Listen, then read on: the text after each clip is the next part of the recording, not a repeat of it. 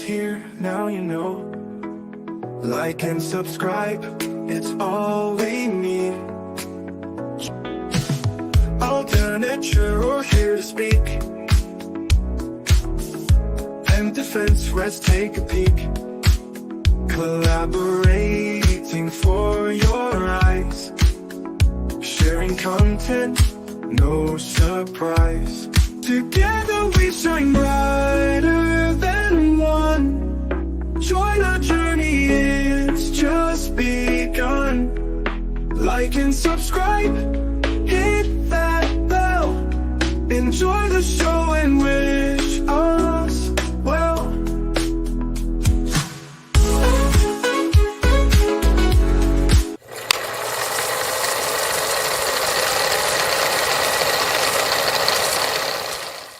We're back. I quite like that tune. I gotta get my timing right on hitting go It's live growing on and me. starting that. Yeah, a little dancey. So all There right you go. now, I have to go find today's stream because I wasn't ready. I'm just going to I be just set honest. mine up. I wasn't ready. Hang on one second. Do, do, do, do, do, do, do, do. Alrighty, all right. I'm doing. All right. Long crime. We'll do you. Got Doritos on my microphone. Dust that off. Wasn't me. Let's see. They're in there. Stop. Oops. Who's watching that? Oh, that's my text message. Oh. Hey, Alicia, how are you? Good to see you. You don't get to see you very much. Good morning, Alicia. My daughter's name is Alicia, but with a Y. Yes, good morning. Why? I Gabby, don't know. I sent you an email, Gabby, so you have the link. You boop in anytime you're ready. Boop. I got to figure out where we're starting. Well, I can share.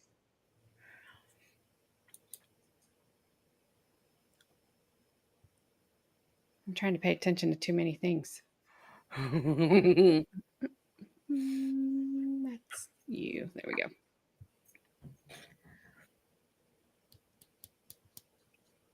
All right, starting soon. Let me see if they're doing Well, that was anything. well timed. Must be just after 9 there, is it? 9:12, yeah. I'm going to play this, make sure that they're not talking about anything. Nope.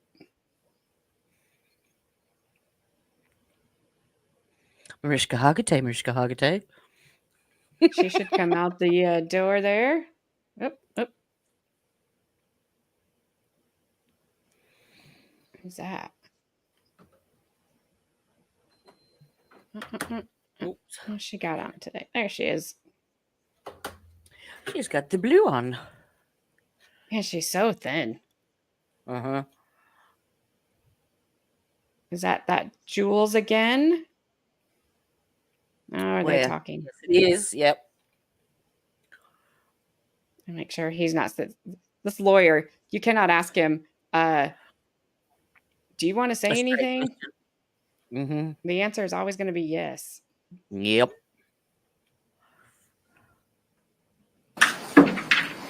Yeah.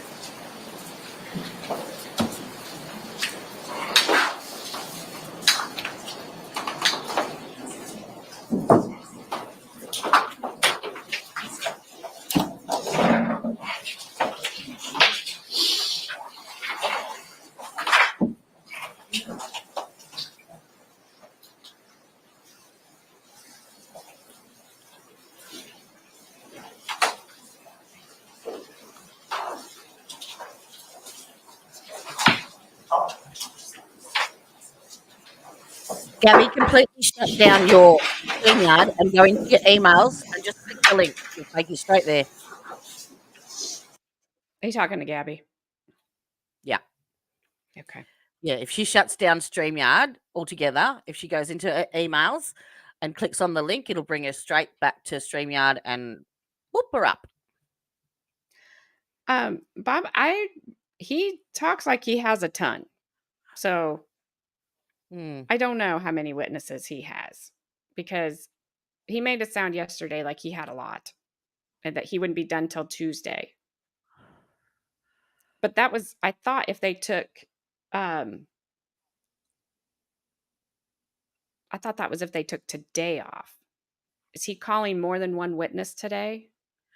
I don't know. I think there was rumblings of 4 witnesses, but I know he was trying to get that extra witness in, the expert, the battered wife expert in. Is she the? Nope. No, I think her hair was shorter. That's probably who we're looking for. Do you solemnly swear or affirm the testimony you're about to give to be the truth, the whole truth, and nothing but the truth?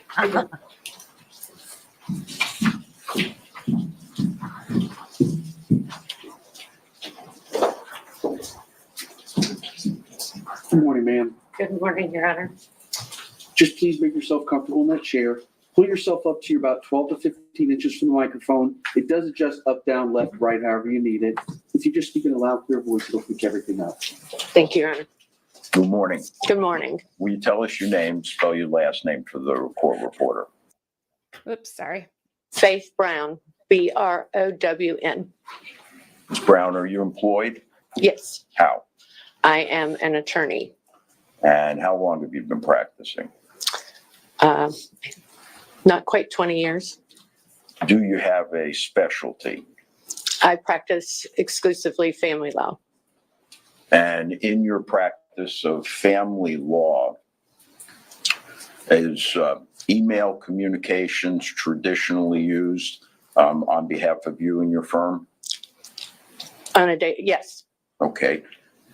Do email communications, are they employed in correspondence with the various courts that you have matters pending in? Yes. Is the exchange directly with the judge or representative? The representative, the And their title is what? judicial assistant, or JA. Mhm.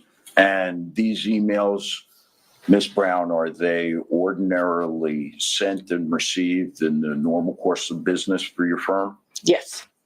And are they kept under your care and custody? Yes.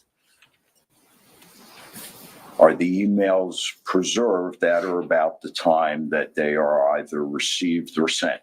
Yes. I'm going to pass to you, Ms. Brown. May I, Your Honor?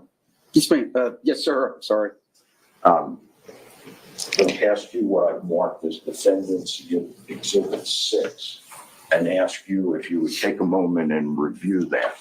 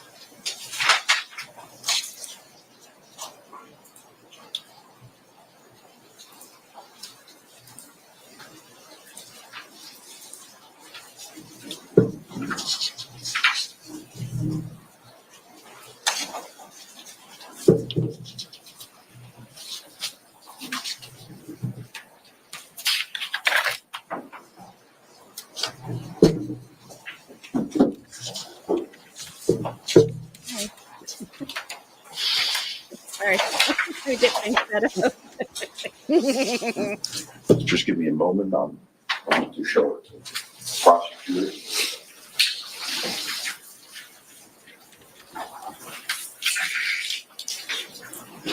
While they're reviewing that,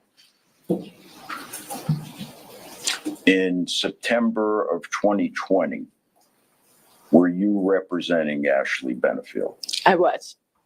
in family court? Yes, I was. And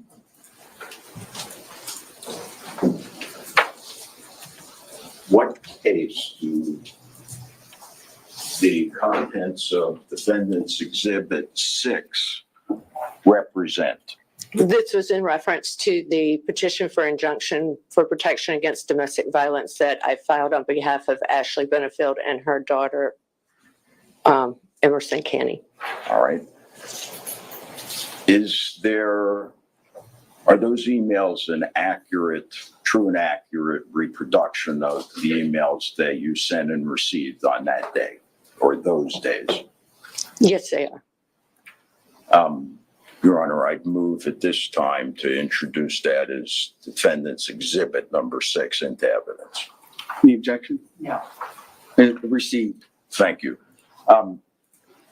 That is a string of emails that covers a range of dates. Yes, it is. Would you tell the ladies and gentlemen of the jury, Ms. Brown, what date the first email starts on? Sure. The first date was September 17th of 2020. And when is the last email?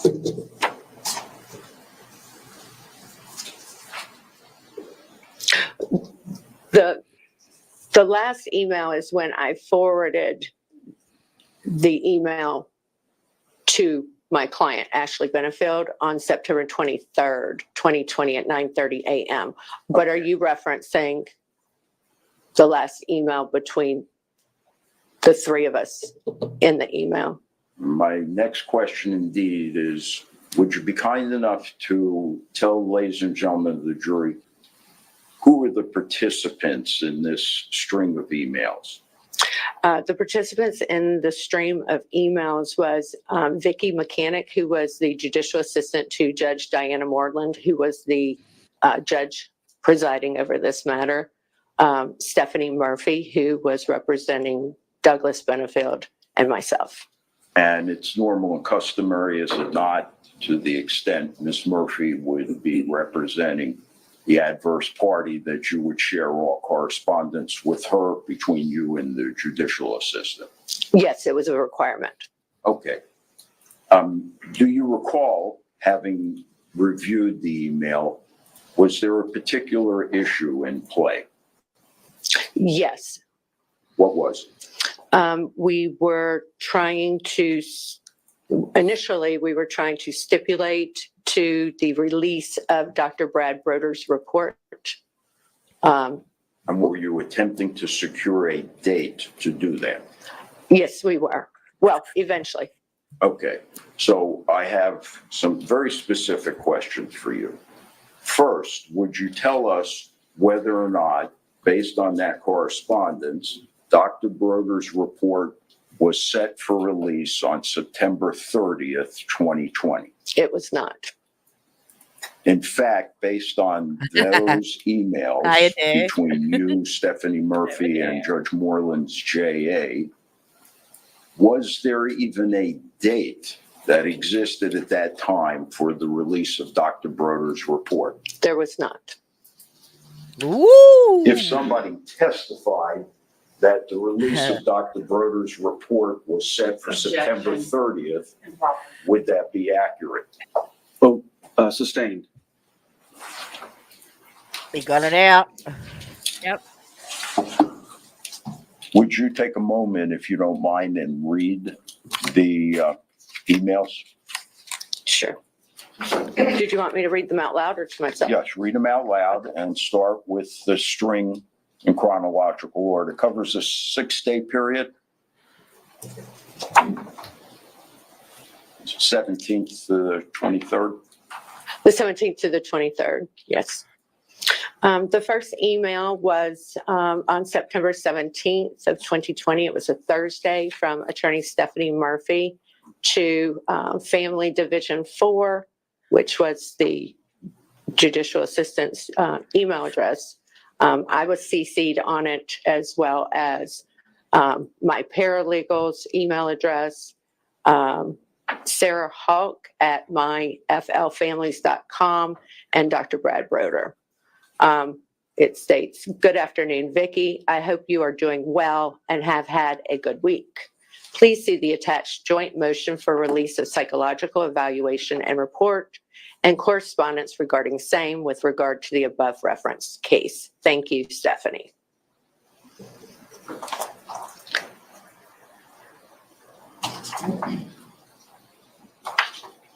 Shortly thereafter, same day, the judicial assistant responded, "Received, thank you. Can one of you kindly prepare a proposed order in case the judge wishes to grant your motion?"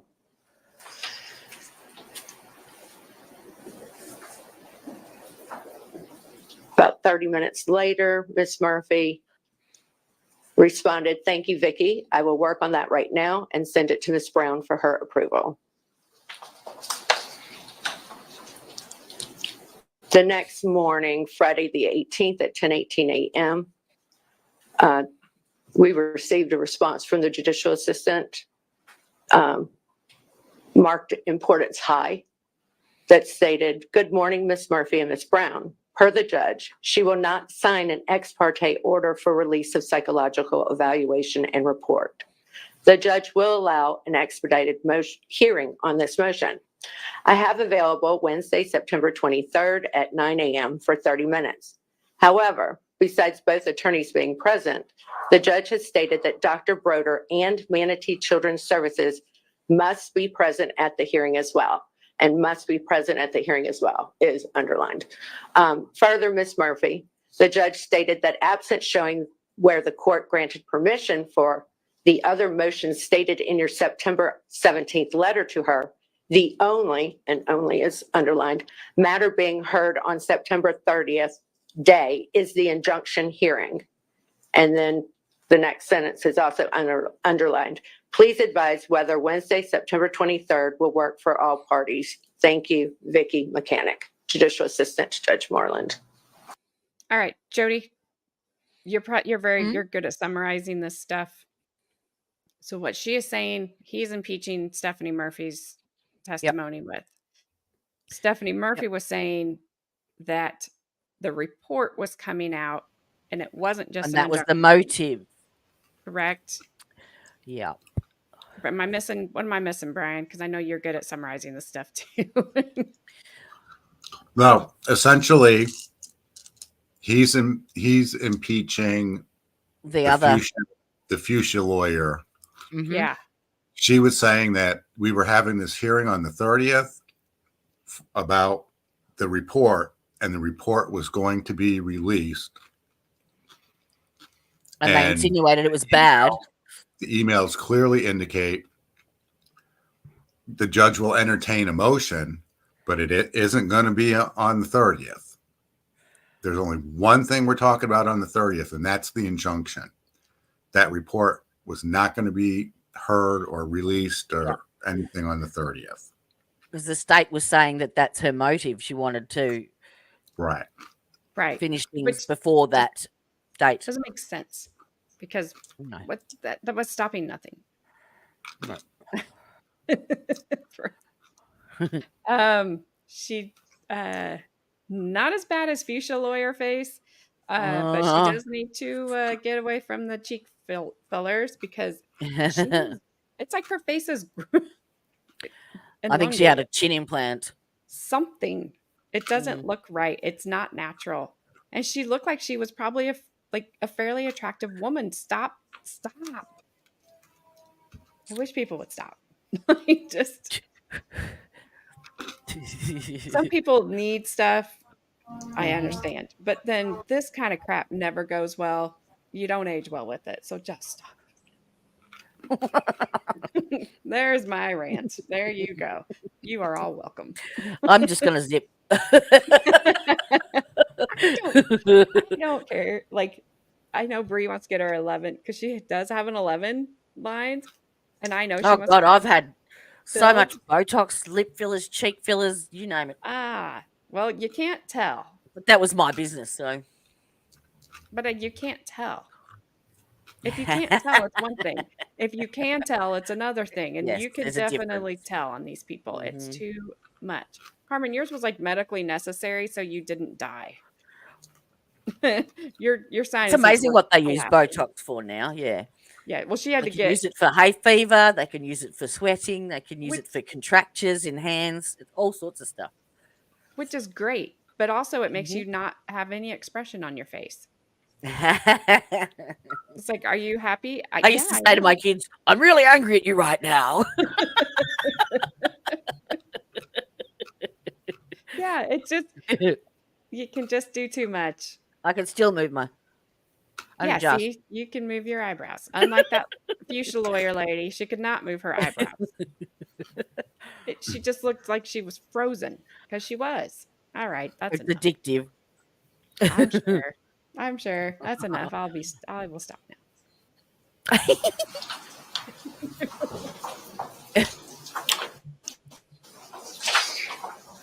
I just refuse to age gracefully. A few minutes later, Attorney Murphy responded with an email that said, "Thank you so much for all of this information, Vicki. I admit that I did not go back to check what is scheduled for that hearing, so please accept my apology. In my mind, these cases have always overlapped so much that I just took it for granted that the upcoming hearing is just the DVI. I am available for that hearing. I will contact Dr. Broder, and we are trying to track down the correct attorney who represents Manatee County. Sarah Hawk, it appears, represents Sarasota only." The next email was actually from my assistant at the admin email address, because she handles my calendar, September 18th at 10:58 a.m., where she stated, "Ms. Brown is available at 9 a.m. However, she has mediation starting at 9:30. The next email was about 2 minutes later from the JA, stating, if this goes forward on the 23rd, it shall be via Zoom."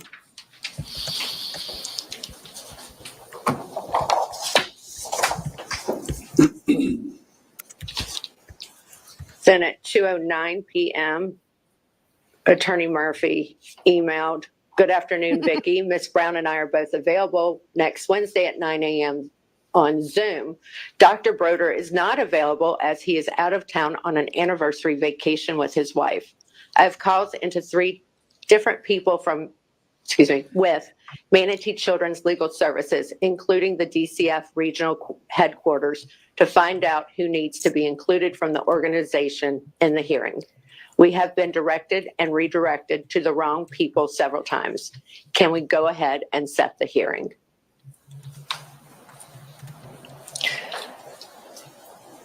The next email was about 15 minutes later from the JA stating, "Good afternoon. No, per my email to you both this morning, the judge stated that Dr. Broder must be present at the hearing. Vicki."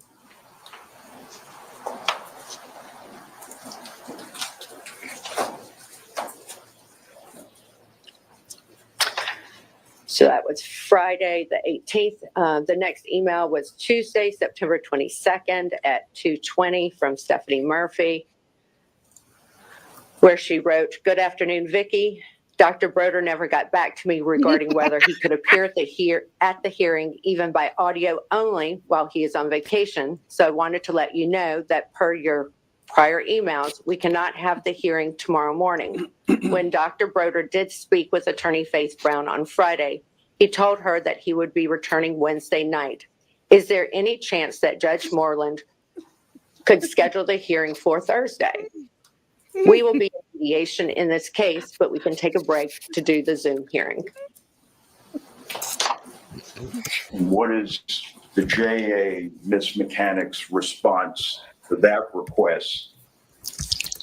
Unfortunately, no. The judge has a full docket on Thursday. And even if she didn't, Manatee Children's Services would need to be present as well. All right. That was Tuesday, September 22nd. So then on Wednesday, September 23rd at 1:02 p.m., Ms. Murphy, Attorney Murphy wrote, "Good afternoon, Vicki. I've spoken with Attorney Kimberly Griffin, who represents CPS, and who confirmed that she is the attorney who will need to be present for the hearing per Judge Moreland's instructions. Now that we know who the hearing needs to be coordinated with and Dr. Broder is returning tonight, can you please forward additional hearing dates and times for this matter?" To which the judicial assistant responded about 30 minutes later, 35 minutes, or excuse me, 25 minutes later. Unfortunately, there's no availability before the injunction date of the 30th. All right. Was there anything unclear about the fact that the only thing being heard on September 30th, 2020 was the injunction? No, Was there any chance, under any circumstances, Dr. Broder's report was going to be released on September 30th, 2020? no. I don't believe I have anything further, Your Honor. Cross? Yes. I just went through these emails along with you, and you say it's very clear that the release of the report was not going to be heard on the 30th. In reading this, it's hard to get that because the last email says, unfortunately, there's no availability before the injunction date of the 30th. But that still means if the attorney got the doctor and the appropriate people present, that it maybe could be heard on that date, correct? No. Okay, so it was your understanding it was not going to happen. Correct. All right. What was your understanding of what was going to happen on that date, on the 30th? The injunction for protection against domestic violence hearing was going to be held that afternoon. Okay, so you were going to call witnesses, you were prepared to call witnesses? Yes. Okay, and have a full hearing on Ashley Benefield's motion to get an injunction against Doug Benefield. What? I'll overrule. I didn't. I'm sorry, can you repeat the question? So the hearing on 9:30 was, in your opinion, only to hear the motion to get an injunction that was filed by Ashley Benefield against Doug Benefield. And that was the only thing to be heard on that day. Correct. Okay. And wasn't it true that previously you had agreed to drop that injunction? It's sustained. No further questions. Peter? That's all, just a request to publish the email. Absolutely. By passing? Okay, and can this witness be released? Yes. And can the witness be released? Yes, Judge. Ma'am, you're releasing your subpoena, you're free to go. Thank you, Your Honor. Thank you, ma'am. Woohoo! She was more credible than Fuchsia Dress. Yep. She Mhm. didn't come off as combative, not even to the state, nothing. She just was like, here's these That's how it emails, is. here's what they said. She wasn't Yep. like, you don't have the right dates, arguing, Nope. nothing. She looked way better than the other one. Bada bing, bada boom. Yep. Yep. She Can't unring that bell. No. Now, you have to count on that the jury remembers what Stephanie Murphy said, because that it was a lot. She said a lot without Yeah. saying, you know what I like. She never Yep. answered the questions. Nope. This woman just answered the questions. You know, well, that's not what that meant. Or, you know, how did you take that? Well, I took it this way, period. Wasn't. Yep. No speculation, just fact. Yep. She was a good witness. Mm-hmm. I'm sure. I could go find comments of how bad she was. Yeah. Okay, well, I'm interested to see who Yeah. he's calling next. No, Oh, so sorry. pass it around. Thank you.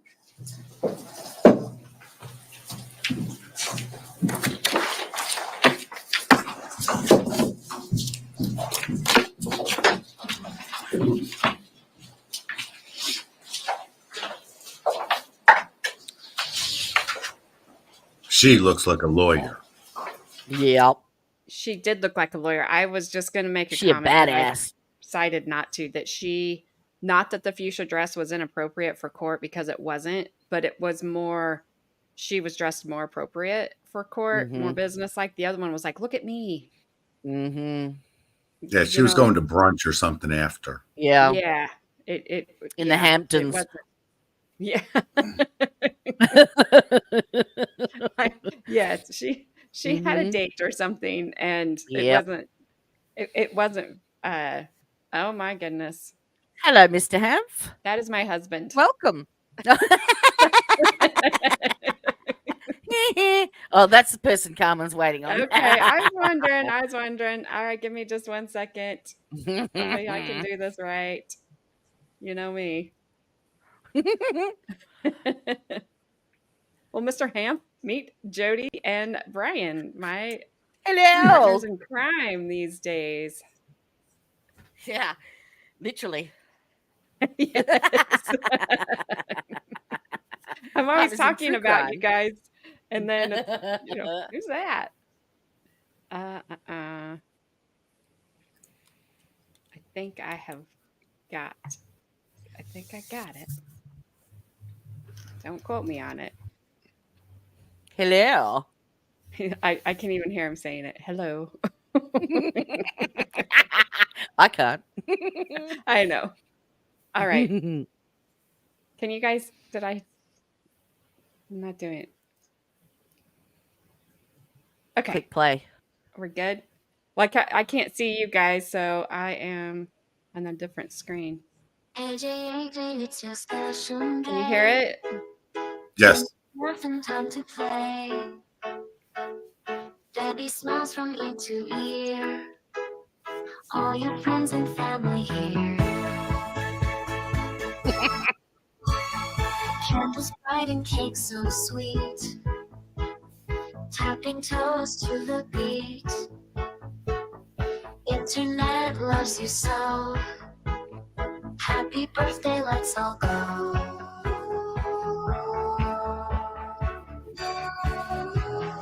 AJ, we sing loud.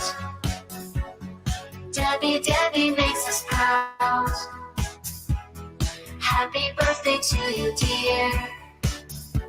Celebrate with love and cheer. That was beautiful, Bri. And colors bright. Starry skies light up the night. Messages pour in online. Wish you a day divine. AJ danced and Debbie laughed. Memories that always last. Feel the love across the screen. Happy birthday, shining queen.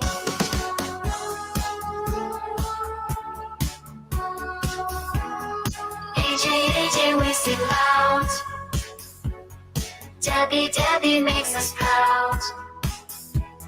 Happy birthday to you, dear. Celebrate with love and cheer.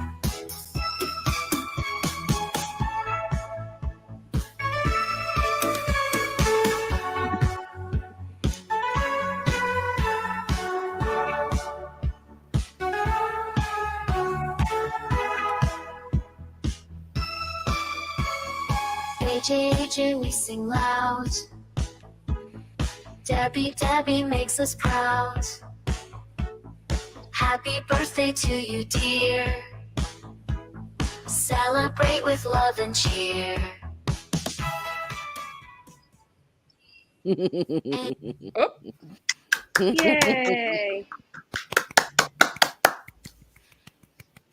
Happy birthday, Governor. Thank y'all. Thank y'all.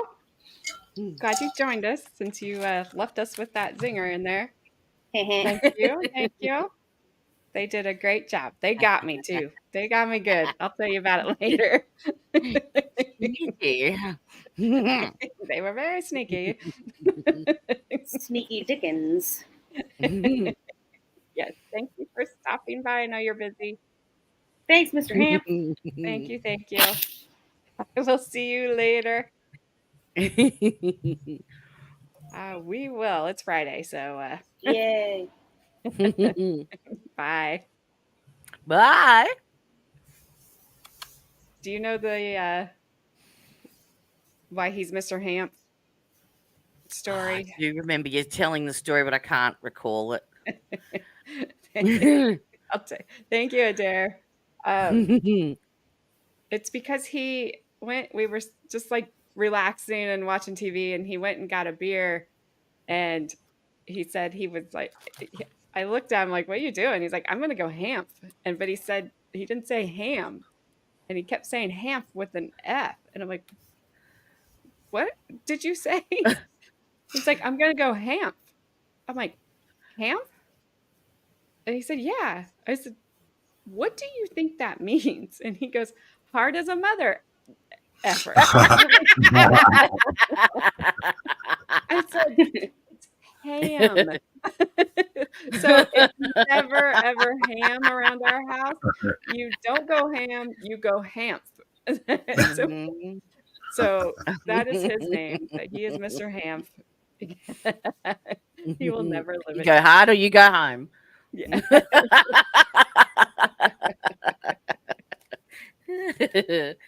It was very cool of all of them, and thank you guys all so much for all your messages. I appreciate it. And sorry if I hope that didn't blast you guys out, because I never.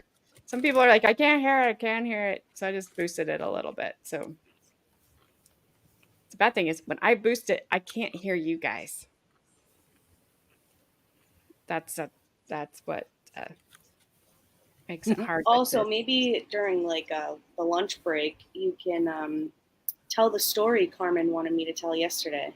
I'm not telling that story during lunch. People will throw up. Well, I mean, it is a Friday. It is Friday, y'all. I mean, That was my face when she told me to tell it. It's gross. But it is Well, really hilarious. I'm gonna take off, you guys. Okay, Brian. All right. Thank Have you. fun at Great work, Brian. weekend, Thank and you. happy birthday again. Thank you Good for your job, message. Jodie and Gabby. Yes. See you later, Mr. That America. was really nice. Bye-bye. Bye. Bye. Bye. That's just the Go save ladies. some lives. Oh, ladies. It's us the ladies. giggle thruple. Yes, Carmen, it did happen in a restaurant. Disgusting. It was really funny. I'll tell the story. Oh, right after Bri leaves. So me and my mom and Brandon and Carmen took off from Indiana back to Nebraska to go see family. And so Carmen was not quite all the way bathroom trained, so we shall say. And so we've been traveling all day. We were tired. We went, sat down in it was like a Denny's type restaurant. It wasn't Denny's. And the restaurant really doesn't matter, but that kind of setup. I don't know if that helps you at all, Jodie. Or you can eat type of buffet thing. It's kind of similar. So we sit down, and then you know how kids are, of course, they have to go to the bathroom, but you can't take them right then. So, it's like just a second and we'll go. So I get up to take her to the bathroom. And so I go to the bathroom with her, whatever. We come back out and I see something on the floor. What is that? A chiquito. my mom said, I think that came out of Carmen because she got out of the booth. She had shorts on. It was summer, and she kind of lifted her leg a little bit. Shake the leg out. So, oh. And as I'm sitting there, we're sitting there like trying to decide what we're going to do. The hostess comes by with a party of elderly people, Oh, and one has a blame it on walker. them. No, one has a walker. Right through it, smeared it. Now it's all over the place. And my mom and I are like, oh my gosh, can we get our check, please? You haven't even gotten your food. Don't care. And then all of the staff comes by and they're standing around and they're like, what is that? I don't know. Those old ladies left it. I know. My mom and I were just like, I don't know. And I think they did think one of those old people dropped a piece of poop on the floor and then smeared it. But it was, and they're like, who's going to clean it up? I thought, well, I would have got it, but you guys didn't give me a chance. I didn't have anything to get it with before. I mean, that lady was like speed walking with that walker, it seemed like. And then it was just, oh my gosh. She could not have hit that any better if she tried. So Carmen that's just Carmen's life. Like she has it all. I could tell you stories about her all day. She's got Honey Nut Cheerios. She's got poop. She's got it all. Oh my goodness. So anyway, there you go. Yes, you do. I wouldn't say kept. I would say keep. You keep me on my toes. It's because you're, pushing 30. You're pushing that real hard. All right, I got to get my mind back in order here. Sorry. It's, you saw me struggling before we even started. So.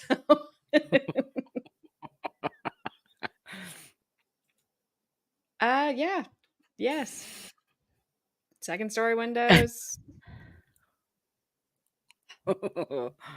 I'm not talking anymore about you, Carmen. We'll save all your stories for another day. All right. I'm gonna turn my boost. What do you usually keep it boosted on, Jodie? Like what Me, I was percentage? only 250. I'm gonna try that and see. Can you still hear us then if at 250? Mm-hmm. All right. I'm gonna try it. And you guys let me know if it's too low then. Because I can't hear you guys at all. All right, let's see who we're gonna get next.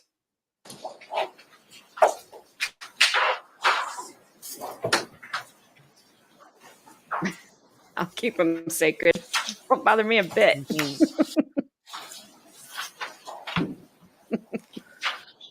Yeah.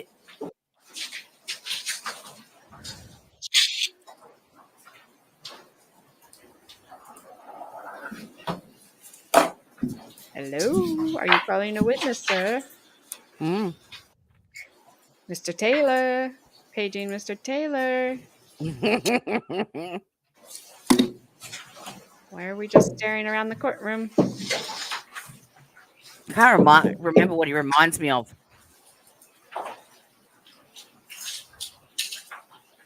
That's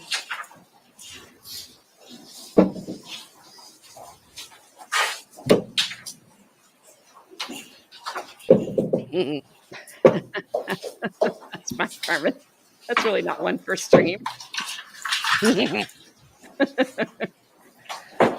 What are we doing, sir?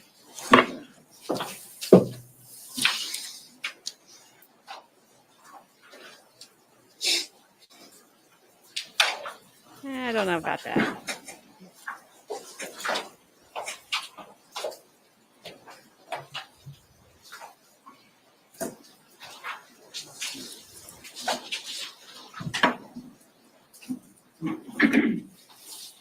What is happening? Maybe they're waiting for a witness to come in.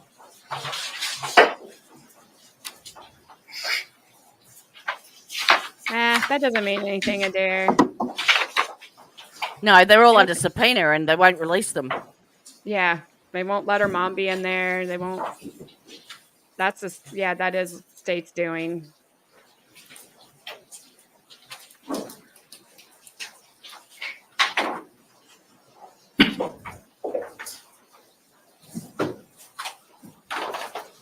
What is happening? I'm gonna fast forward, and then he's gonna start talking.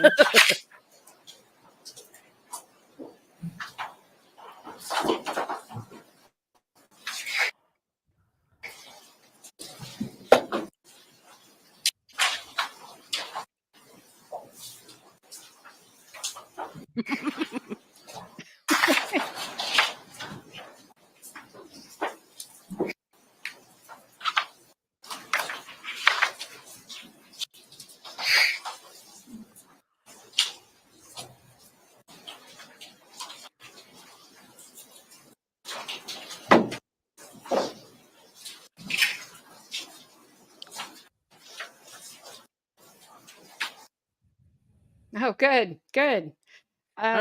Adair, in my opinion, every defendant needs a Hail Mary because they're on trial. So they've not really convinced me of her guilt because everything that people accuse her of doing, he did too. He married her in 13 days. He was a firearm. He had lots of firearms. He wasn't a great person. He's as guilty of it as she is, in my opinion. And I think she really was just trying to protect herself and her child, and just nobody allowed her to do it.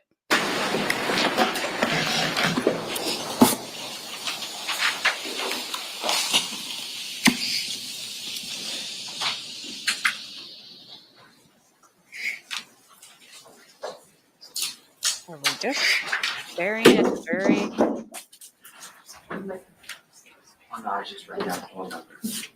Sorry.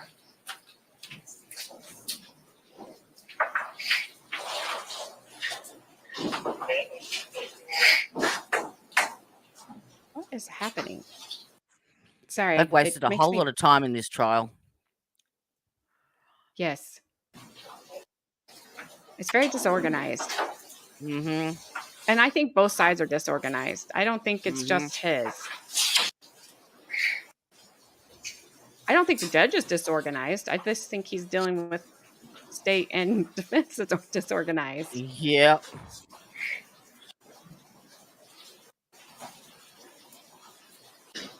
But he's just not even said anything.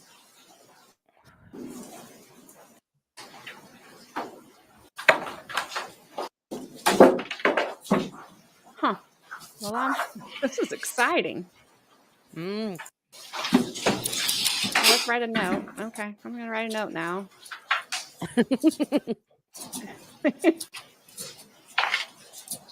Review of defendant's exhibit. All right. Oh, they were passing around those freaking emails all this time. I forgot about that. All right, the jury has completed their review of defendant's exhibit 6. Mr. Taylor, your next witness. Yes, sir. The defense calls. Oh, is that what they were doing? Yeah. Okay. We got distracted with the video. Yeah. Oh, she's testifying.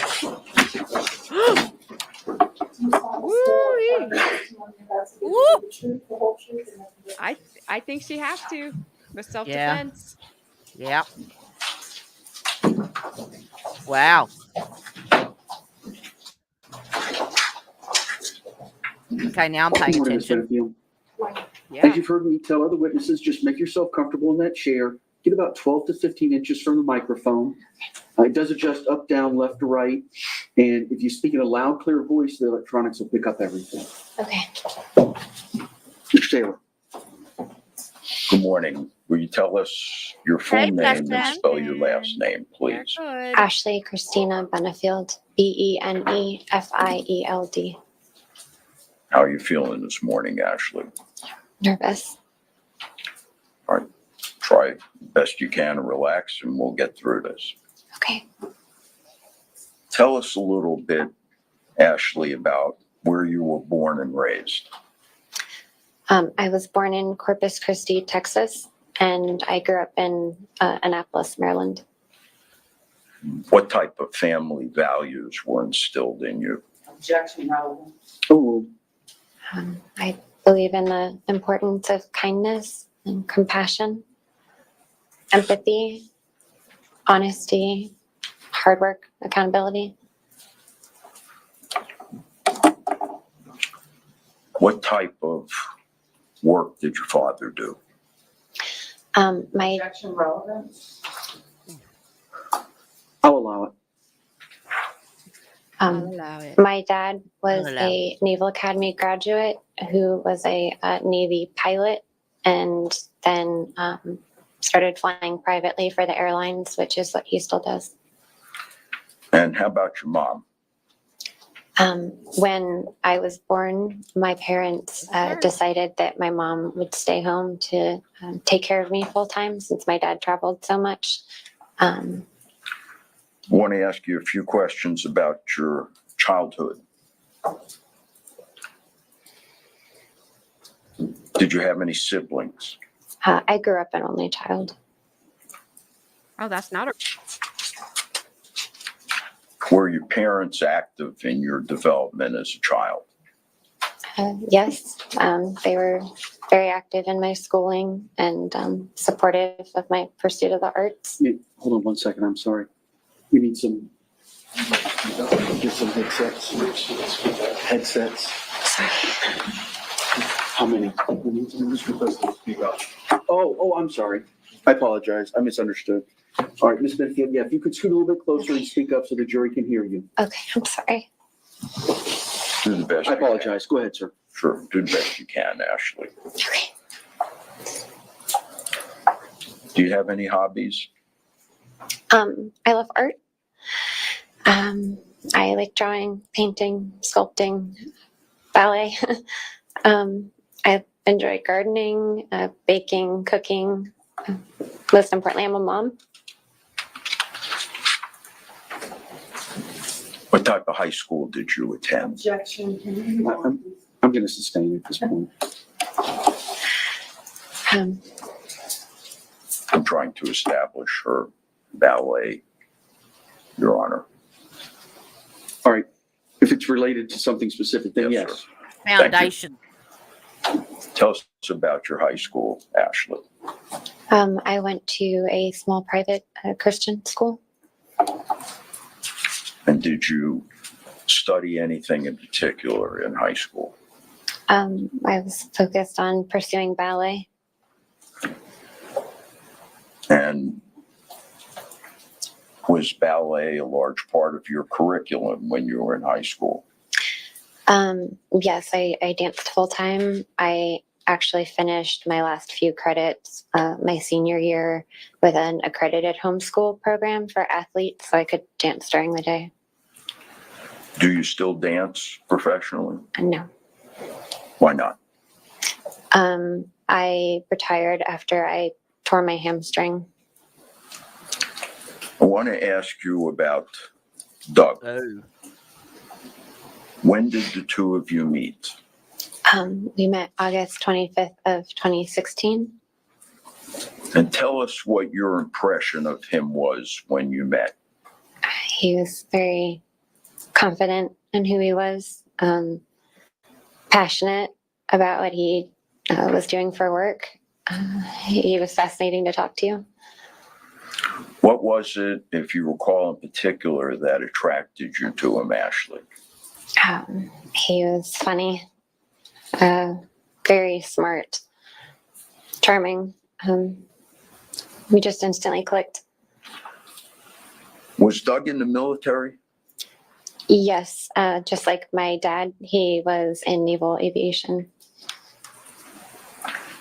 Did he turn out to be who you thought he was? No, not at all. I want to direct your attention, Ashley, now, if I can, to the day of the homicide, September 27, 2020. Okay. Specifically late in the afternoon, would you tell us why Doug was at your home? He came over to help load some of the larger items that my mom and I had kind of pre-staged in the garage into the U-Haul truck. And were there any discussions between the two of you about the order that these things should be placed in the back of the truck? Yes, we had discussed that my things would be going in last, right at the front, so they would be easy to get out first. At one point, he had me help him load one of the larger pieces into the back of the U-Haul truck.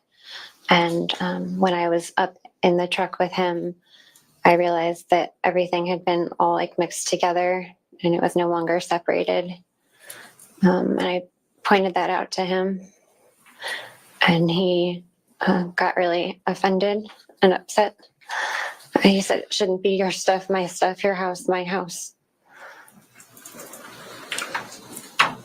Was there a particular demand he made at that time? He said I needed to start acting like a wife. Tell us at that point how you chose to deal with him. I tried to change the subject. I could see how upset he was getting. So I wanted to kind of alleviate that. And how was Doug reacting to your efforts to do that? He was getting more upset and aggressive and threatening. Do you attempt to avoid confrontation with him? Yes. What do you do? I was trying to get him to leave. I kept suggesting that maybe we should be done. Saying I was tired. We should just wrap it up for the day. And what was Doug's reaction to that effort? He heard me, but he completely disregarded what I was saying. Ashley, would you tell us if there came a time shortly thereafter where there was physical contact between the two of you? Yes. Tell us about it. We were in the living room, and as he came up to me, instead of walking past me, he walked like right into me, like a body check. He like thumped me. His shoulder to your shoulder? Yes. And describe for us, if you can, the force of the bump. It caught me off guard. I almost fell. I like stumbled. How was he acting at that point? He was clearly hostile. He was mumbling under his breath and was glaring at me. What was your concern? I could see that it was escalating, and I didn't want him to blow up at me. Was there a second instance of physical contact? Yes. Tell us about that, please. We were in the garage, and it was very much like the living room. I had just suggested strongly that I wanted to be done for the day. And he, as he came up to me, he walked right into me. Again, body checked me. Finally, was there a third instance of contact? Yes. What happened? We were in the hallway, and we were coming opposite directions towards each other, and he had a box. And as he walked up to me, he looked me in the eye, and he drove the corner of the box up into me. Where? My side. Indicating on your right side. Yes, sir. In the hip area? Yes, sir. What was the result of that? Scratching. It burned. Yes, sir.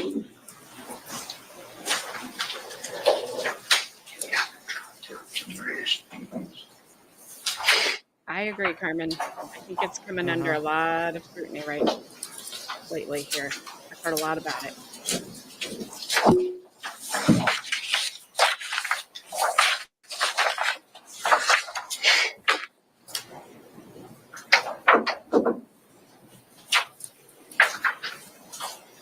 Ashley, I'm going to hand you what's been marked as defense exhibit numbers 8, 9, and 10. Backwards. Yeah, just do me a favor, whenever you're holding them up, they were facing the jury until they're admitted. Sorry. Yes, sir, thank you very much. 8, 9, and 10? Yes, sir.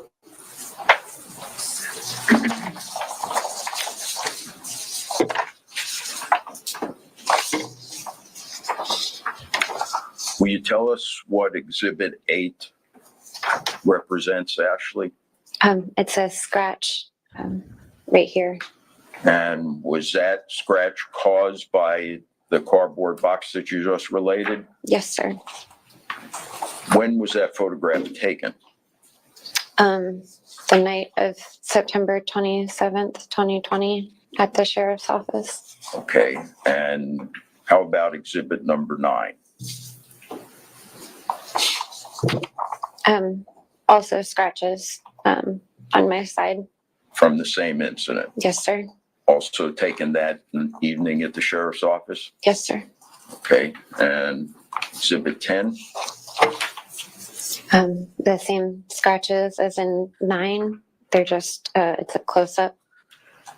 Do these photographs, Ashley, truly and accurately reflect the scratches and bruises you received on late that afternoon on September 27, 2020? Yes. Do they accurately reflect how the scratches looked when they were fresh? Yes. Thank you. I move respectfully, Your Honor, defense exhibits 8, 9, and 10 into evidence. Any objection? No. They'll be received.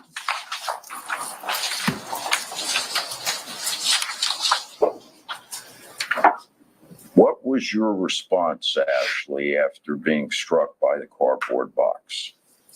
I apologized. Why would you have apologized? Because I could see how upset he was, and I didn't want him to get more mad at me. Where does Doug go after that incident? He continued to the garage with the box. And what happens at that point? We started getting into a back and forth about being done for the day and what still needed to be packed and that I wanted to be done. And we ended up in our daughter's bedroom, and he started screaming at me. He said, "Shut the fuck up." He started calling me names.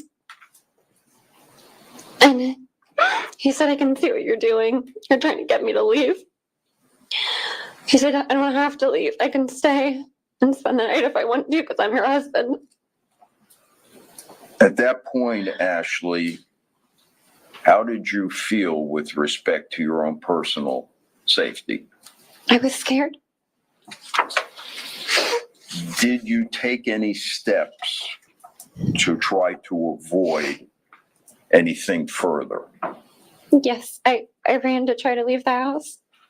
And where did you run to? To the front door. Did you make it? No. Tell us what happened. He stopped me. He grabbed me by the hand and he yanked me back. I'm not really sure how he did it, but he spun around so he was in front of me, between me and the door. So He said, I'm sorry, go ahead. he said, "Where the fuck do you think you're going?" What was your response? Do you specifically recall? Tell us. I just blurted it out. I said, "I'm done and you need to leave now." What was Doug's reaction to that command to leave now? He said, "You can't fucking leave me." Then what happens? He hit me on the side of the head.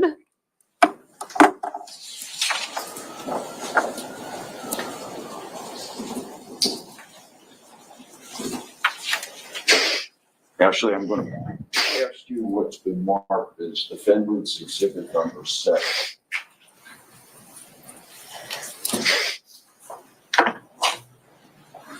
Tell us what that represents. It's a picture of my face. Is it an accurate picture of what your face looked like on that night? Yes, sir. Who took that photograph? I don't remember her name. She was at the sheriff's office. At the sheriff's office? Okay. Now, what is it about that photograph that shows or reflects the slap or the hit that you got to the side of your head on that day by Doug? That side of my face is like swollen and puffy and discolored around my eye.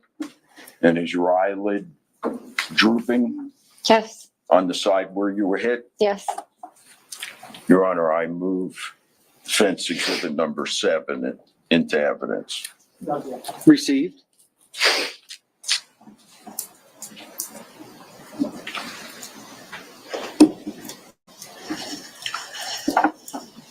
What was different at that moment, Ashley, than at any time in your prior relationship with Doug? He had never actually hit me before. What did you do? I ran Where? to my room Why? because I was scared.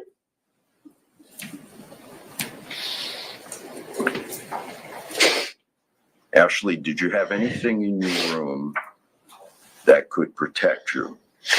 I had my gun.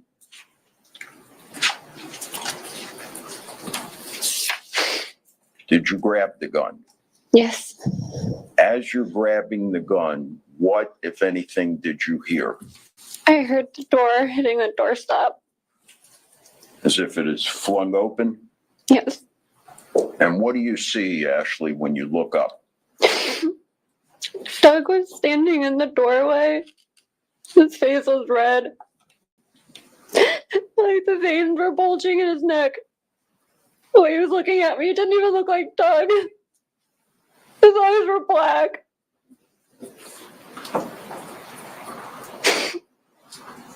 Does he yell anything at you? He said, "You're fucking done."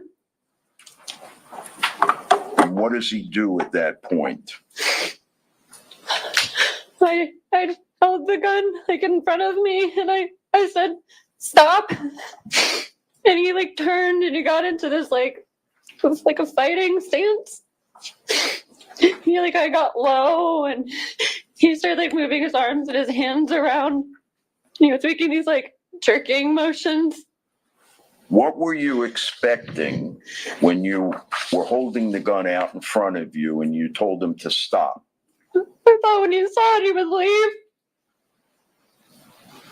Did he? No. At that point, Ashley, what are you thinking? I thought he was going to kill me.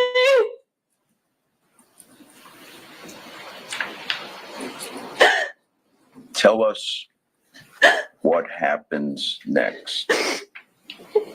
He started coming towards me, and then he lunged at me, and I started pulling the trigger. And he just kept coming, and I remember trying to move to get away from him, but he kept coming at me.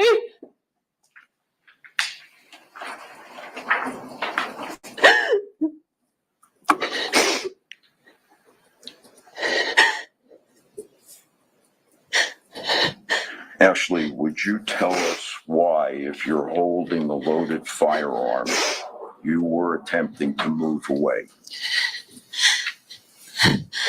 I was trying to get away from him. I was terrified.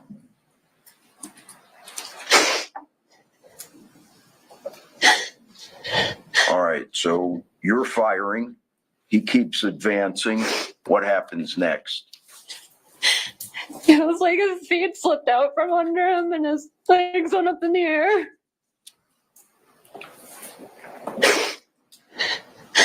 When Doug hits the floor, what's your immediate reaction? I ran to get home.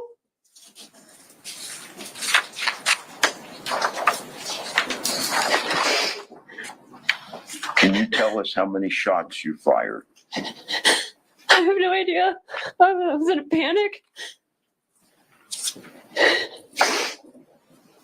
Do you remember anything about the shooting beyond what you've told us here?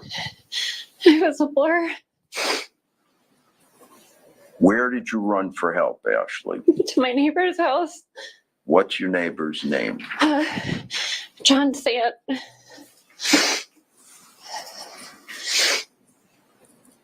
Ashley, I have to ask you a couple of very difficult questions. You okay? Yeah, sorry. Ashley, tell the ladies and gentlemen of the jury why you shot Doug. I was scared to death. I thought he was gonna kill me. There was nowhere to go. I was trapped in my own house. He wouldn't let me leave.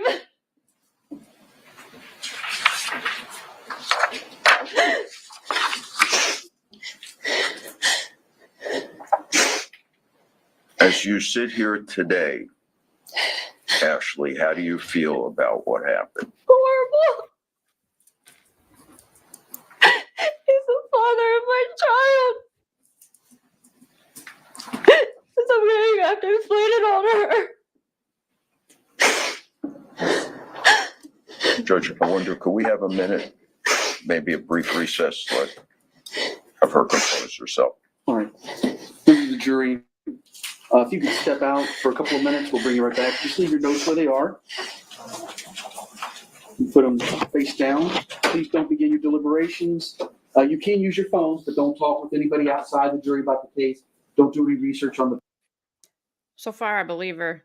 She has tears because I can see it on my other monitor. I can see her tears. You can't fake that.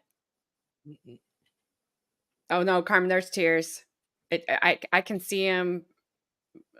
That I have Yeah, I saw him too. the full screen on the monitor. You can't fake that. You can't fake it. She's been on the edge of this entire trial. You can tell. And he was not shot. He was not hit in the back. It went, oh gosh, about pulled an AJ. Oopsies. That's his daughter. That's the deceased, the guy that is not here anymore. That's his daughter. He was not hit in the back. It skipped off his bicep and entered his chest cavity, bounced around inside, and it ended in the back. I don't know how else. It didn't come out. So he was not hit there.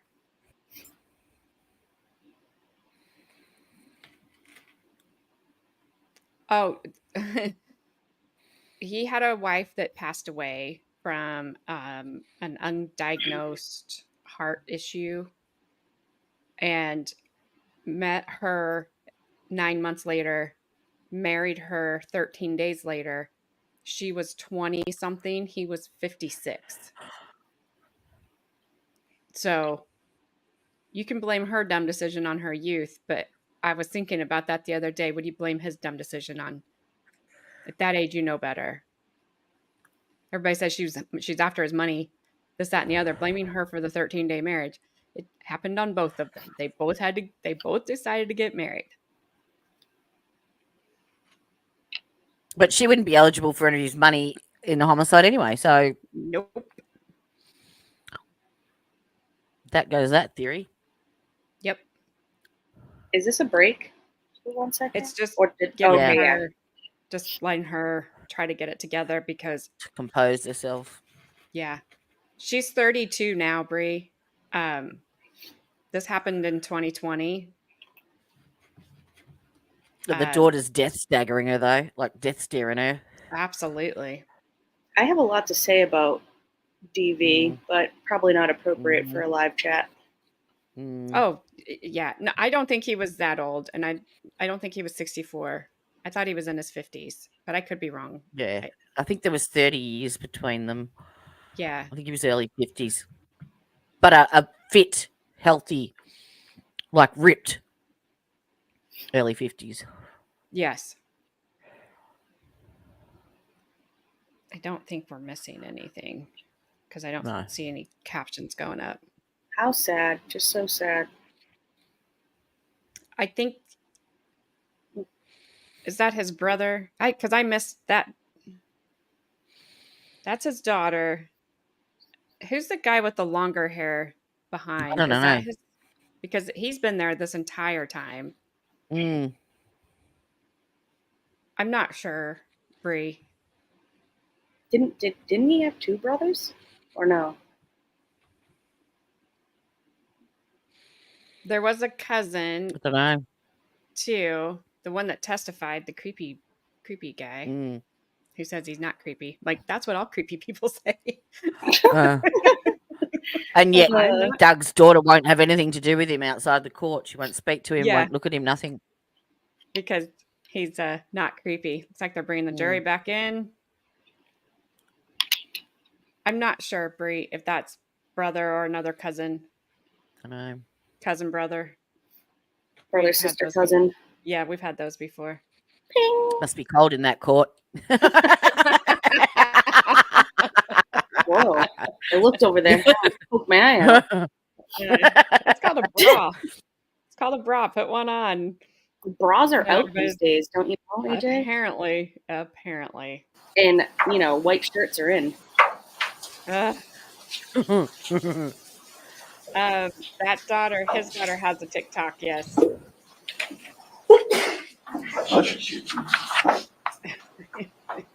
I agree, Carmen. Yeah, his daughter has a TikTok and she posted on it. She was questioned about it yesterday. Naughty, naughty. Oh yeah, that's all his side. His people. Ew, why is that creepy redhead grinning at her? Mm.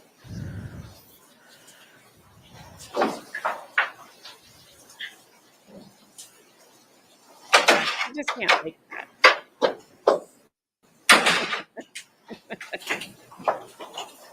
Please.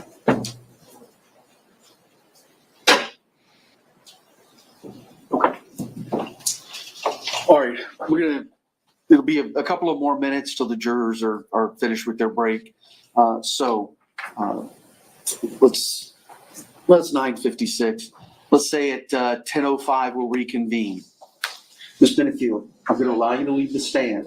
However, you are in the middle of your testimony. You may not communicate with anyone at all during your testimony. Do you understand?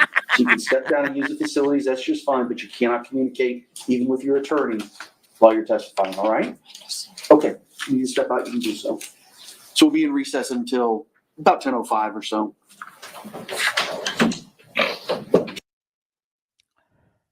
I mean, she's frail to begin with. She's very frail. But I am sure I can go find a ton of other comments in other places that would all think we are nuts for agreeing with her. Oh, just put her head down.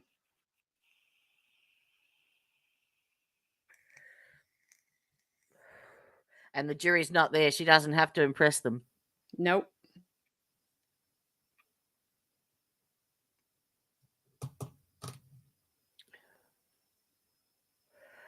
Oh, it is, Carmen.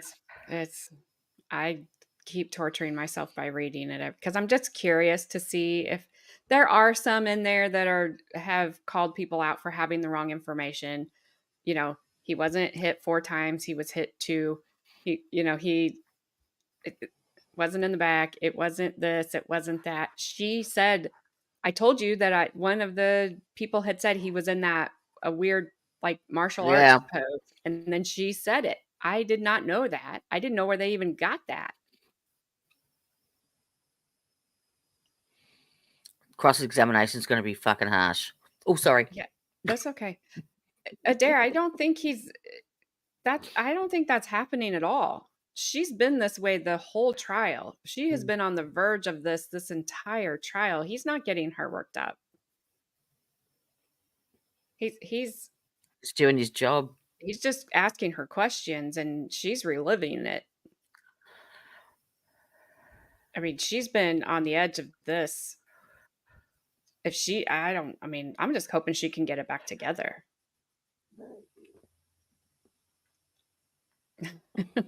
Yes, we are all nuts. I resemble that remark. Me too. Yeah, she's about to lose it big time. She's trying not to. And there's nobody there. Like Jodie said, there's no jury. Nobody's My watching mum's her not allowed except in for there. us. Like, yep. I will always start on the side of the defense, Flash fan, because it is the job of the state to prove to me beyond a reasonable We're doubt innocent that until they are proven guilty. guilty. Yes. And not so people don't like that about me because I start that way. But that's the way we're supposed to start. When the state is done presenting their case, it should it should sway Sorry. you. You're fine. It should sway you to their side. And then when the defense is done with their case, it should sway you to their side. And if neither sways you, how do you convict somebody if the state can't sway you at all? They have the burden of proof. If she's acting, she missed her calling, because I can tell you, you can't fake emotion like that. And there's nobody there. Why do it now? There's nothing. The jury can't see this. Like, yeah, I thought she was gonna pass out too. I think she's gonna like break in two. Don't let a breeze hit her. Yeah. She'll never make it back. And we respect your opinion too. Like, everybody's. Yep. Talk with anybody. We just all have to remain respectful of each other's opinions, and we all have. So I have zero to say.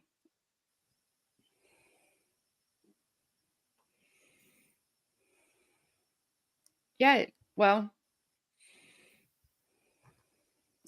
television and movies and everything teaches us not to be fans of defense. Teaches us they're rats, teaches us they're snakes, teaches us they're always pulling tricks and they're always doing something shady. Both sides do. I absolutely agree. Both sides do, but the state is always presented as just being so just working for the people and working for justice. And I heard somebody say the other day, and it just wanted to smack him because he is a prosecutor. So he's like, well, I work on the side of justice. Uh-huh.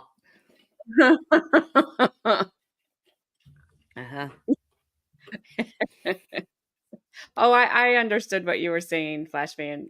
It's very different time, and I understood. Yep. Yeah, because you have that mindset of you're arrested, you were charged, you're guilty. They don't make mistakes, and they do. I'm sorry. Yeah, I just don't think that's it. I just don't think that's it. Oh my gosh.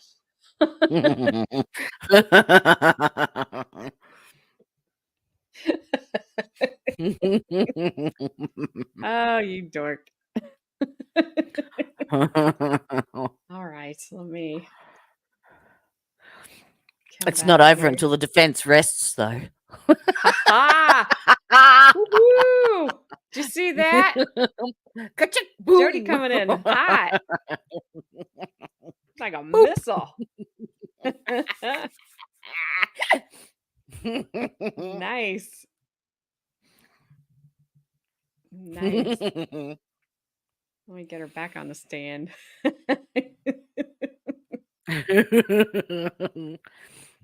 She's like, I would rather be anywhere but here. Most people would, my dear. Most people would. Yes. Carmen had it typed out, but she didn't get it. She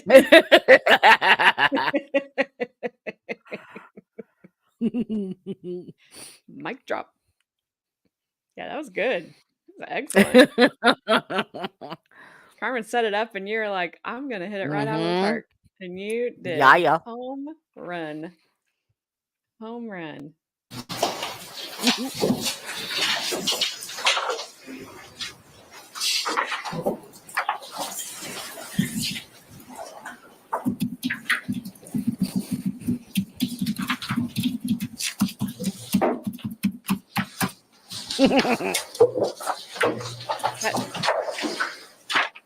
That judge is really typing. Okay, let's go ahead and bring him in.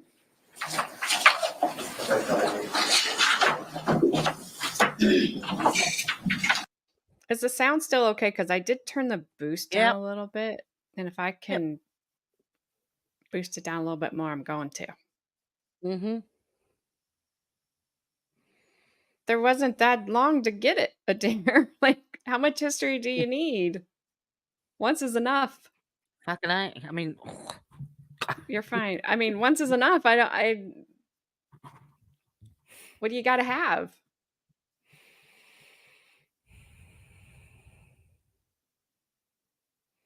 Oh, I'm sure. Yeah.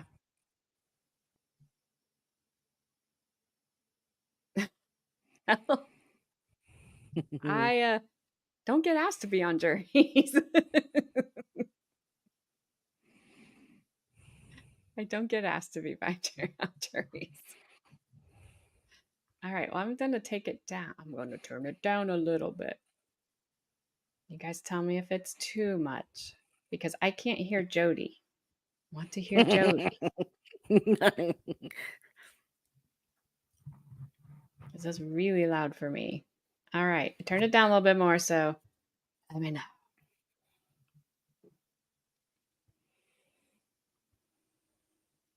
And I muted it, so you can't hear it at all.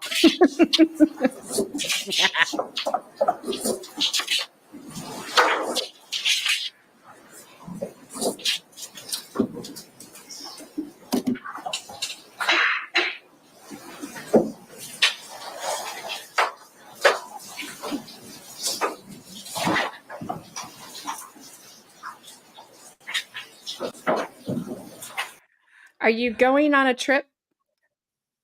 I'm really scared to say your name because I don't want to say it wrong. Am I going to say Udahef? Is that how we're saying it? Are you going on a trip? Why are you at the airport? It just dawned on me. You're at the airport. Now I want to know what you're doing. 4 juries. Bob is the professional jury. Professional juror. There you go. YouTube channel for you, Bob. You're welcome. Yeah.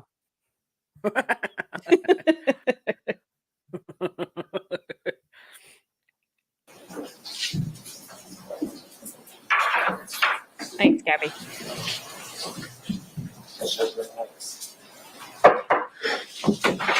Does it scare her? She just jumped when they knocked.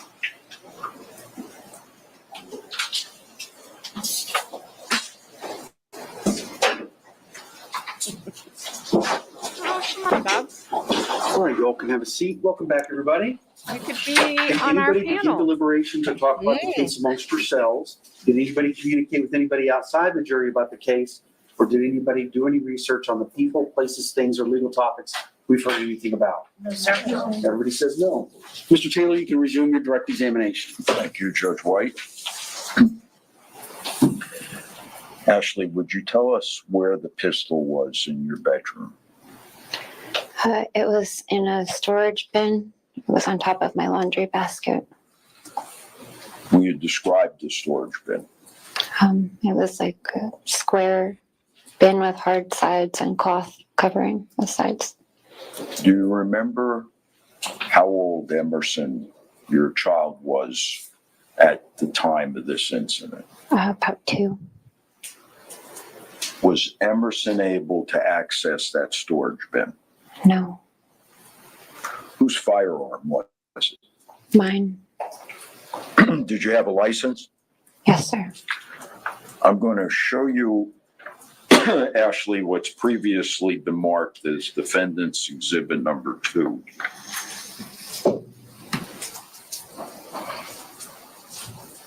And Your Honor, I'd like to, if I could, put that up on the screen. Could we?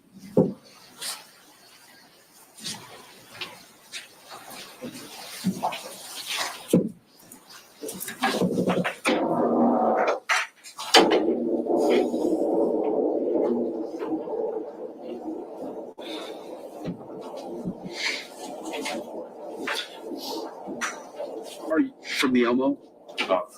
For the blinds. Oh, sure. And one more set of lights. Thank you, Deputy.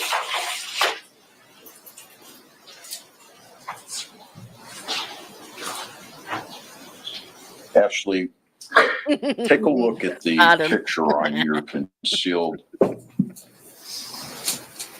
firearm license. And in particular, are we able to zoom in on the portrait, the picture? Yeah. Ashley, do your eyelids look the same in that picture? Yes, sir.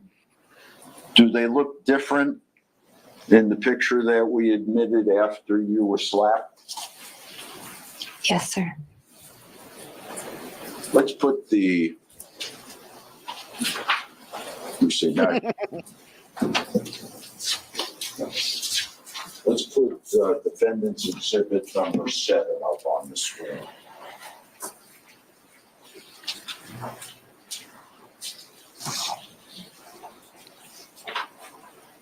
AJ, it's after midnight. Happy birthday.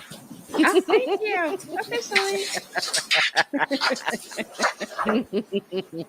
Ashley, what side of your face did he hit you on? The left side. The The left side. left side. And as we're looking at this picture, it would be to the right. Correct. Is your eyelid on the right side the same as your eyelid on the left side? No, sir. I should be able to show us. And how this. about your eyebrow? The space between your eyebrow and your eyelid on the right side, is that the same as the space between your eyebrow and your eyelid on the other side? No, sir.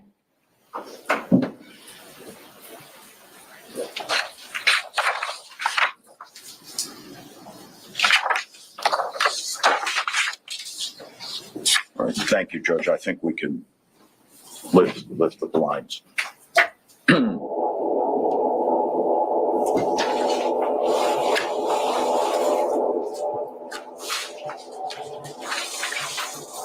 Thank you. Actually, tomorrow, but we're celebrating it today. Was the firearm registered to you, Ashley? Yes. Right, I'd like to now direct your attention back to your initial introduction to Doug. How long was it before Doug expressed his devotion to you? It was about 4 days after we met that he told me he loved me. Did any significant event follow after he expressed his love for you? He flew me to South Carolina, where he was living at the time, and asked me to marry him, and I said yes. Thank you. You remember the date? September 7th, 2016. How old was he at the time on September 7th, 2016? 54, And how old were you? 24. When you finally moved in together, what was it like? It was challenging. Doug hadn't told his daughter Eva that we had gotten married, and so when she found out, she was really upset. Just understandable. Her mom had suddenly passed 8 or 9 months before, and I was a complete stranger to her, and I'm moving into her house. At that point in your relationship, Ashley, describe for us the man you thought you'd marry. He was very loving and attentive. He was always with me. We did everything together. We laughed a lot. And he made me feel very special and loved. He always was looking for ways to be with me and to do things for me.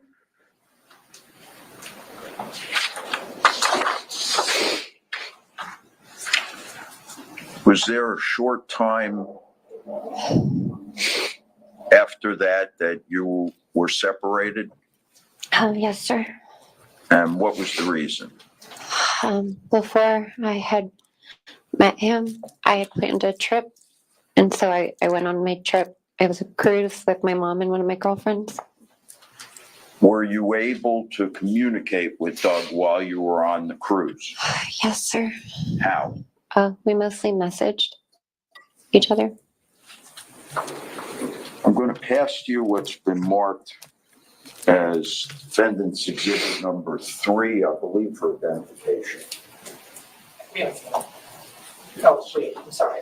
Okay. Oh, the ones that we, yes, sorry. Yes, sir.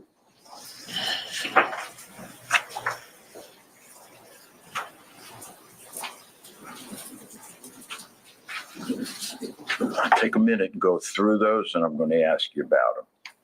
Okay.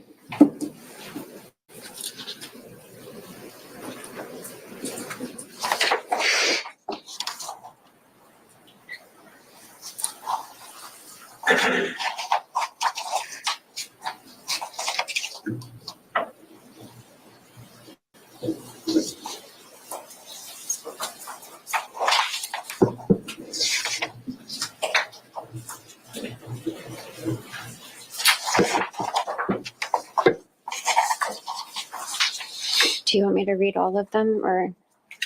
Yeah, go Okay. through all of them. And then I'm going to ask you some questions about them. Okay.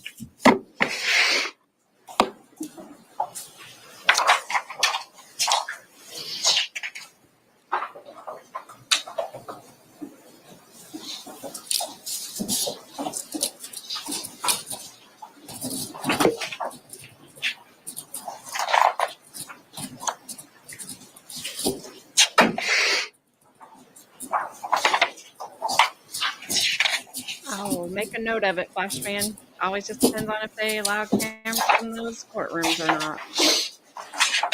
But interesting.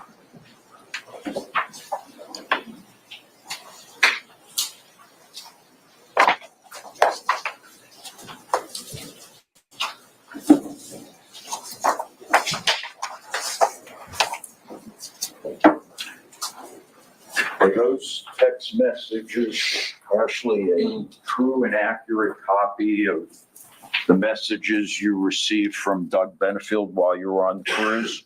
Yes. Your Honor, at this time, I would move defense exhibit number 3 into evidence. Objection? Yes.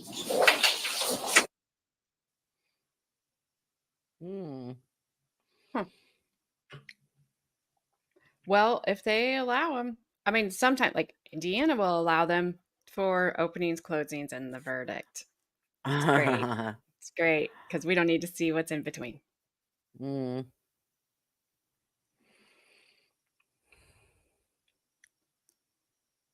But I will write it down.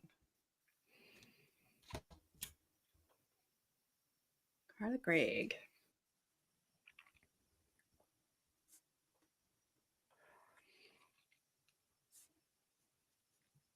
There was a hearing a couple months ago that I've been waiting to get a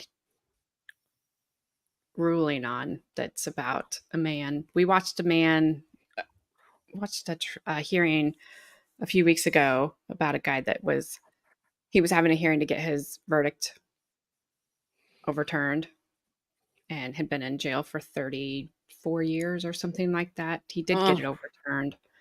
This guy's hearing happened a couple months ago, And I've been waiting. They finally got a ruling on that. So sometime on a downtime, I may play that just because it's interesting to listen to them, kind of go back and forth over what evidence did you have? The other guy was free. The judge let him go.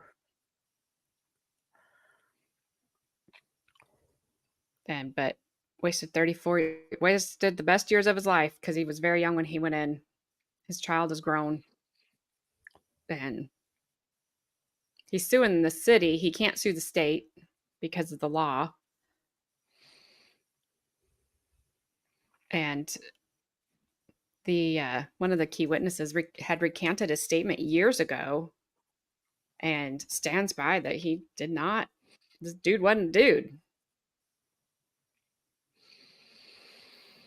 You can't get 30 years back, can you? No, I mean, I don't care how much money you give him. Give him $30 million. He still Yep. missed the best years of his life in prison. Yeah, that was we all followed that yesterday. We all subbed to True Crime Matrix. Oh, I saw you guys. I saw that in yours, and I was like, what is that? And then I got sidetracked with my dad. Write it down.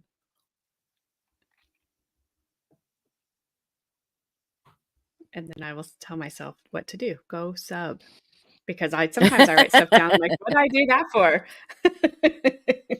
Yeah. I started watching the Dorothea serial killer. Move to introduce defense exhibit number 3. Any additional objections? Oh, I'm sorry, not other than what we discussed. Okay.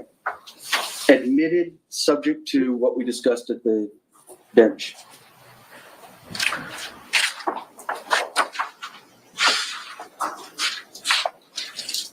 Ashley, in this exhibit number 3, who's represented in blue and who's represented in green? I take a look again.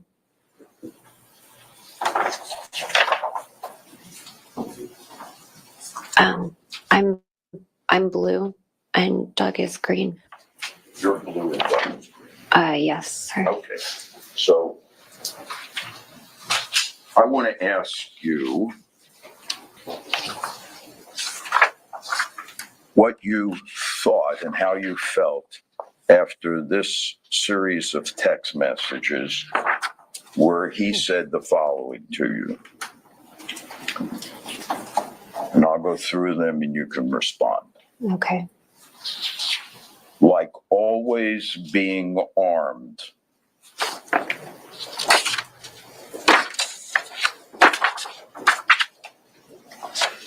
And understanding them and how to conduct warfare in them for the kingdom. If I dwelt on it, I would go into a rage to remove them from the earth. I desire to exterminate them, and holding back is a challenge. They are rats that should be removed.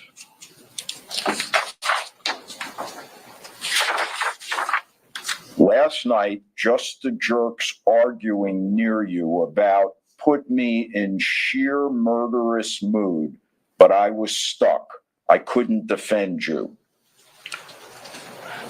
But could have been a fight, etc. Only you being with me will over time remove the images in my head.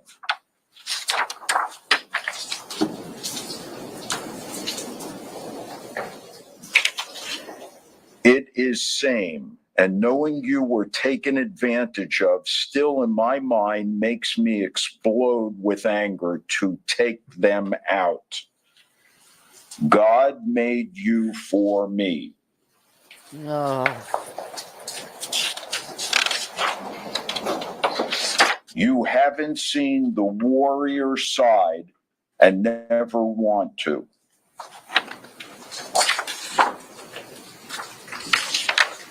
We went from joy and passion to now I'm in a testosterone rage inside. But kill the bad people.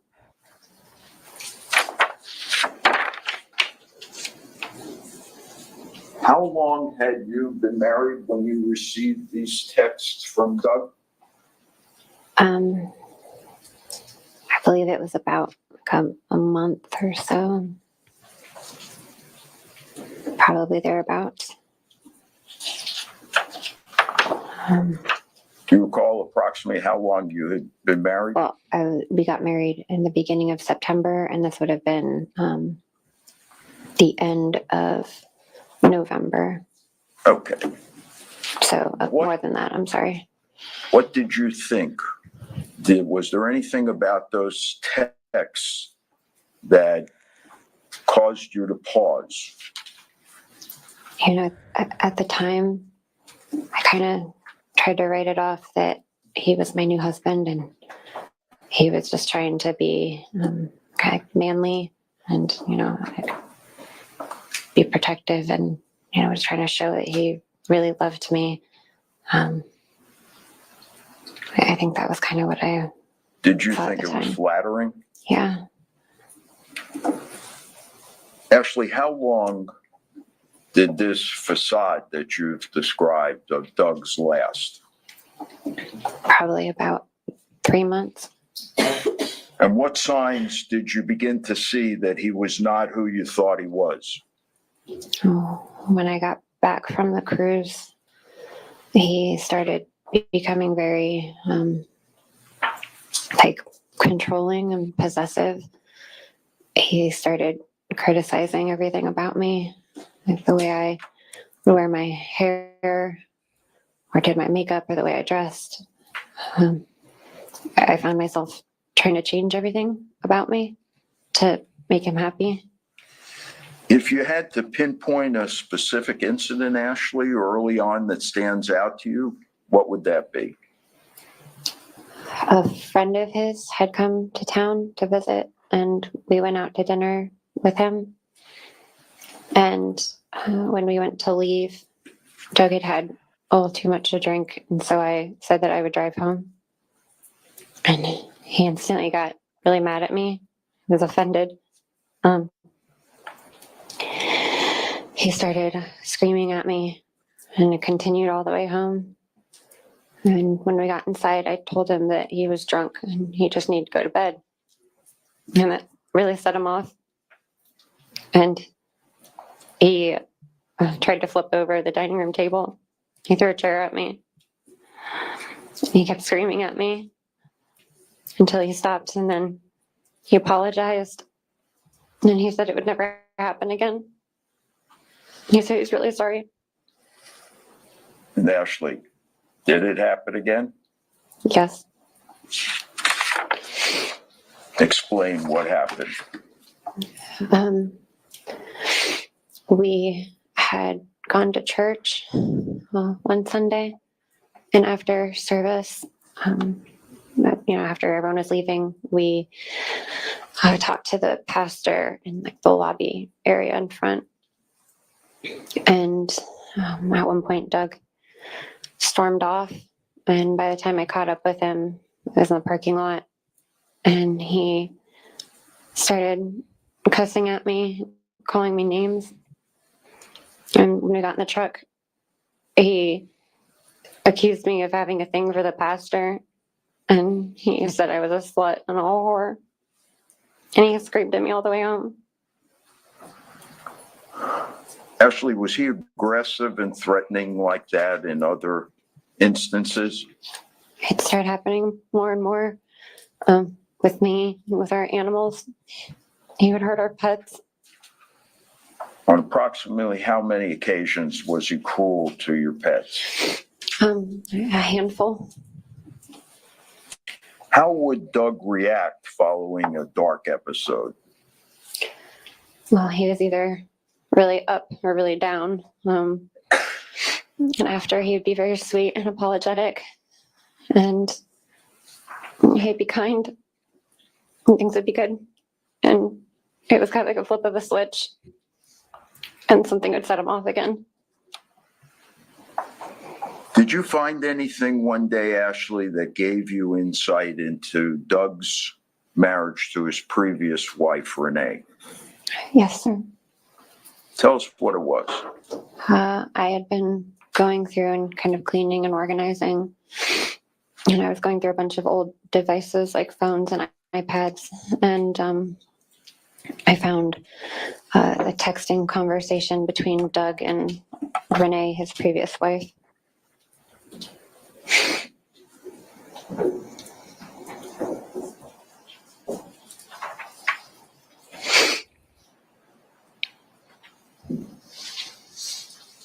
Let me pass to you, Ashley, what we've marked as defendant's exhibit number 11.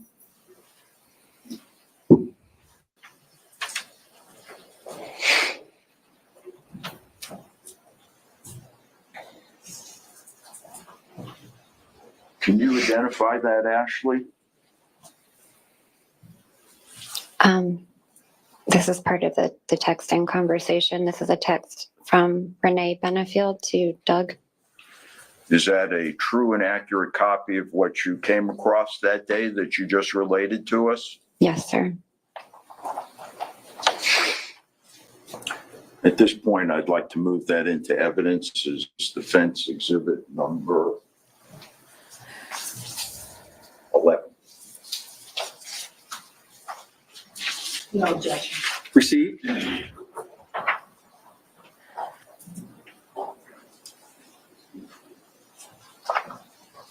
I'm going to read this to you.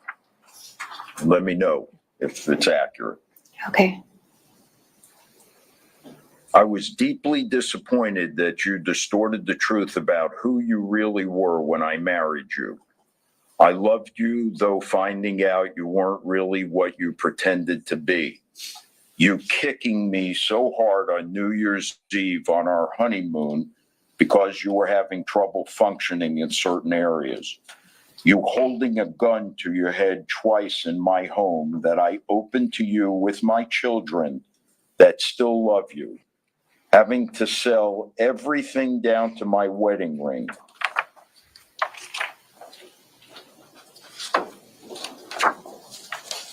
Finding out you were on Viagra, which all of you had to do was tell me, you know I wouldn't care.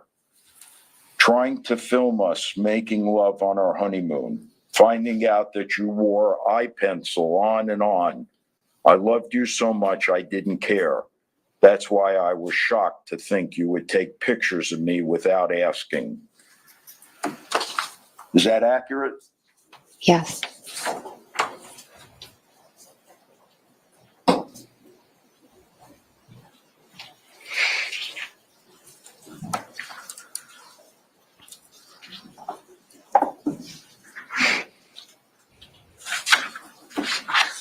Tell us, Ashley, how Doug would act when he would go off. He would call it a fit of rage. Sometimes it was as simple as him just yelling and screaming at me or cussing at me, calling me names. Other times he would throw things or break things or smash things.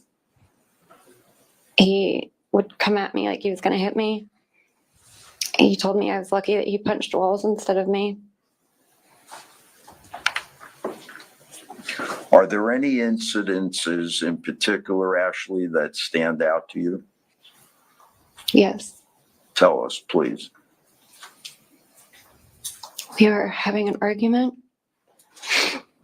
and he came at me like he was going to hit me. And our dog, Sully, jumped up in between us, and he punched him in the face so hard that he knocked him out. I just remember screaming because I thought he had killed him. Were there other times that Doug hurt the animals? Yes, he had hit, kicked, punched Sully. He threw our cat multiple times. One time he threw Snuffy down the stairs. What kind of impact did this behavior have on you? I was always walking on eggshells, trying to do the right things. Because if I said the wrong thing, he would get mad at me. And so I always tried to do it right. If I wore the wrong thing, he would call me a whore or a slut. I feel like I couldn't do anything right.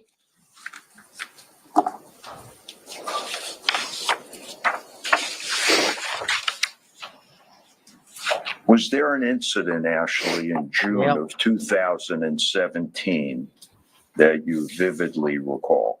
Yes. Please explain it. We were having an argument, and it started getting really out of hand.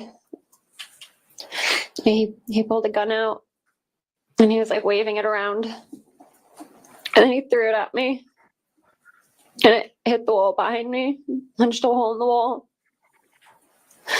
So I went to run to try to leave. He pulled the gun out and held it to his head. He said that he's gonna blow his fucking brains out, and I was gonna have to watch him. And he pulled the trigger and he shot a hole in the ceiling in the kitchen. Ashley, at that point, what were you thinking about your marriage? He wasn't anything like I thought he was. I feel like I had made a really big mistake marrying him. It was like I was just living in this nightmare. I never knew what I was going to get.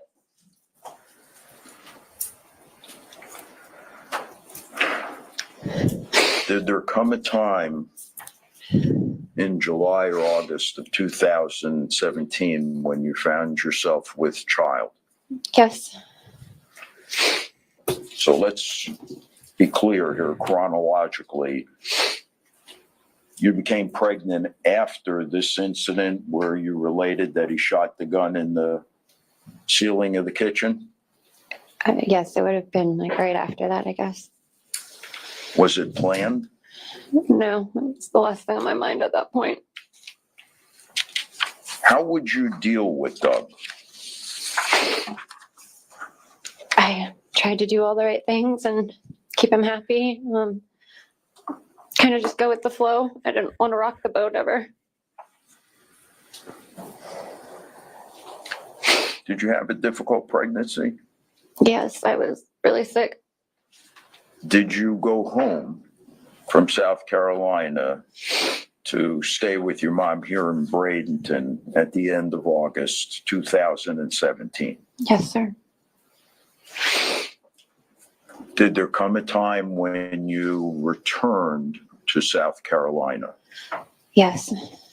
Would you tell the ladies and gentlemen of the jury, Ashley, why you returned to South Carolina? I had decided that I was going to leave him. And so I went back to get my things. When he brought me down, I didn't even have like a suitcase or anything. So I went back to get my stuff. And I wrote him a note and left him a letter saying why I was leaving. I'm gonna have an objection. You approach. Man, it's too bad they don't have that. If they had that note, that would be huge. But reading his deceased wife's words, that was not good for the state. That Did you proves he notice has that a Eva had history. left the courtroom for that testimony, that I second did. half? Yep. I did. I thought maybe she was ducking behind the redhead. Who is that? He's smiling. He's Dunno. weird. He's Might too be a happy to be boyfriend, over dunno. there. But he's too happy to be there. Like, what are you doing? Yeah. But you know what I haven't done today? I haven't gifted you all. Here you go. Here's a gift. I don't get it. I get premium. And then here's another gift. Yeah. The gift that keeps on giving.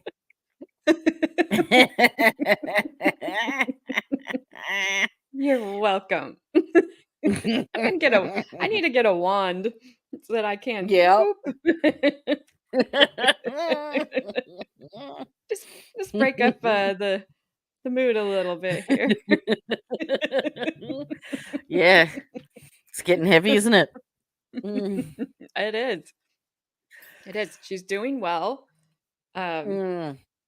If she sorry, Carmen. Text me the ad she got. Sorry. I don't control them. That's right. Oprah is back.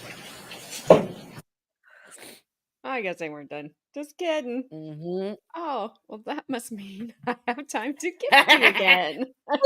There it is. Tickle, tickle. Isn't it more fun this way?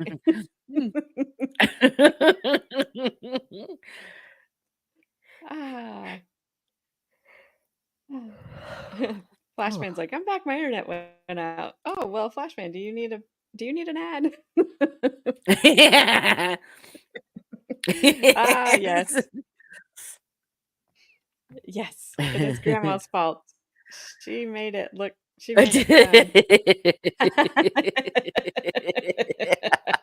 fun. Hang on. I'll hold them up.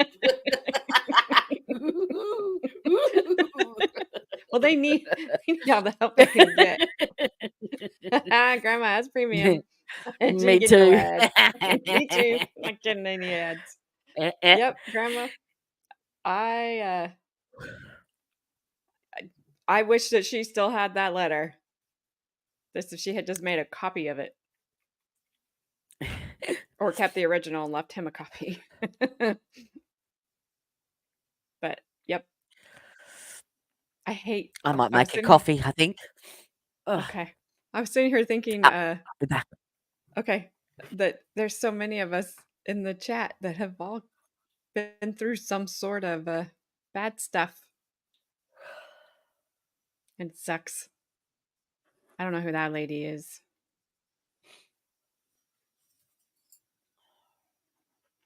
What's up with the purple? Purple is DV. Are they singing? This lady's like mumbling to herself. Purple is the representative of DV. Yeah, I forgot Hi, that. Ashley. Because it represents so many things. Can you identify what we marked for identification of defendants exhibit number? Sustained. Well, she can't even identify it. No, sir. I made my ruling.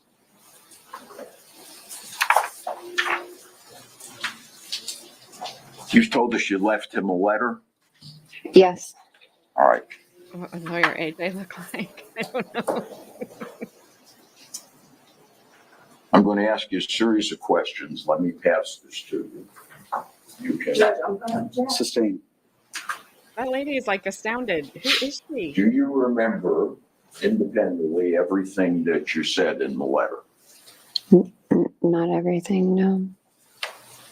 Would it help refresh your recollection if you were able to see the letter? Yes. Judge objection. Sustained. At the time that you wrote the letter, Ashley, were the contents fresh in your mind? At the time, yes. I don't know, because she wasn't released from subpoena, so I don't The think letter was written in September 2017. Yes, that's correct. It's now 2024, Yes, sir. so 7 years ago. Yes. All right. Do your best Okay. to try to And no, that's not her mom, because her mom looks like she's going to look as she ages, because her mom looks just like her, just the older version. So that's not her mom. I don't know who that is, but she was not happy. She was not happy. respond to a series of questions I'm going to ask you. Okay. Yes, we do.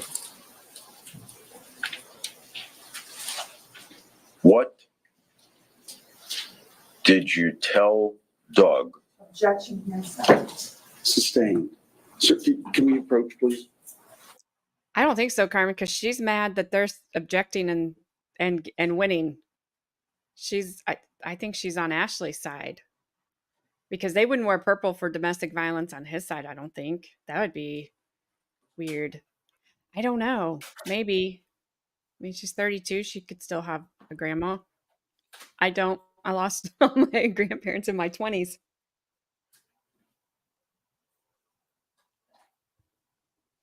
You don't need to apologize, Carmen.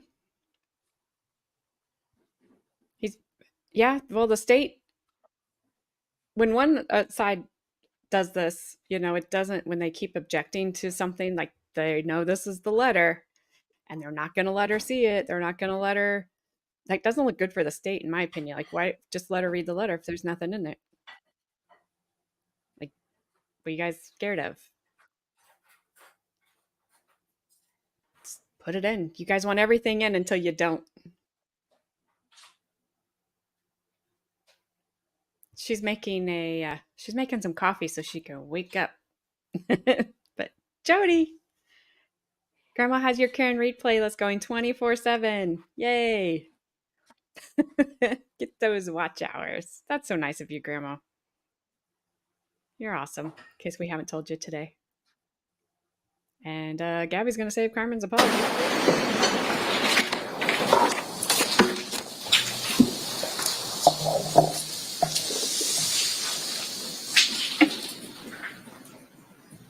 Yeah, How did you feel about your husband and I personal lost all of safety ours when in you 18 left months Doug? when we were our 20s. I was scared. What was it that made you uncomfortable? It was a lot of things. It was the things that he'd done, like punching our dog and shooting the gun and different things he would say and do. And were you afraid for just you? I was pregnant at the time. I was scared for the baby.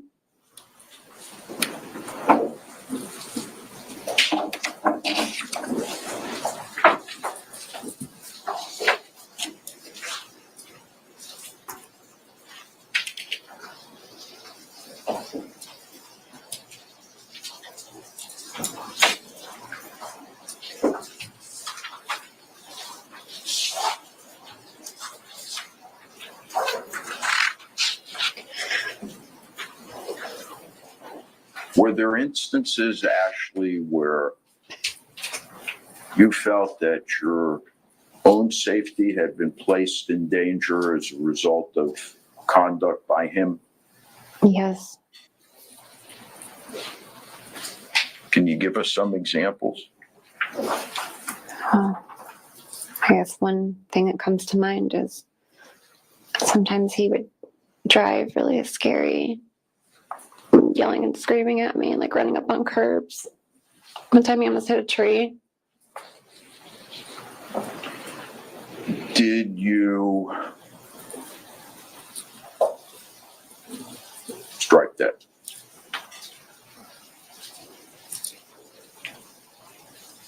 Describe the kind of things that would be done to intimidate you. He would get in my face. He'd yell at me. He'd come at me like he was going to hit me. What about breaking things? He would break things, smash things, threw things at me.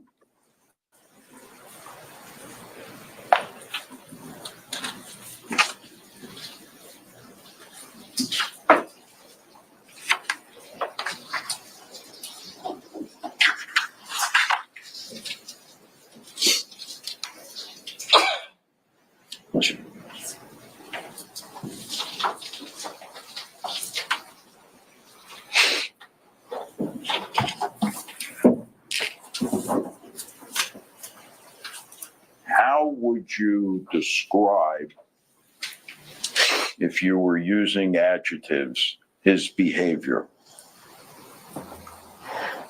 Possessive, controlling, manipulative. aggressive, scary,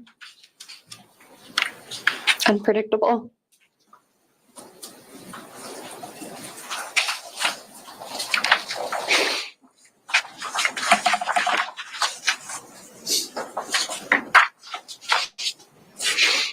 Nope, all good, Carmen. I'm good. Ashley, did you take any Thank steps you, though.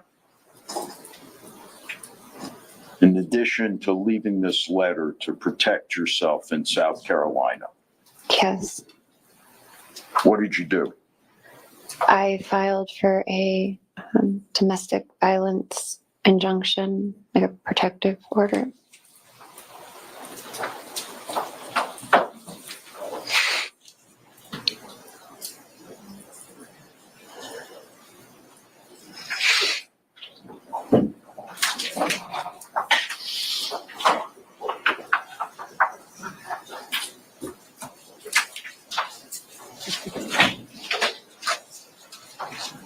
Ashley, I'd like to pass to you what we've marked as Defendants Exhibit 13A and 13B and ask you if you can identify them. Okay.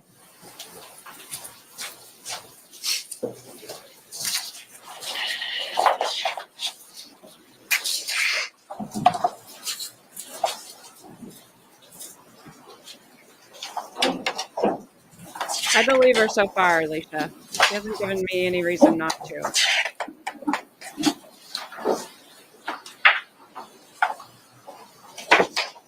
And I do believe her because she tried to get this, and then the two doctors that were her doctors that testified also testified that I believe they testified she was trying to get these. I may have them confused, but they knew she was trying to get away from him, even though she was also trying to just keep everything just balanced before she left, because that's the worst time. And one of the he wasn't a detective. I don't know what his title was. He basically just wrote her off as like a hysterical woman, and she tried to get all these orders, and they just really dismissed her. It's sad. And that what she found from his wife who had passed away, that was pretty telling. So I believe her. That's a lot of emotion to fake. And like I said, if she can fake it that way, she's in the wrong profession. She should have been an actress, not a ballerina. But that's just me. That's just my opinion. And everyone is welcome to theirs. And you're welcome to share them. They don't have to be just like mine. I heard Jodie making coffee.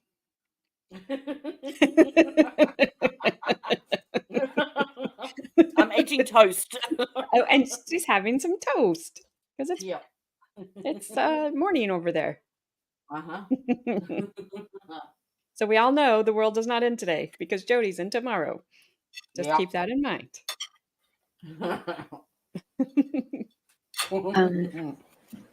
13A is the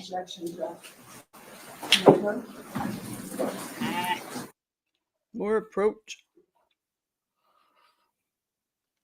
And thank you, Grandma.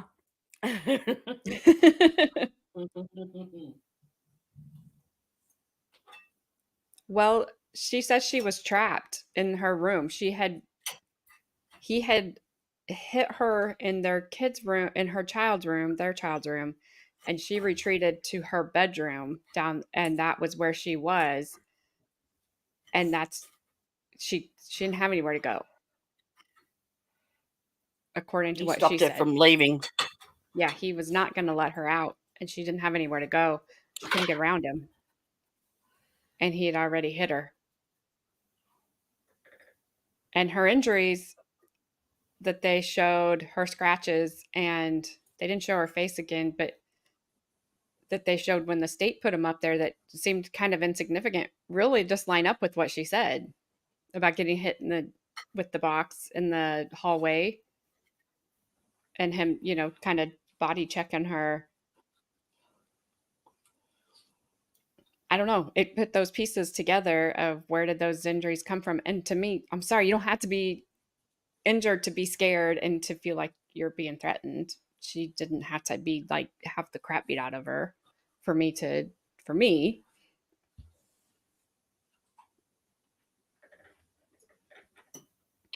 I don't know. We'll see how it comes down.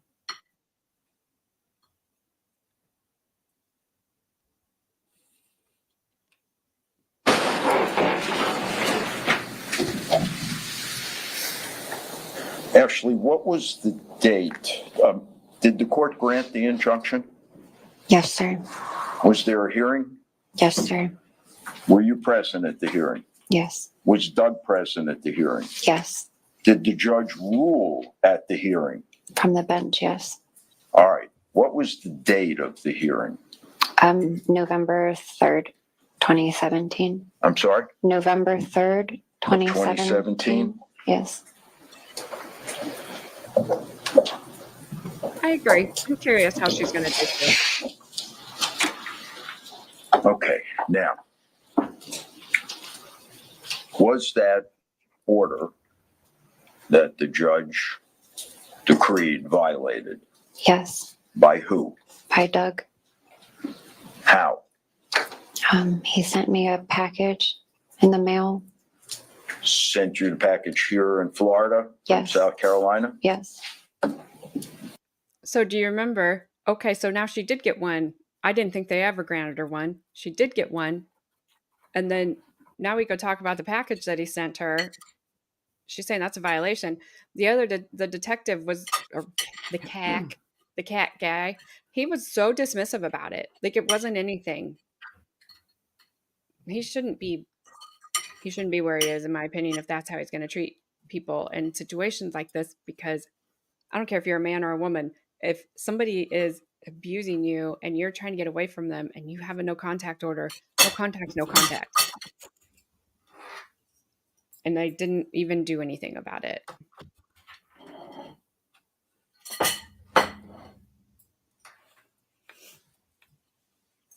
So, I don't know. I'm not sure what you're talking about, Gabby, with Hamilton. I'm sorry. I'm trying to pay attention. There's a lot. What was the package represented to be? A birthday gift, I believe. And did you open it? Yes. What happened? Well, when I opened it, there was an overwhelming smell, like a real strong chemical smell. And I got like an instant headache. Did you report it to the police? Yes.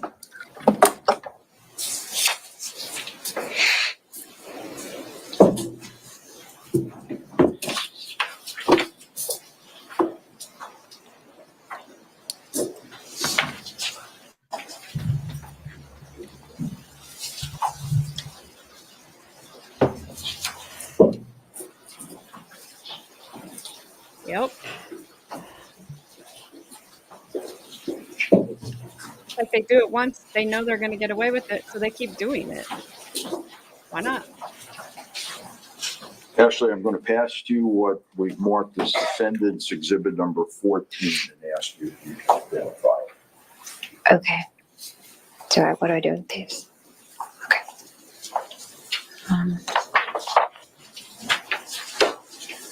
Yes. What is it?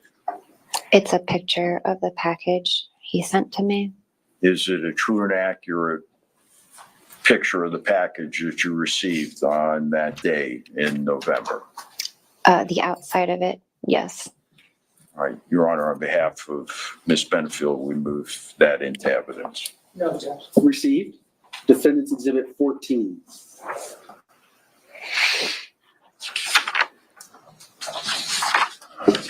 What did you do with the package after you opened it? I sealed it back up and I put it in the garage before I brought it to the sheriff's department.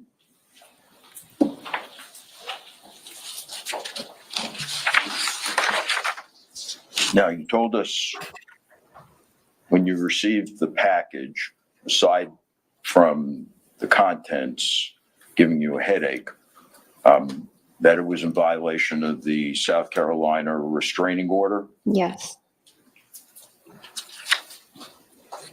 Did you, when you contacted the police, request that they take some action? Yes. What was the result? No charges.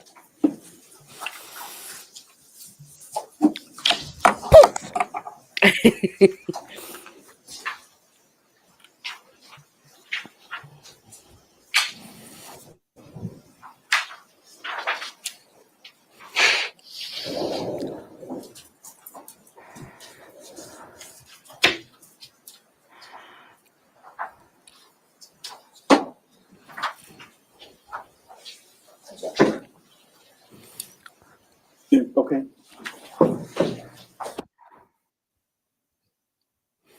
Lots of sidebars. I wonder how the jury is taking this. And do you know who the woman in the purple, the old woman in the purple behind her, like on her side, and this, she's like purple sweater on and a scarf around her neck. I don't know who that is, if that's her grandma, because it's not her mom. Because her mom looks like her and has longer hair. Sue by the The lady with the grey short hair. Yeah. I think she's on the victim side, isn't she? Yeah, but she was really mad when the letter that she wrote, that Ashley wrote, he kept trying to get it in and the state kept objecting, and she was like mumbling stuff to herself. And Maybe Doug's mother? She was really mad that they wouldn't. No, I think she's not victims. I'm sorry, I'm looking at her as a victim of domestic violence. Sorry. She's sitting on her side. Because they're wearing purple back behind her. I'll have to have another look. So I don't know who it is, but they were really like zoomed in on her because her expressions. Yes, I'm sorry, Carmen. I love when I get corrected by my daughter. Sorry, Carmen. Oh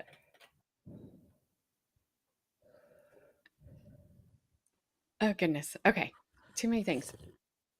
She had if the jurors were watching her, which I would have been watching her because I people watch a lot, and she was making a lot of facial expressions of shock and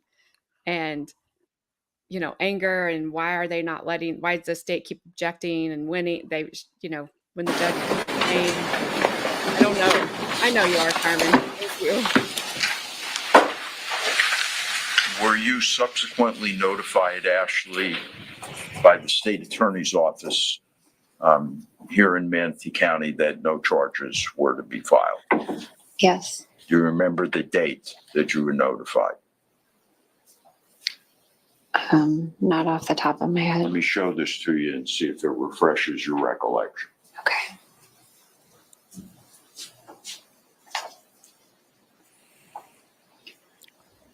At the top, it says October 8th, 2018.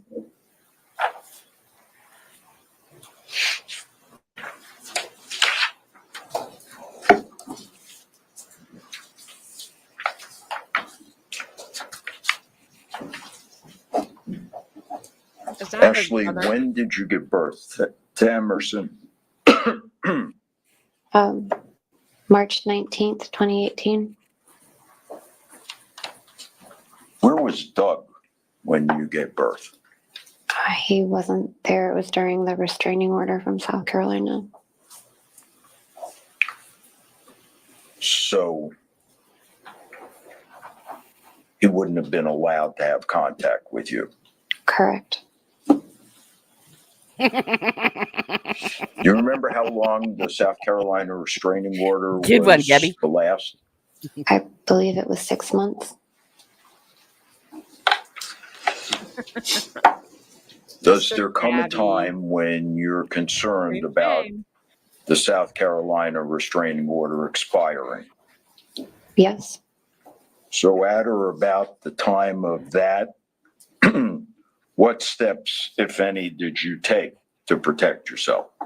I filed for a domestic violence injunction here in Florida. What was the result? It was denied. And was there any directive entered with respect to Emerson? There was a time sharing agreement set up. Shortly after that, or at or about the same time, was there additional litigation that you filed? Yes. Do you recall what it was for? Divorce and termination of parental rights. In the termination of parental rights petition, Ashley, did you tell the court? Objection, hearsay. Go ahead and finish the question. Did you advise the court in your petition about prior domestic acts of violence by Doug? Yes. I'm sorry. You may answer. I'm sorry. You're okay. Go ahead. Okay. Yes.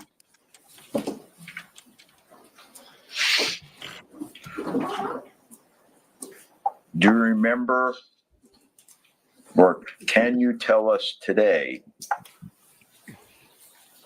what you told the court? I mean, not all off the top of my head. You can answer.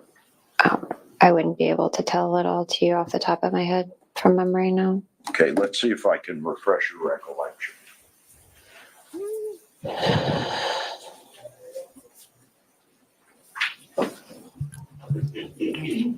Don't be starting any wars in my chat, Carmen.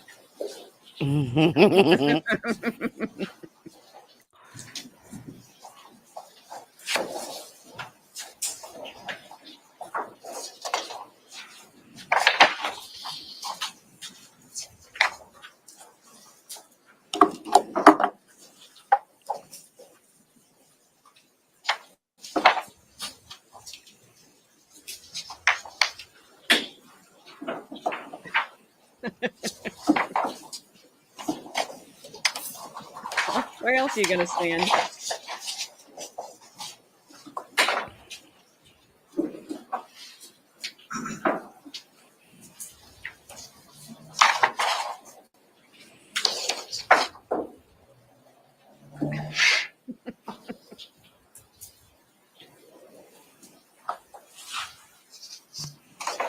Was he a Canton cop?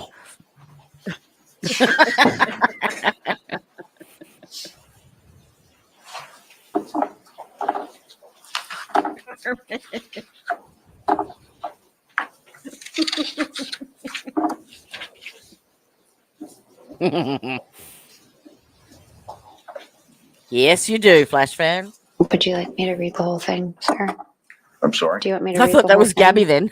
No. I would just like to ask you, has your recollection been refreshed? I'm just getting to that part now. Okay, then without referring to what's in front of you, tell us. Can I finish reading this section? Remove the document Yeah, from. you need to remove the document if the memory's been refreshed. I just said I didn't finish reading that part. So it needs to finish reading. I'm sorry, take your time, finish reading. Okay.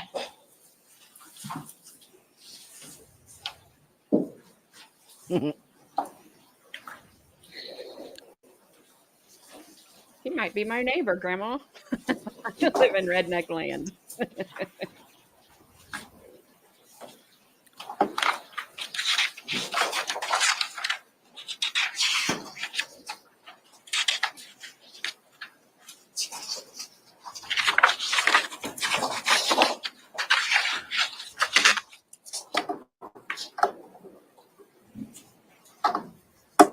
Jodie, I'll be curious if you hear what Jules or whatever her name is that's in the courtroom that reports back. Yeah. I will be very curious if she reports anything on how the jury took at That's least what her she does. direct. Yeah.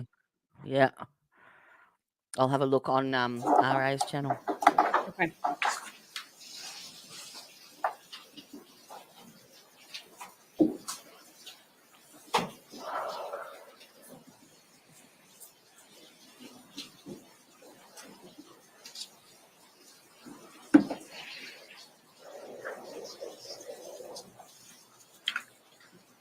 I don't expect you to remember all the details. I'm going to ask you for the high points. Okay, sorry, there's just a lot in here.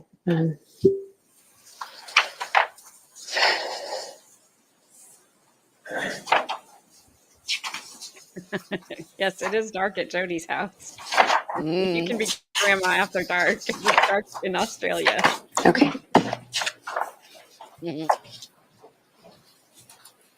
Oops. So tell the ladies and gentlemen of the jury, Ashley, the things that you had to say. I talked about him punching Sully and kicking him, throwing our cat Snuffy, about him trapping me, grabbing me, yanking me, tripping me, shooting the gun in the house, punching holes in the walls. He trapped me in the closet, smash things like that. All right. As part of the domestic violence injunction that you filed here in Florida, that was before Judge Moreland, was a deposition taken of Doug. Yes. Were you present? Yes, by phone. Who else was present at the deposition? My attorney, as well as Stephanie Murphy, Doug's attorney, and a court reporter. Was the judge present at the deposition? No.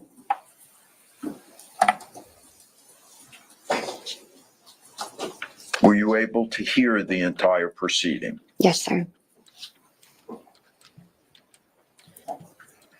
Did Doug make Objection,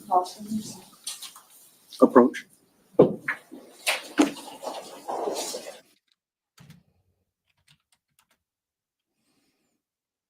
And while they approach, I will boop you. Boop. You're welcome.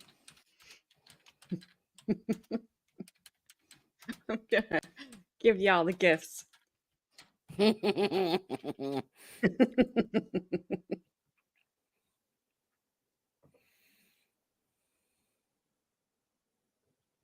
I figured he was going to go till lunch. One more boop. Wonder if Jules is calling in.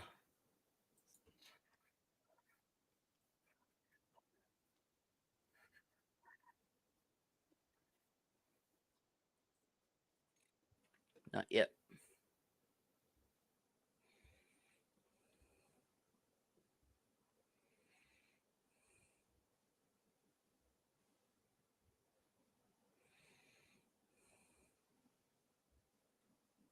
Hitting the L, L, L, L.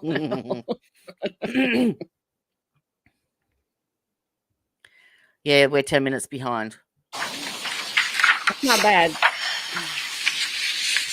Let's catch up at lunch.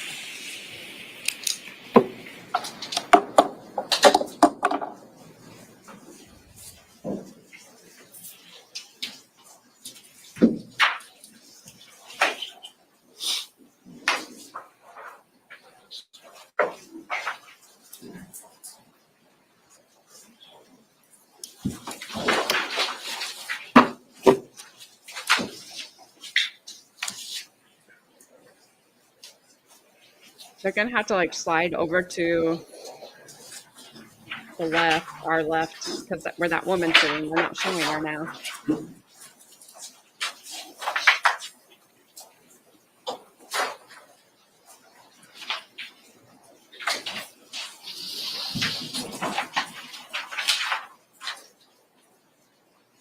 Ashley? Can you approach? based on this as well. Okay? Can you not just look at everything while you're up there? My goodness. Mm-hmm.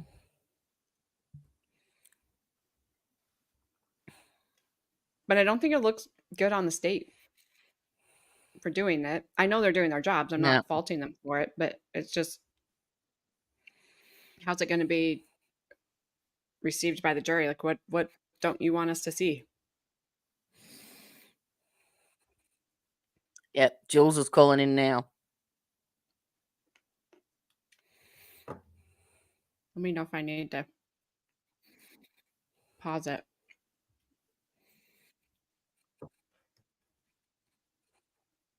Yeah, Flash fan. There's every court now. It's like sidebar, sidebar, sidebar. They don't allow speaking objections anymore. Which I guess is fine, because then you're not arguing stuff in front of the jury that the jury doesn't understand.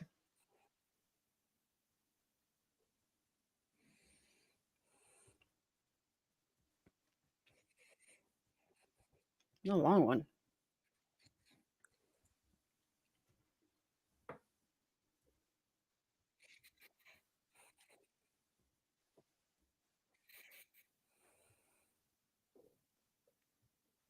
Okie dokie.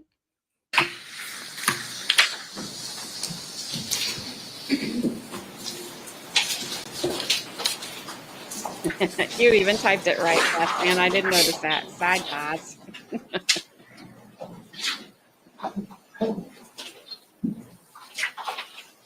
Actually, I'm going to pass to you what's been marked as defense exhibit number 17.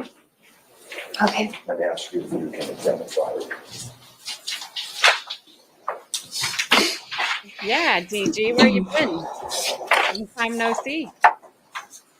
Good to see you.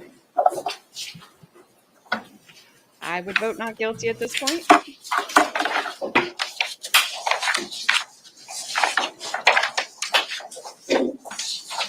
Ah.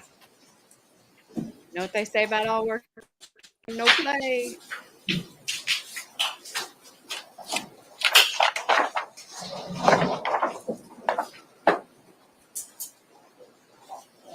Well, thank you, Carmen.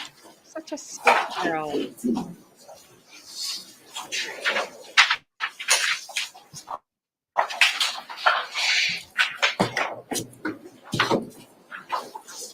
Flash fan, you got that. You got it.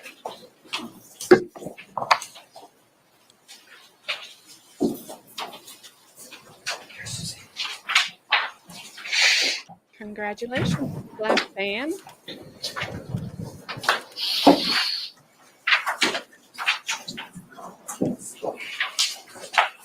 Ashley, do you recognize that? Yes, sir. Tell us what it is. They're text messages between me and I Doug. agree at this point, DG. And do they truly and accurately reflect texting back and forth between you and Doug? Yes. On behalf of the defense, Your Honor, we move into evidence defense exhibit number 17. Objection overruled. Defendant's Exhibit 17 will be received. Ashley, in defense exhibit number 17, the text messages, does Doug admit to shooting the gun in the house? Yes. Does he admit to throwing the gun at you? Yes. Does he admit to punching holes in the drywall of the house? Yes. Does he admit to punching the dog and rendering him unconscious? Yes. Objection, no, he does not. Those text messages do not say that. If I'm going to sustain, if you want to publish the exact Yes, exhibit that's been admitted, you can do so. we intend to publish upon completion of the examination. I want to ask you, Ashley, if I can, about other instances of abusive conduct. Was a tracker at any time placed on your car? Yes. Was it done with your permission? No. Did Doug?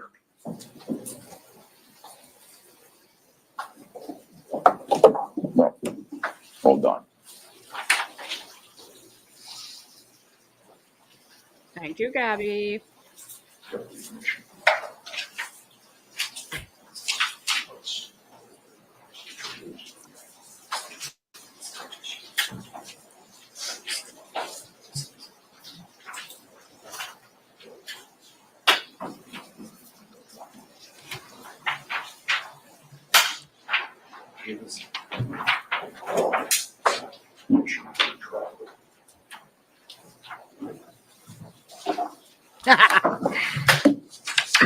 While the state is reviewing.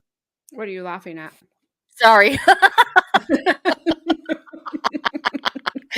I was listening to two things at once. Oh. Sorry. I was like, what did I miss?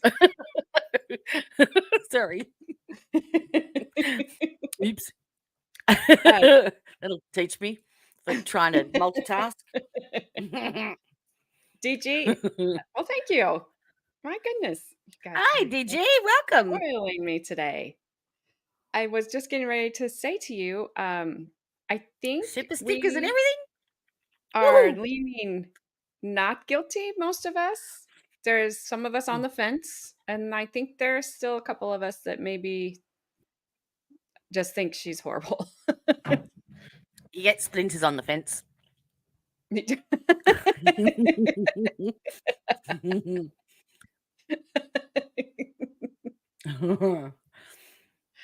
Did you get my email? Oh, I do have an email, but I hadn't looked. Well, thank you, DG, and welcome back. We've missed you. Yes, I knew you were waiting for Cross. Who you'd have. Man, I want to get that name right so bad. I think is waiting for Cross.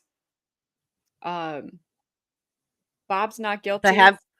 They have got that letter that she wrote. They're just not allowed to bring it in. Yeah, that's not good. That does not look good on the state's part to object to that as much as they did repeatedly. I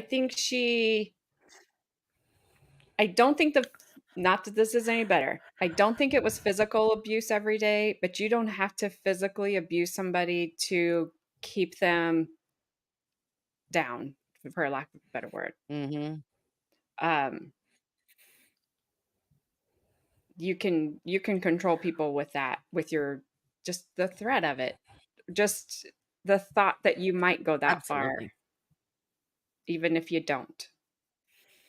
And Carmen.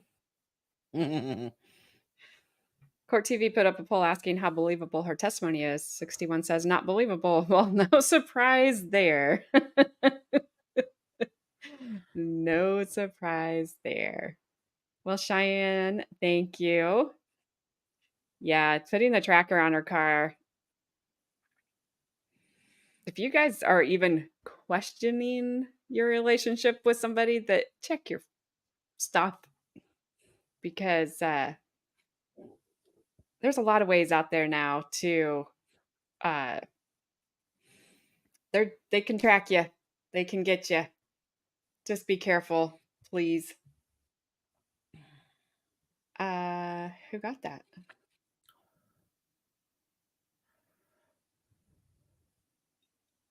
Sorry, hang on a second.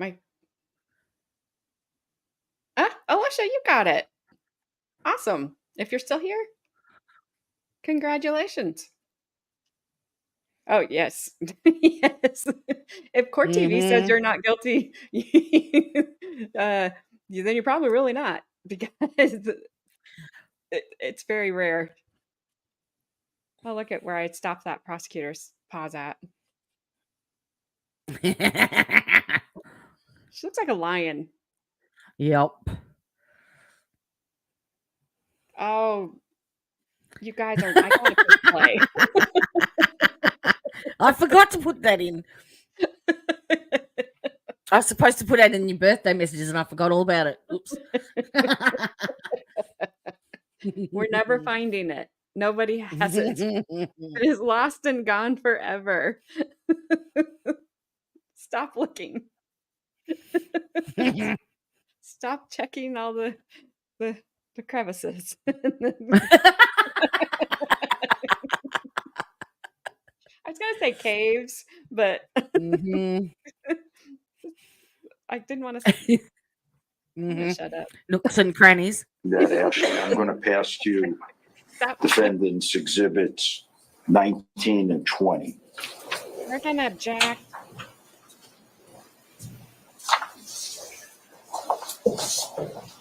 Tell us, if you would, I can put one up. what they depict. Holes in the drywall of the house. Our Oh, house in that's South awesome. Carolina. Thanks, Flash Man. Refer to them specifically. Exhibit number, 19 has a what does picture that show? of a hole in the drywall with my hand next to it. It's kind of been like pushed back in. Is it a true and accurate production of what existed at that time? Yes. All right, and the next one? 20 has a picture of a hole, like a fist hole through the drywall in our home. Okay, is it a true and accurate photograph of that? Yes. On behalf of the defense, Your Honor, we move them into evidence. I'm with you, State the DJ. objection to defense 19 and 20. Yeah. Received.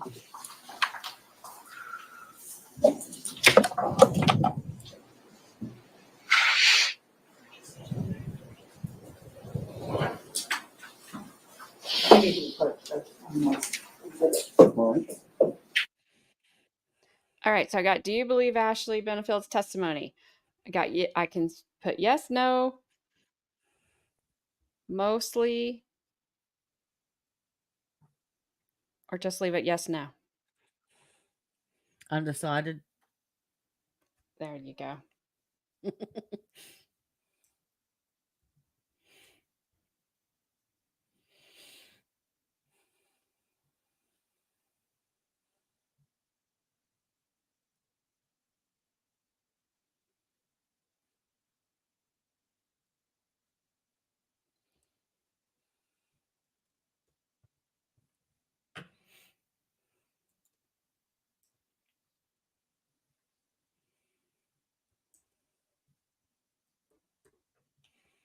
There you go. There you go. And while you're waiting, there you also go.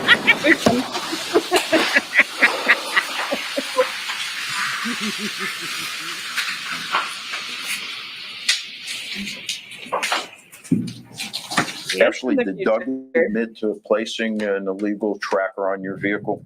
Yes, in a message to me. Did you report that to the police? Yes. What was the result? No charges. Were there incidents, Ashley, where Doug would appear unexpectedly? Yes, a lot. And how would that come about? Can you give us an example? I'd be driving down the road and I'd see him in the rearview mirror, a couple cars behind me, or he'd be right behind me. Or sometimes he would show up at places that I was, just unexpected. I'd see him, or like in the parking lot. And was this while you were living here in Manatee? Yes, I was living here And where was Doug living at the time? in South Carolina. How could he do that? He was driving here.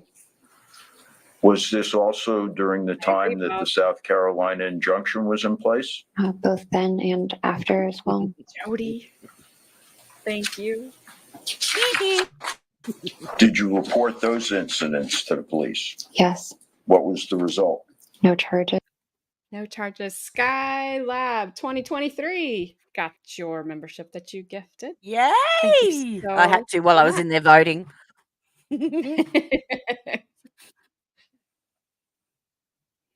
Let me I see get what trigger it finger. says. I gotta do something. Yeah. Thank you. Show me. We got 75% yes, 0% no, 12% mostly, 12% undecided. So I think if we had to take that poll result to the jury, you'd have to say not guilty. There's not any no's in there as of yet. Mm-hmm. That's reasonable doubt right there. Yep. Yes. Thank you. You guys. We tried, DG. So far. Yes, we do. We do. So far for being a Friday And stream. we're doggone funny too. Gotta read your email. I haven't read it yet. It stayed on the rails so far. It has It's stayed not on been the a rails for Friday. It's been kind it's been a lulled court case though. Like it's not a high. Yeah. Yes. Yeah, that's a given. Everyone's guilty. And they say they don't say that. It's like, yeah, you do. Yes, that is true. Yeah, People you don't have to do have it. You have to have your settings open for gifts though to be able to receive one. Yes, you do. And yeah, you don't get to pick who it goes to. No. In fact, It's just random, ask me. like the bloke yesterday. Oh. Joking. Or Are am you I? now?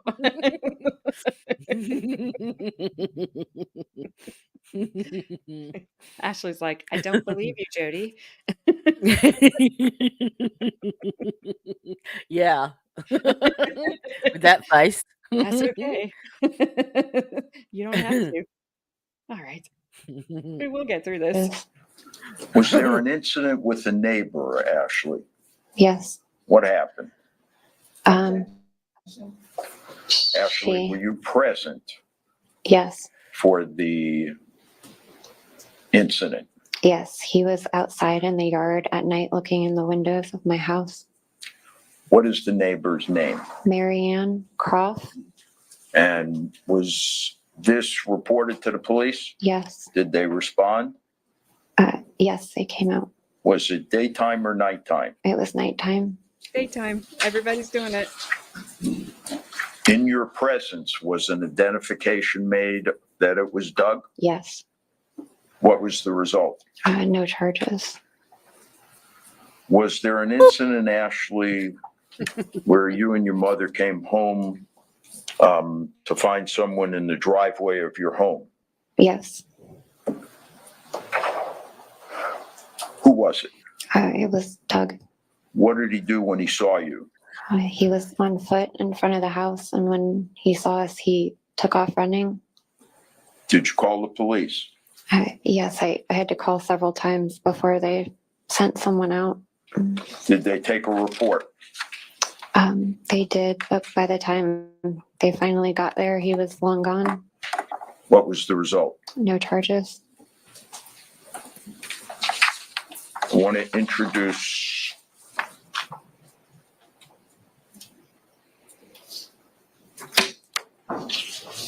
what we've marked as Defendant's Exhibit 23 and 24. Can you identify that? Yes. What does 23 show? 23 is a picture of Doug with his shirt off. He's like taking a selfie. And is that how Doug looked at or about the time of the shooting on the 27th? Yes. All right. And what does the next exhibit show? It's also a picture of Doug with his shirt off. He's working out. He's like doing like a push-up, I guess. Does that too accurately represent what Doug looked like on the day of the homicide? Yes.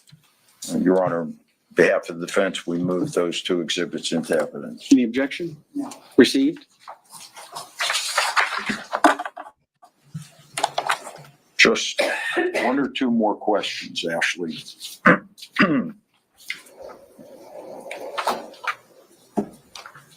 Was there a time back around May of 2020 where you wanted to learn about co-parenting with an abuser? Yes. Objection. Previous ruling. Sustained. To the question, Your Honor, or to the line of inquiry? To the question. Okay. Did you take any steps, Ashley, to try to determine how to co-parent? Yes. All right, and what was that? I did some like Googling and reading to try to find helpful articles on what to do to make things I'm going good. to pass to you what we've had marked as Defense Composite Exhibit 4, A, B, C, and D. Objection, Judge. Previous ruling. She's being discriminated. Can you approach? Yes, everyone. If you haven't, please head on over to the Defense Rest, which is Miss Jodie's page up there. She is great and fun, and she is my giggle sister. In the land down under. And she is in the land down under. She knows that tomorrow's coming because she's already there. So I'm already there. please go over and like and subscribe on her page. We are pushing her towards monetization, and it doesn't cost you anything. It won't hurt you a bit. Yep. Thank you, DG. Thank you, DG. Woohoo. Thank you so much. I appreciate that.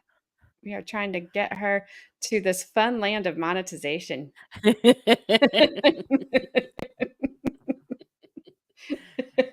Geez, my watch time hours have gone up heaps. Good. Thanks, Good. Grandma. What's the future like, Jodie?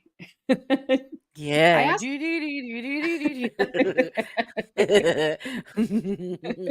It's like, cold and yeah, but- dark. Yeah. You keep that over there. I didn't realize Yeah. it.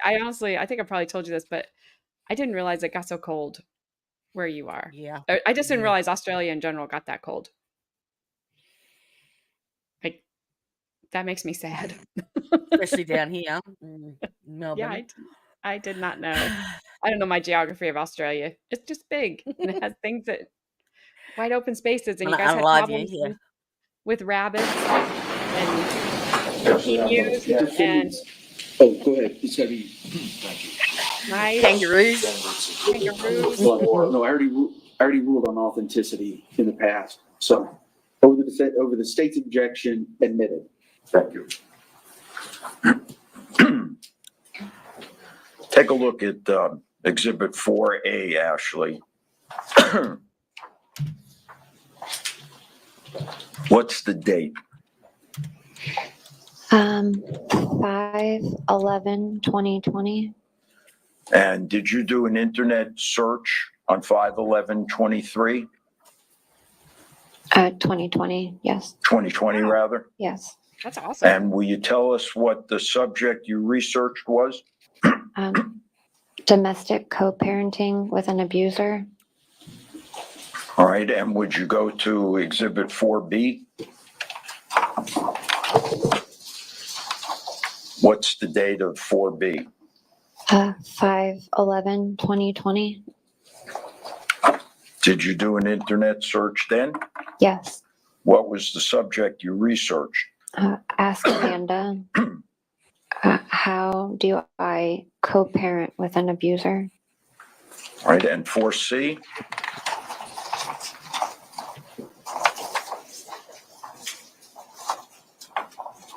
Yes.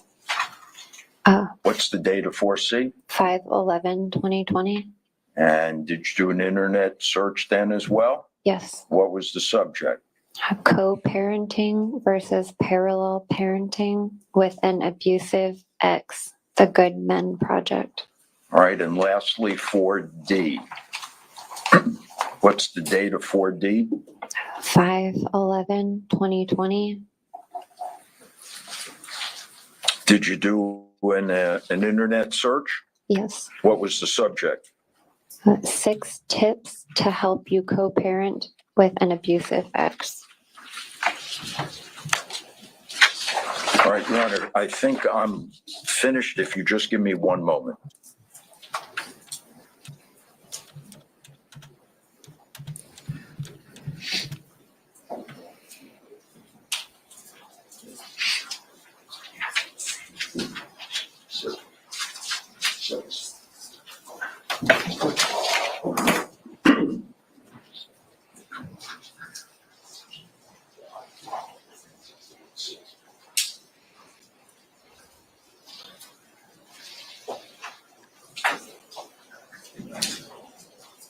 Yay!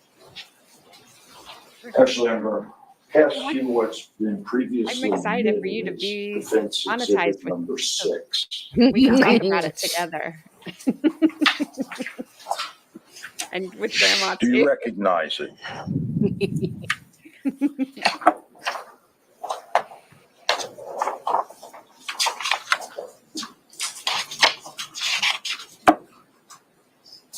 Yes. What is it? It's a Just a little. whole chain of emails that were forwarded to me by my attorney. And what is the date it was forwarded to you on? It says Wednesday, September 23rd of 2020. Did you read it? Yes. I mean, do you want me to reread it now or? Did you read it when it was forwarded to you? Yes. No further questions, Your Honor. All right, go ahead. Can the attorneys approach, please? Could the attorneys approach, please? And then she's kind Then of they go blurry, to but you see that lunch. woman? You see that woman right there? She's kind of Yeah, blurry. yeah, with a scarf on. Yeah, she was like Mm. super upset about stuff not being allowed in. Not I assume they sure. don't say anything. I don't know who that is. I think everybody's kind of waiting to see how she holds it together on cross. Mm. I mean, I they're think that's kind going to be of harsh. in a. They got to be careful Mhm. because you come in To too go hard on against her, them with you're the gonna not. yeah. Yep. And if you, I mean, it's a balancing act. That's why, like, I think a lot of times you see defense attorneys, they don't even question some of like victims, like spouses of victims or things like that, because what are you gonna say without looking like a complete Yep. a-hole? All right, so I got your email. Let me go here.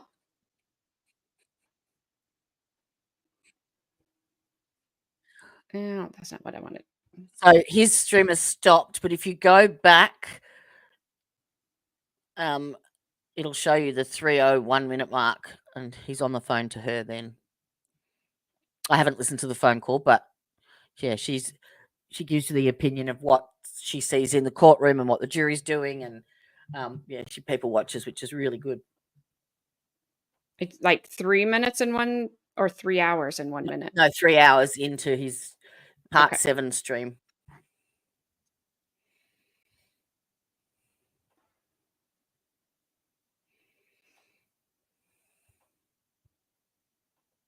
Give me 1 second. You want to explain to them what we're going to look at? All right, so Recovery Addict is another true crime YouTube channel. He's amazing, so get over and have a look at his stuff. He's the tech guru. He's awesome. In fact, he's probably the reason I started. But he has one of his subscribers is in Florida, and she is currently in court sitting behind Ashley Benefield in trial at the moment. And then at every court break, she rings into his channel and tells the story about what's gone on in the courtroom, what the atmosphere is like, what the jury responses are to certain comments and testimonies and stuff. And yeah, she gives a feel for what's going on in the courtroom. So we're just tuning into his feed, which will be her on the phone to him, explaining what's going on, pretty much. Alrighty. Let's see, Misty says that first or second appearance is normally waived. By the way, I've never signed one of those, and I've been in the same jail as Sarah. Let me know how the sound is. From Jules. Jules, I can hear you now. Jules, how are you doing? Oh, cool. Kelly was right behind me. She should be down any minute. I was a guest appearance on there once. No, they're still up there. That's how I met Bri. Hello. First off, I have to apologize for yesterday.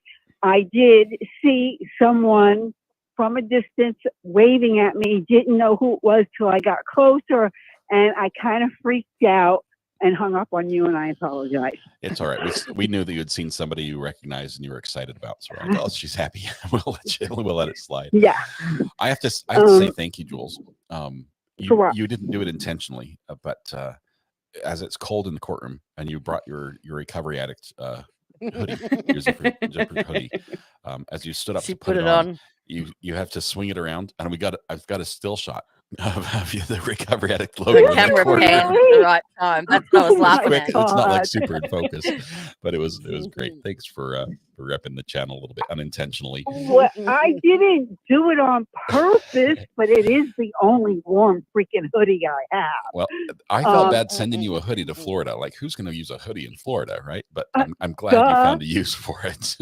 Yeah, and yesterday, speaking of the hoodie, yesterday, this woman approached me, and she said, "You're in recovery?" I said, "Pardon me?" And she said, "What kind of recovery are you in?" I said, "I don't know what you're talking about." She said, "You know, you're totally wearing." Forgot.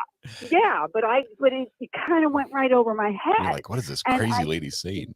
Yeah, and when I for the third time, I said, "What are you talking about?" She said, Your sweatshirt says recovery addict." I said, "Yeah, no, that's not what you think it is." That's wonderful. But, so let's talk really briefly. I know you got to get lunch and everything, but yes, I'm going to the infamous deli again. That's my new favorite place. what do they serve? I mean, just sandwiches, or you soup salad? Yes, sandwiches and potato salad, Mediterranean salad, Italian pasta salad, and soups, and it's a really nice deli. You get a choice of white bread, sour bread, rye bread. How does it compare to the breakfast place? Wheat bread? Come on now. Just kidding. That's the last. I ate lunch with Jules at the breakfast place when we were down in Florida. And I'm having fantastic breakfast with Joe and Jack tomorrow morning. Oh, awesome. Wonderful. Yeah. I know there's a lot of drama that happened there. Some filings. I'm not sure if we can get into that. But. No, you and I can talk about it off air. Yeah. But I did speak with Jack. Jack called me last night. So, but no, we're on Black Swan murder. Yep. What do you want to know? It was an interesting morning. All right. We talked a little bit about the testimony, about the jury's reactions to the emotional testimony that was given. We've had a lot of objections since then. The defense is trying to bring in receipts. They're trying to back up the story that they've been telling about Doug, and they've struggled to do that. A lot of things have not been coming in. A lot has not been coming in. However, some of it has. Now, the letter that his first wife wrote that Ashley found, came in. Well, I have to say that two of the female jurors in the front and one in the back row were extremely intrigued, to put it mildly. And that is the first time that I really saw quite a bit of emotion from them. Also, when the subject of the testosterone and the Viagra came up, a lot of head shaking back and forth. Now, I'm taking that as,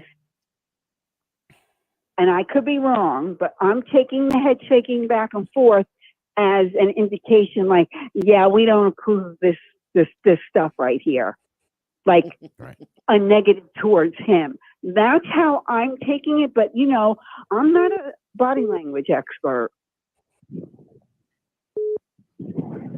I keep thinking something. It's interesting. We're getting some reaction, and I would say one thing you could count on if you're getting a reaction from jurors is that they're paying attention and listening, and it's impactful one way or another.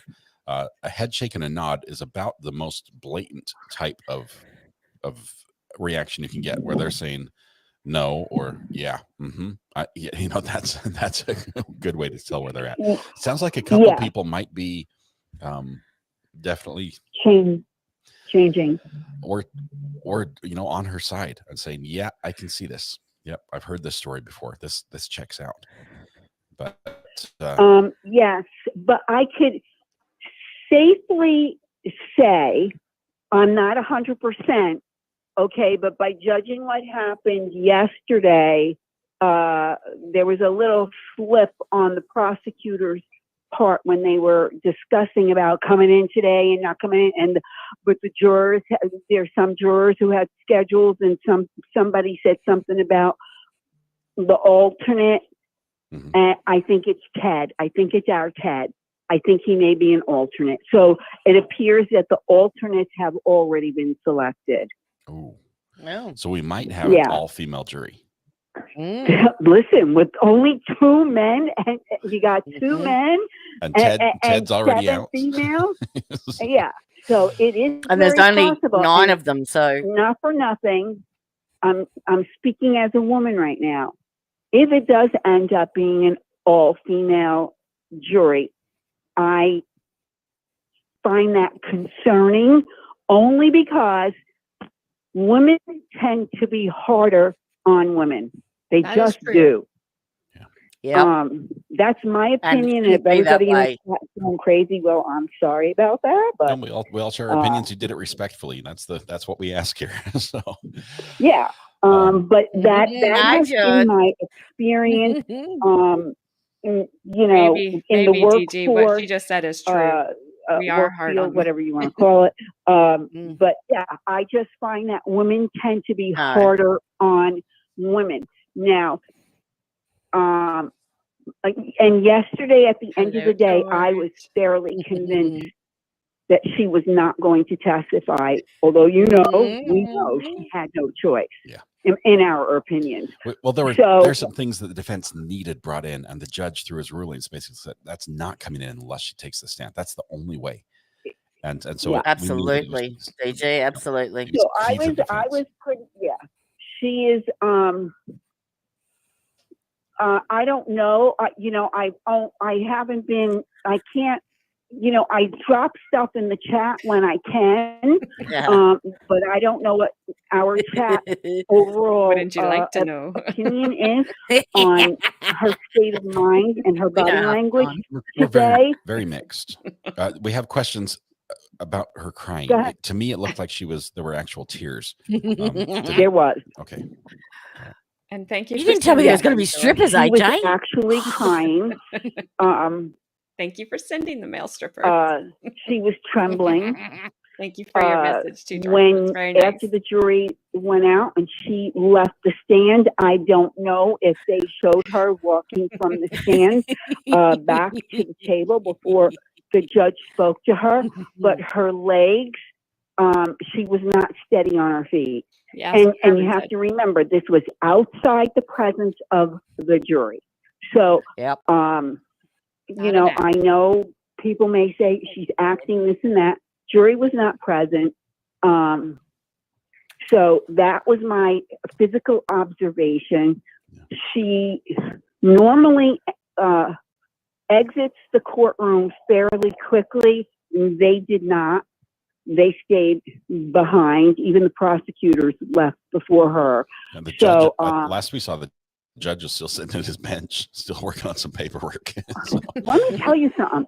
The minute the doors open, you guys don't see it. You still have the court seal on. He's already on the bench. Oh yeah. He's sitting there doing work, and we're in there, and he's very pleasant. He's a Judge Carroll, as far as I'm concerned. I love him. Very He's done pleasant. a great job. Yeah, and he's like, "Oh, don't worry," because I dropped my pen on the bench and it made this loud noise, and I said, "Oh, I'm sorry." He goes, "Don't worry about it. We're not on the record. Take your time." He's a pleasant fella. That is awesome. We're expecting Cross when we come back, and it could be a couple things. They could come out of the gates, guns blazing, and just go at it. I think here's my take. I think she's going to go after her hard, but I think she's going to have a soft start, but then she's going to go after her, but she needs to be real careful.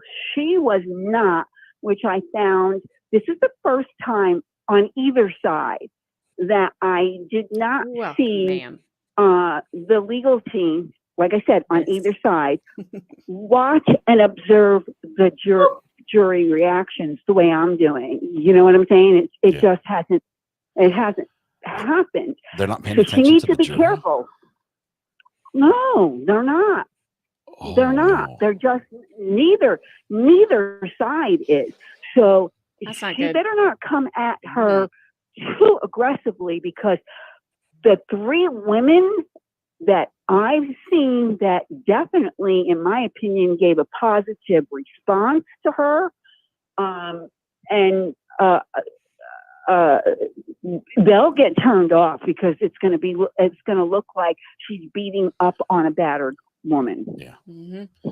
That'll be interesting. I've predicted that I think she's going to start softer with an attempt to discredit her testimony first. Okay. Well, it's going to be hard to discredit the receipts. Okay, the actual receipts. You can't discredit that. The man admitted to what he did to the dog, the cat, the ceiling. Well, you know, we heard an objection where she said that's not what they say. That's not what these text messages say. So we're going to see that. Ooh, somebody just zoomed by you. Yeah, yeah, they did. But it's going to be spicy. I think we are going to see the same passion that we've seen in the objections, the same emotion we've seen from the prosecution in objections in the conversation with Ashley, and obviously her defense attorney is great at objecting. Why are you objecting? I'm always in black. All right, listen, guys, have a great day. Yep. I hope you is okay with the updates. Yeah. Next break, I'll give you a call, give you an update, because I'm getting my lunch right now and I'm starving. All right, enjoy your food. We'll see you, Jules. Have a great day, everybody. Love you. Thank you. Bye.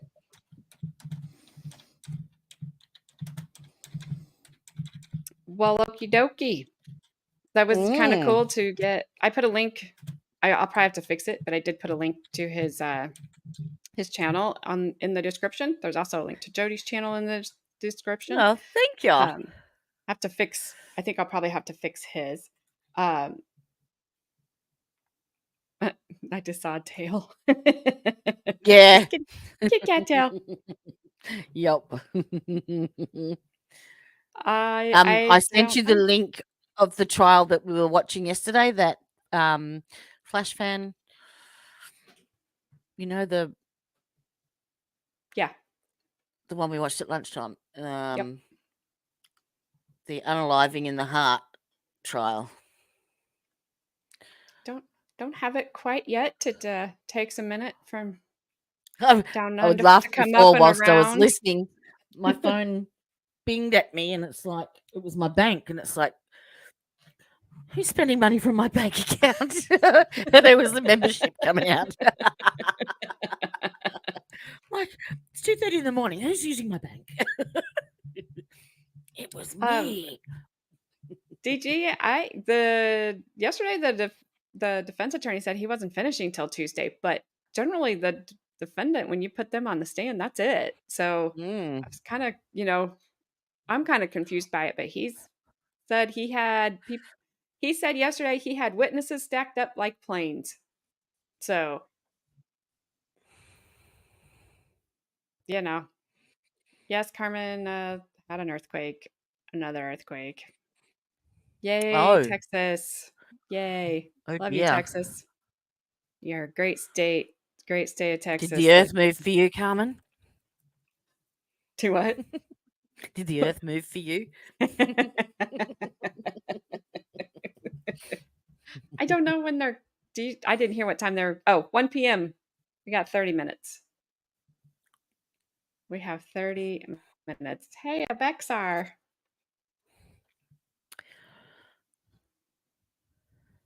That's Bear County. That's how they spell Bear County in Texas. Yeah. I don't get it. So we We always say there's a Bexar. Our poll is 64% yes, 9% no, 18% mostly, and 9% undecided. Mm. And I can't vote. And I just like it. I did. Thank you. Thank you for everyone that has voted. I voted twice. Can you Oh, do that more than once? No, I'm just joking. I was going to say. I was going to say, it's stuff in the ballot box, are we? Meep, meep. There won't be any of that. Meat moat. Carmen. Oh, She's, dear.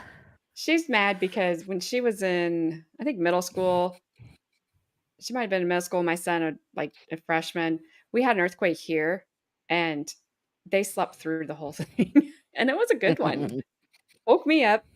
I thought my house was haunted, and I was like, stop shaking me. Oh, I feel like Jello. Like, I felt like I was just Jello, a mold of Jello sitting there shaking because it's a weird feeling. I And I know. thought, I actually blamed my husband's dad. I was like, Stan, leave me alone. Stop shaking me. And then I heard my shampoo bottles fall off in the shower. I was like, oh, that's not you at all. Okay. Leave me alone. All righty. Too bad we can't hear the song from yesterday we made with Jodie. She'd have to send it to me. I can send it to you. That's I easy. mean, that was really good. I laughed for hours That after was that. funny.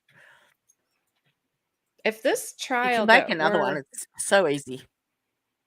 that we're Go on. doing now ends soon enough, I'd like to cover this other one in Massachusetts. But if this one goes till the end of next week, then we'll be so far behind on that one. But I don't see anybody else covering it right now. Where is the courthouse for that one? In Mass? I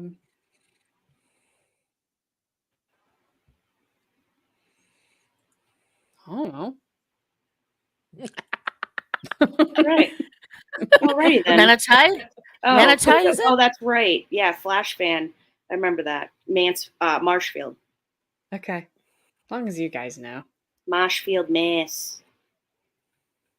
You tell me I need to go to. Are you making one, Jodie? I'm sending you the one we made yesterday. Yeah, we could make a new one. Yeah, it's easy. It's SUNO. Just go to Suno and just type in. I just got them to all put in different words in chat and put them all into the description, and this is what it came up with.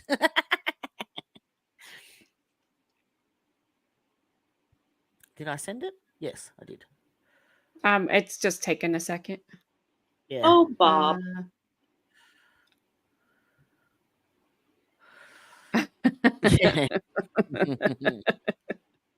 Oh, Bob. That's not. Oh, Bob. Bob Smith. Bob Schmitty. Oh, Schmitty.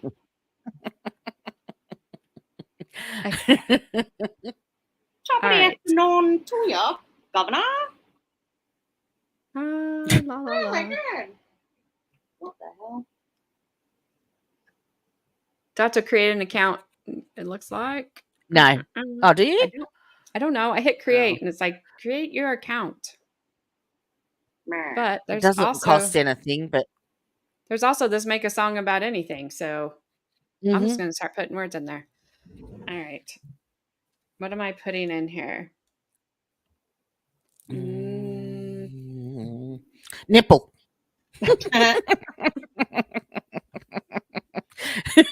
Hazmat suit. We obviously have pee pants. So we already did that. Yeah.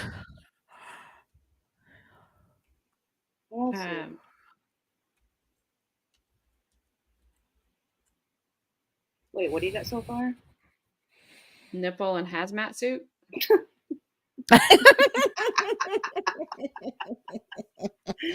Pointy devices. Not No, Carmen had one yesterday that we didn't use. I Did can't she? remember what it was now.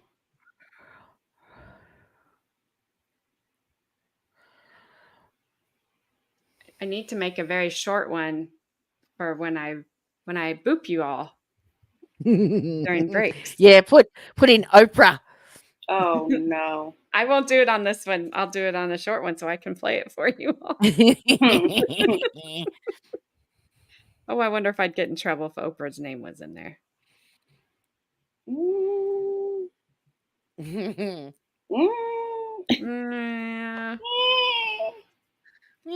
How about we? Let's see. How about if we call her Opa? Opa. You could just say Opa.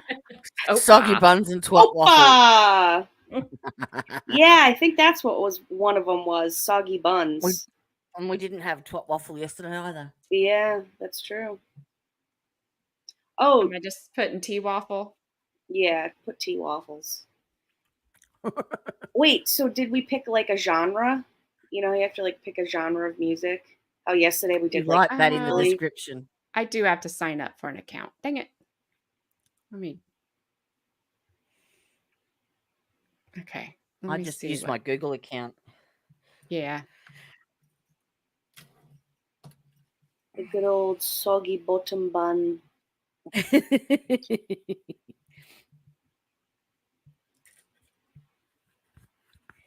right. It didn't even take my.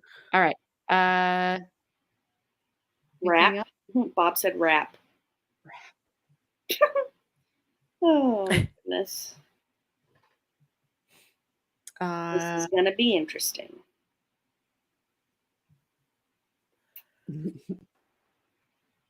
Let's see. Do I have to pick a genre before I? You just write it in there. Say rap song about, and then put all the words.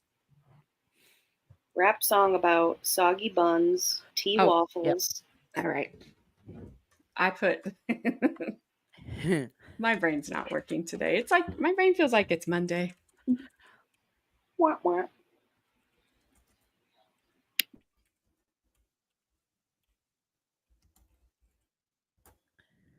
So just put, whoopsies. I put an E on the end of rap. Oh! Great. Whoopsies, whoopsies, whoopsies. So I just write a rap song about nipple hazmat suit, pointy devices, soggy buns, and tea waffles. Mm-hmm.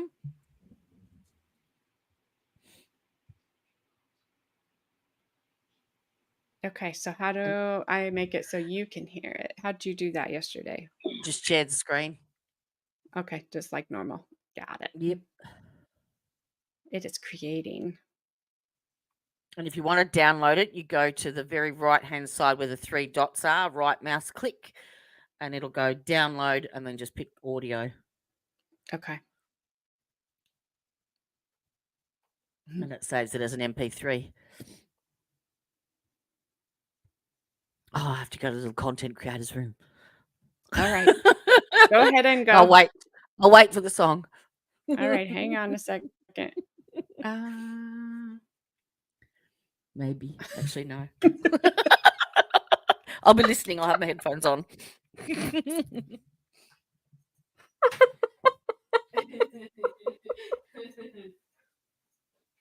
don't know if I can play this. I can see the words. I don't know if I can play it.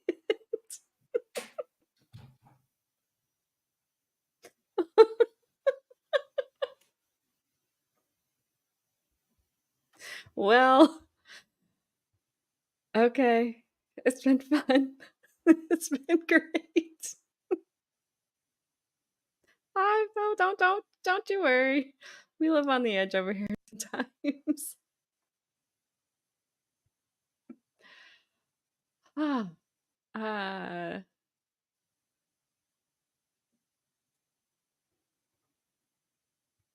Okay, I'm coming there. It's coming to you. Coming right to you. Wow. Nipple twisted, feel the friction. In a hazmat suit, no restriction. Ducking pointy devices, needles and pins. Soggy buns in the rain, drizzle begins. See waffles in the toaster, crisp in the skin. Iron chef cooking, microwave spin. Chillin' in the lab, hazmat glory, bun soggy, raps laboratory story, stacks of waffles, top tip cuisine, rhymes got 'em crispy, savory and mean, pointy device, scribble down this flow, nipples perk up, get a beat, let it grow. Soggy buns, twisted nipples, hazmat fits, pointy devices, spatula spit, see waffles in the kitchen, frying pan hit, soggy buns, twisted nipples, hazmat fits, nipples hard, weather cold, feel the blessings, hazmat protection, dodge infections, pointy devices, art of war moves, soggy buns, dinner time groove, see waffle sizzle, syrup rain drip, fork in hand, bite, sip. Hazmat messenger, suits tight fitted, nipples exposed, shot unfitted, pointy devices, calligraphy, sharp flow, soggy bun sliding, rhythm below, see waffles back high. Oh my gosh, it won't let me see the rest of it. I think it's just repeating itself. That was awesome. And it needs to be put in a treasure chest for later.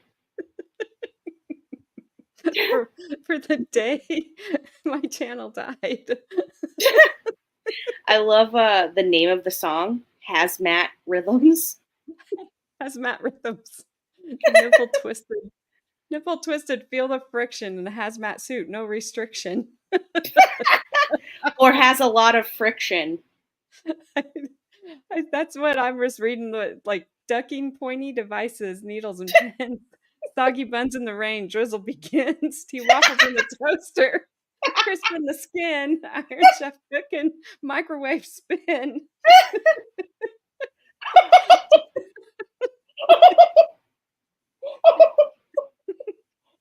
Chilling in the lab, hazmat glory, bun soggy, Raps laboratory story, stacks of waffles, top tier cuisine. Rhymes got 'em crispy, savory and mean.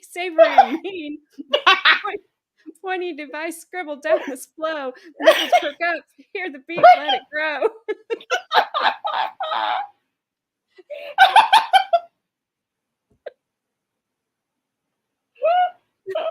Soggy buns, twisted nipples, fits, pointy devices, spatula spit, tea waffles in the kitchen, frying pan hits, soggy buns, twisted nipples, hazmat fits. I can't see the rest of it. It won't scroll. Just dying laughing because you're the way you said twisted nipples, and that you even said nipples. How much fun is that? Oh my God, Jodie. I was laughing on the toilet. Oh my God, Jodie. Oh my God. Yeah. We need to do this like every break we have from like song. on lunch breaks. We should do this. I can't scroll down to About see the the trial. rest of it. It won't let There me should have see been. the rest of the song. So go back. Flash fan. Someone send that to Young Thug. Okay, I went back. So it's created four songs for you, has it? Yeah, I don't know what that Soggy Sunday is. So if you actually hover over the picture, it'll have a play button, and then on the right hand side, the entire lyrics come up, and you can scroll down there, so you don't have to actually open the full. Over here. Okay. Oh yeah, Jodie, didn't you say Yeah, it makes two versions? Yep. So if you hover and press that play button, once you do that, the lyrics will come up to the right hand side, and you can read them all. Nipple twisted, feel the friction. I didn't want to play it again. I want to just see the. Oh, does it move with the? Why can't I scroll? You should be able to scroll down. I can't. Use it will the not move. down arrow on your keyboard. Nope, it's not doing anything. So the second version will be the same lyrics, but just a different rap. All right. Do you guys want to Repeat, see what that's Soggy all. Sunday is? Yes. Oh God.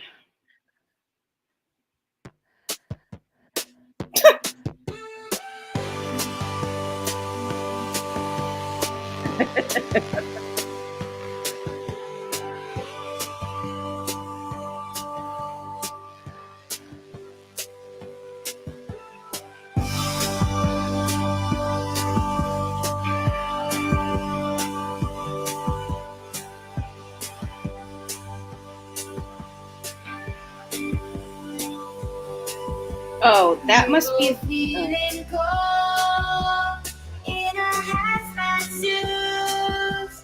Point devices here, scanning for the truth.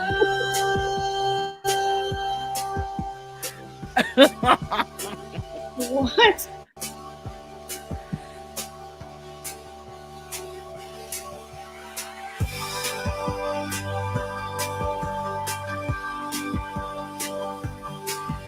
I like the picture.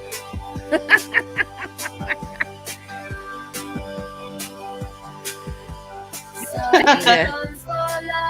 Ariana Grande. Waffles on the side.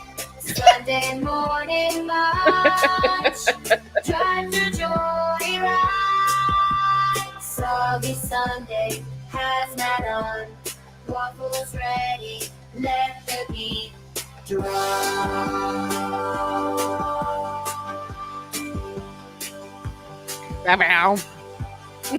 All right, I cannot scroll, so I I am- can't see the rest of the. I like the other one better. I did. Too. I also liked that AJ read it afterwards because that was the best part. Yes. I also noticed that most of the people watching have gone away. Oh. Oops. You know, there's that. And I think only 2 people. Okay. Well, we were down to. They'll come back. All right, I'm writing. After lunch. I want to write a boop song. Yes. But you have to put like boop, beep, bop, boop. What style? Ooh. A disco. No, 90s hair band. I was gonna 80s choose hair band, 90s hair band. I don't know what I'm talking about. I'm still tired from yesterday. I was gonna choose techno. Oh. Okay, I'll let you do it. I mean, it's your birthday. That's my gift to you, AJ. Hey, AJ, it's your birthday.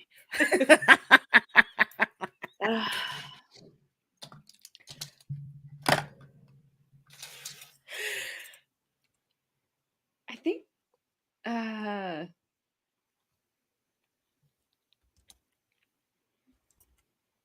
Is it just gonna say boop bop beep boop? I'm not sure.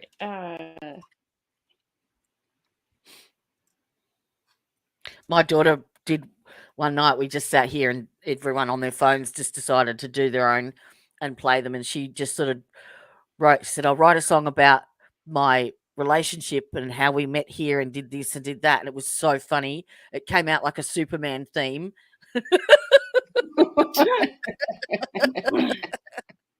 Oh my goodness. I just said, write a techno song, boop, you get an ad in Oprah. Oh. I just want it to be short and sweet. Yeah. So it'll give you 2 different versions. Yeah. I can't even see And what you it get, says. you get 10 free songs a day. The title is Boop, You Get an Ad, Oprah. Mm-hmm.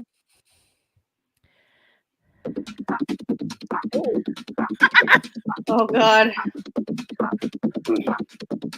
Green lights, boop, boop, can't stop, no, no. Blinking lights, all shot, telling me where I should go. Scrolling down, boop, boop, pop-up boxes, row by row. Clickbait links, it's I, got me fixed in their glow. Boop, you get an ad, Oprah on the screen. Just another rad, feel that you've seen. Boop, you get an ad, Oprah with a smile. Ain't it kinda mad, still here for a while. Now you know what you do. Part? I just want that part. Yes, you can. You download that bit and then you cut it to just the chorus and you use that every time you get an ad. You play that song on your channel. Oh my god. Yeah. I just want Boop You Get an ad. Yep. Every time you press the button, you play that. All right, let's do this other one. That's my favorite.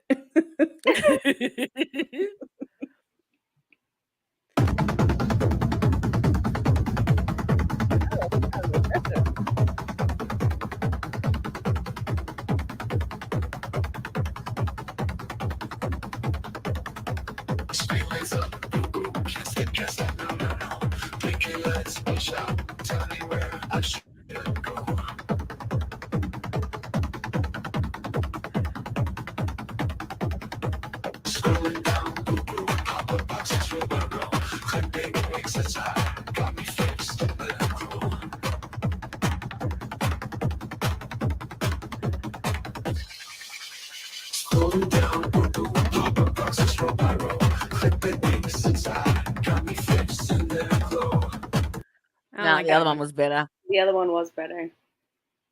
Yeah, I just want the. I was Boop You gonna Get say an flash ad. fan. It sounds like an African drum, like a djembe. It's hilarious. Also, It's my eye twitch has developed again. So thank you. Happy birthday, AJ. You're welcome.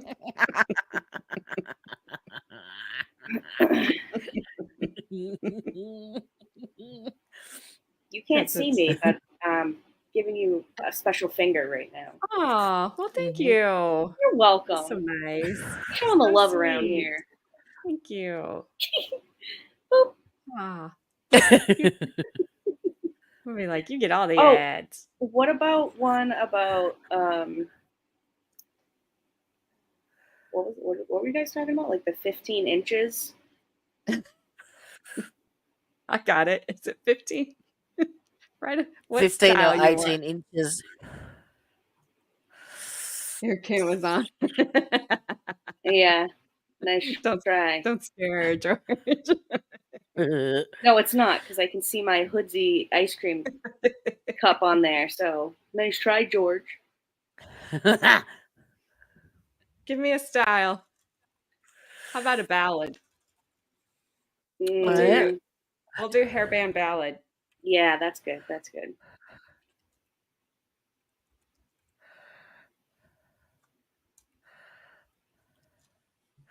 About George and Gabby in a crib. No. No. I will shut this whole thing down. Popping caps. Oh, you just excited George way too much. Oh, no, sorry. We got a movement in the courtroom. But Now he's gonna send me love notes later, Jodie. Thanks. Welcome. Now both my eyes are twitching. Here's what I put. Write a hairband ballad about, is it 15 inches or 6 inches? Here's the title. Measure Oh of my Love. Lord. Wait, what's the title? Measure of Love. Oh God. Mm-hmm. Ew, George.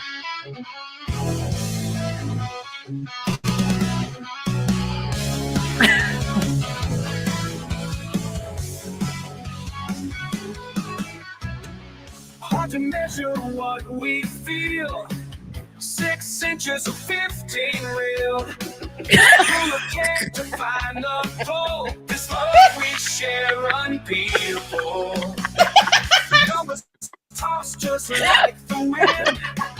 Passion burning deep within. Heart running wild and free. Legs can't chart this destiny. Is it 15, baby, or is it 6? No one can fix. Keep us stronger, wild and free. Numbers never matter to me.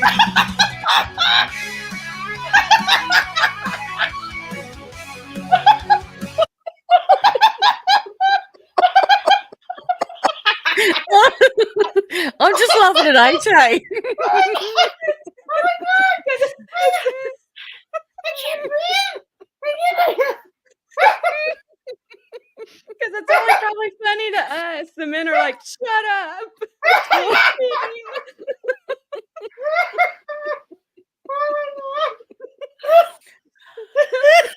Oh, you gotta play that one to Hamp.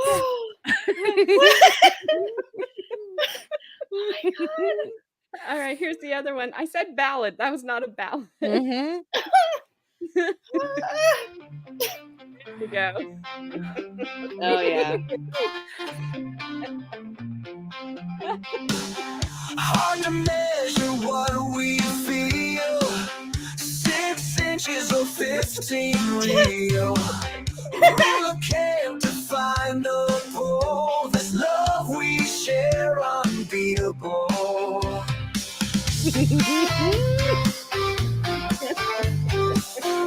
Numbers toss just like the wind. Passion burning deep within. Heartbeats pounding wild and free. Length can't chart this destiny. Is it 15, baby, or is it 6? Our love's a fire that no one can fix. Deeper, stronger, wild and free. Numbers never matter to me.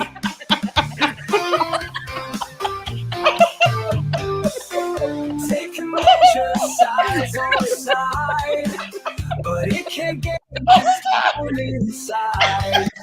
Doesn't force beyond compare. In your eyes, I see there. Distance ain't no wall for us. Worlds apart, still feel your touch. Close my eyes, you're here to stay. 15 or 6, it fades away. Is it 15, baby, or is it 6?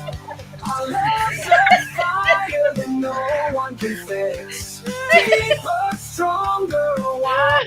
Oh, like, numbers never mattered to me anyway. You just went a cappella. Yeah.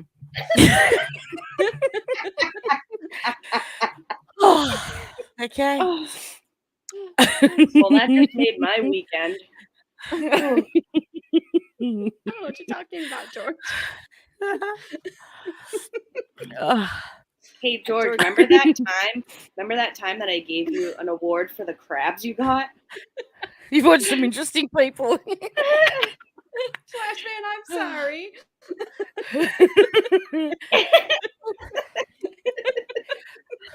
It's my 15 minutes of fame. Hi, Auntie Flash fan. It's called Suno, Udahev. It's SUNO. And it's just AI George. music. It's so funny. That's the name of the next hit song. Yes. Yeah, Yes. type literally Totally. that Yeah. in. Oh my god.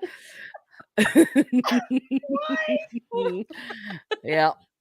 Okay, what style? How about country? Yes. Country Oh my with god. no ovaries were injured in the making of this, and some messed up noises coming out of those clams. Okay, I'm gonna have to hurry because they're coming back in. Oh my god. Oh, I'm like I can't even move. My stomach hurts so bad right now. Yep. I got a cramp in my side. Oh Lordy. Oh Lord. Oh, my ovaries. I got AJ a birthday card. Woohoo! Hang on. I've got to get it out of the thing now. I can't see it. Oh no, it's not that one.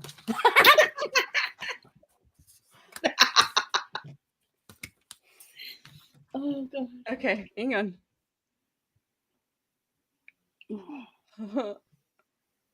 Oh wait. Hang on, I'm not done reading it yet. Wait, we can back over that way. Sorry. I couldn't choose between that or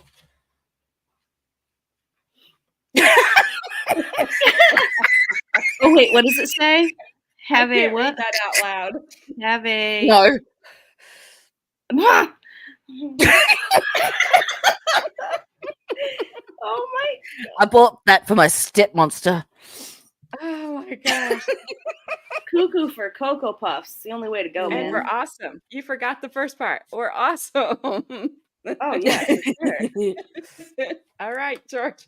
Here's your song. Here's your before we- song, George. Here's your It's country called- song, This George. one's called, dedicated to George Caspera. Oh, Carmen, you liar. This one is called Rural Wonders. What is it called? Rural. Rural R-U-R-A-L. Wonders. Wonders, where I live. All right. Oh god, okay. 10, 12 years ago, a story untold in the simplest mold. No ovaries were injured in the making of this tale. Life's a winding road on a rugged rail. Down by the bay, where the clouds all scream. Strange noises echo like a twisted dream. No ovaries were injured in the making of this tale. Life's a winding road on a rugged rail. Down by the bay, where the winds all scream. Strange noises echo like a twisted dream. The fisherman alive says it's just the breeze, but I swear I hear voices in the clamshell seas. No ovaries were injured in the making of our days. We work and we wander in our old-fashioned ways. Strange noises and wonders in our little country town. We keep our spirit high even when the sun goes down. Grandma sits knitting on the old porch chair. Swear she heard a whisper from a Yes, Splash Fan. Little Johnny runs with a shovel and a grin, picking up the clamshells with an ear close to the den. Life sure ain't simple, but it's always grand. Surrounded by laughter in this hard-working land, where clams start to chatter as the daylight fades, and our hearts told stories in the evening shade. Heart says it's the sea's own ancient song, a quirky little tune that keeps us strong. No ovaries were injured, life keeps on its course, with clams and their noises in the clamshell seas. No ovaries were injured, life keeps on its course, with clams and their noises. It's a tale without remorse. Tell without remorse. That was for you. Mm-hmm. Oh my god, please save that one. Oh, It's for you, George. I can't even talk. I can't even talk.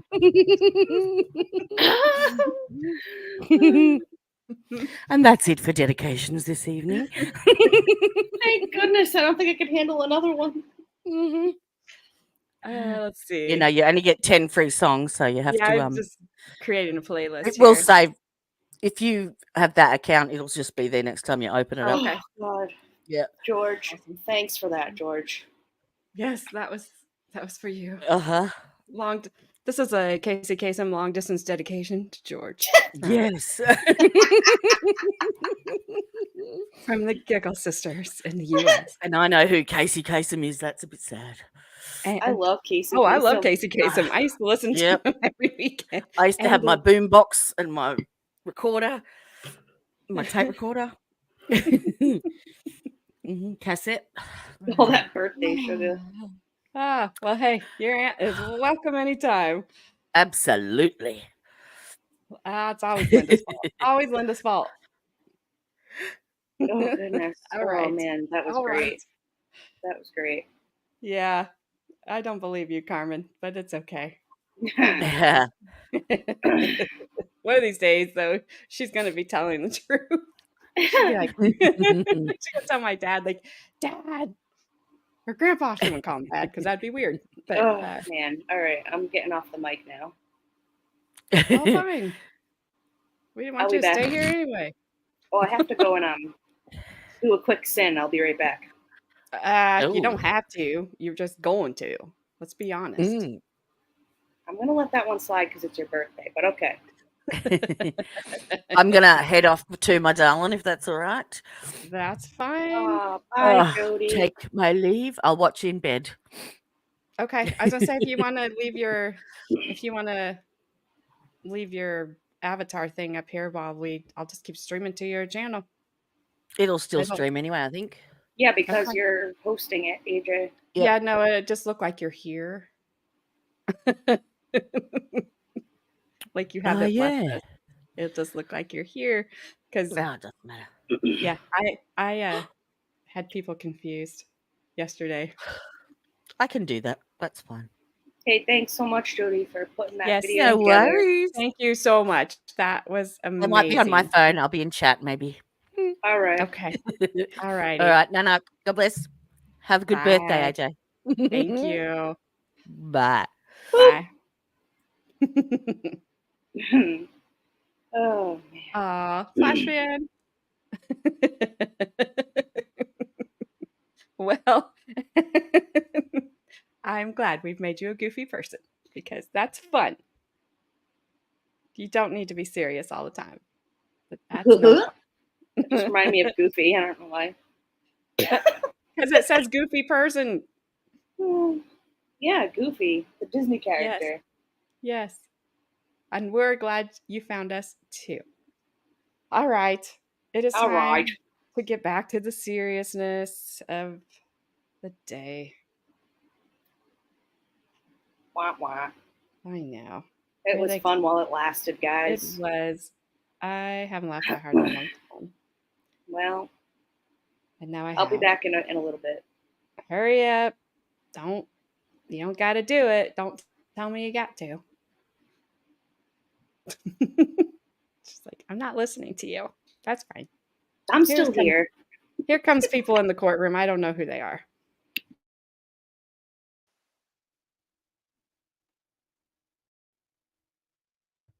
We'll fast forward through this part.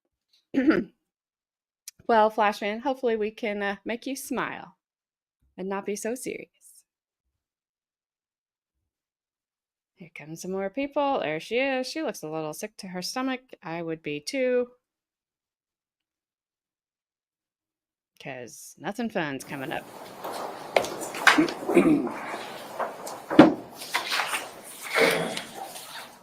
All right, we'll see if the poll results change as she is cross-examined.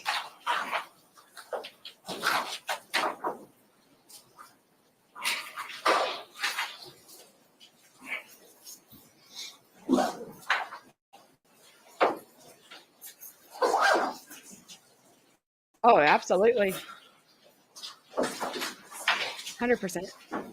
420. I'm going to go horse from all that laughing. That's good.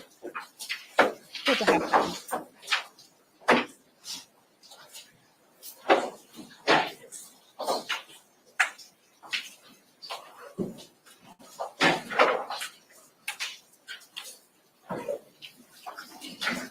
And Gabby.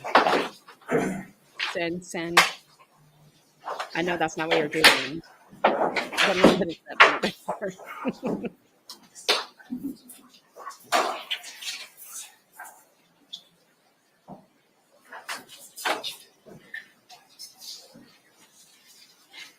I think I would throw up if I was sitting in her shoes.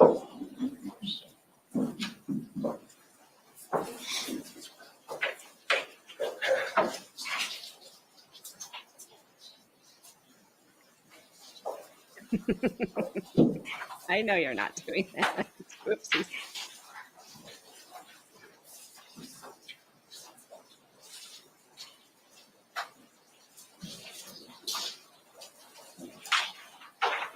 Are we going to have like 6 hours of argument before they actually call the jury back?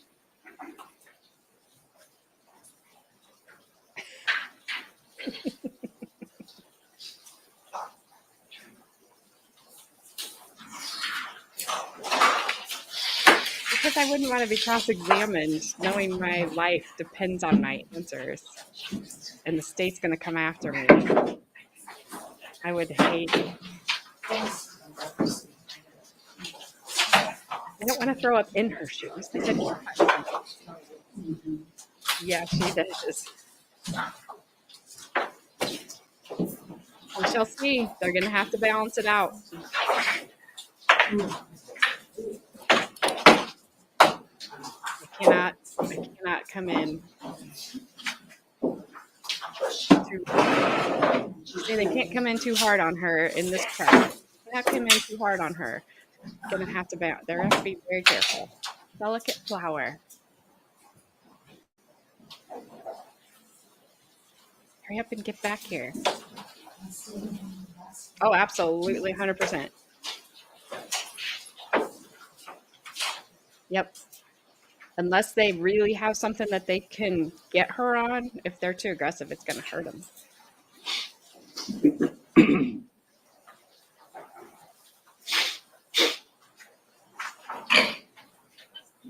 Can't even imagine like what's going through her mind.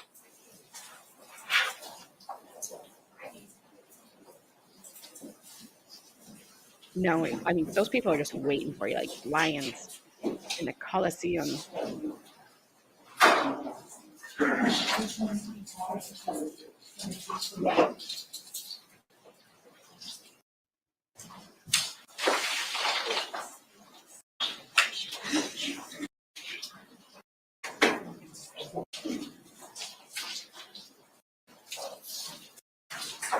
Come on. Show them some things. Can I take them out and show them? Yeah, let me know if you find everybody. Okay.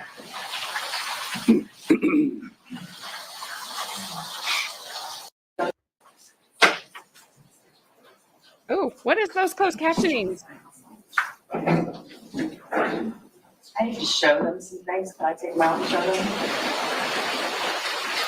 Yeah, let me know if you find everybody. Okay.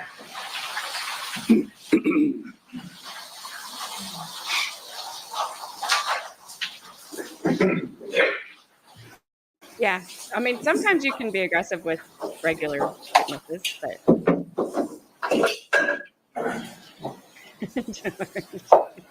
And we have a song that you can play.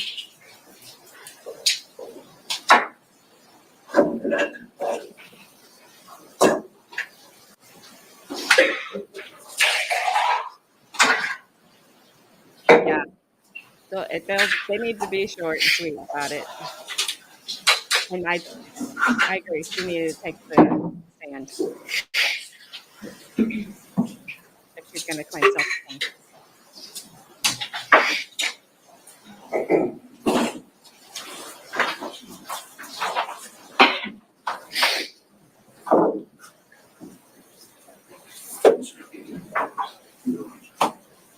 I'm scared to look over here again.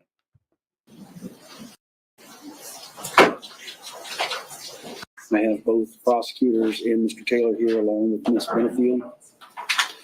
Before we get started, Ms. Benefield, when we took our lunch break, I gave you the full warning that I give to all the witnesses that you've heard multiple times regarding sequestration. I was erroneous, however, because my instruction to the criminal defendant has to be modified slightly. You are allowed to meet and speak with your attorney over the break. I no sooner got upstairs than realized I gave you the full sequestration instruction. Now, there was no objection to it. Case law talks about if there's an objection to it or a deprivation of the right to counsel. But I want to make sure if there was any error or even arguable error that I correct that now. I appreciate it, Judge. We'll be able to get it all worked out. Okay, so I'm happy if you want to take time to speak because you're allowed to. I'm happy to take a recess and give you that time if you need. Thank you. We're fine. All right, sir. He did mess up, but he owned up. I think there will be a pre-objection to something I intend to introduce. So. Okay, yeah, if you know about him now, let's talk about him before we bring the jury in. Please. Yeah, he did. And that, but she could on the break. Well, I don't know which one's it. Yep. Owning up to a mistake is always refreshing. Yep. You see a lot of judges don't want to All admit right. it. Oh, you don't have to approach. Or unless you want to. Is it something we want to keep? No. Okay. It's her fault that she walked first. I did. So I have States Exhibit 103 and States Exhibit 104. Yes. It's their objection, so. Okay, yes, objection. Relevance is to the modeling photo, and mugshot, we submitted a memorandum to the court. It's pretty clear case law, mugshots are not. I disagree that the case law is clear, the mugshot is not admissible. But the relevance of both of those is to show her face before and after this incident, so the jury can make their own determination if there's swelling on her face.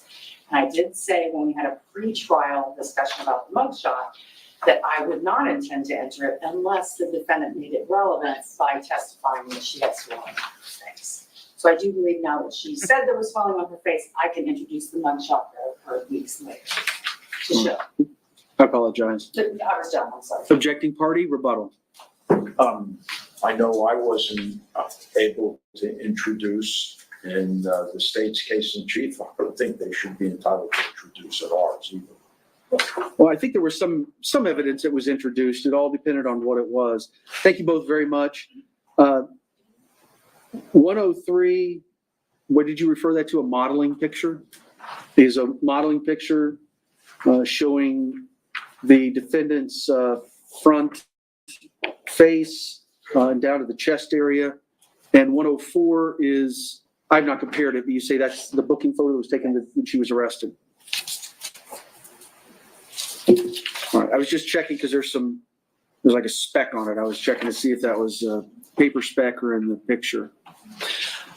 So yes, what we originally talked about, I don't think I don't agree that there's a blanket prohibition on the entry of a booking photo.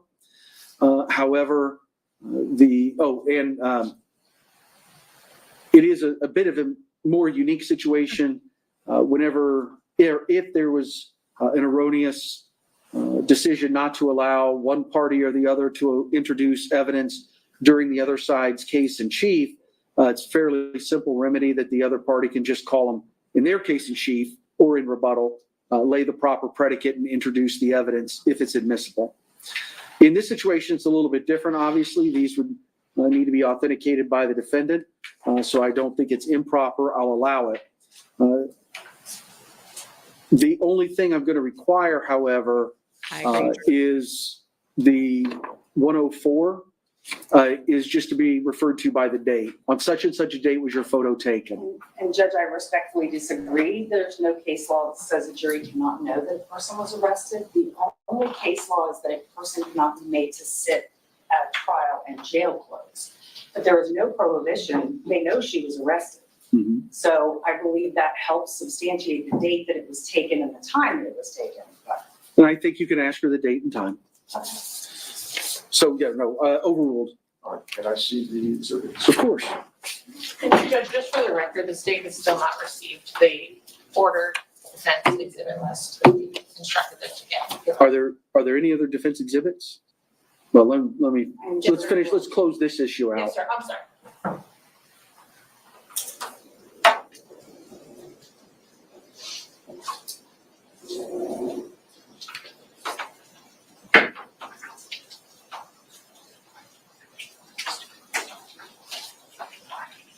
If the defense attorney is smart, I haven't seen the pictures, so I don't know. But are these touched up pictures? You know, like they make your arms slimmer and they make your face slimmer, whatever. They can take swelling away. Are these the finished product or is this the original? If he's thinking, he'll ask that because that will matter.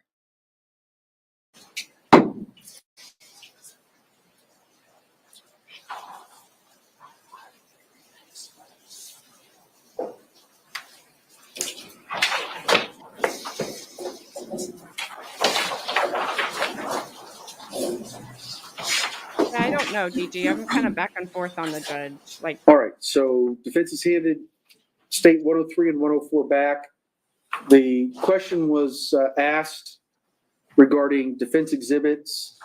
I don't know what's left. I don't know what witnesses are being called or when. But do you have an exhibit list that complies with Rule 3.220?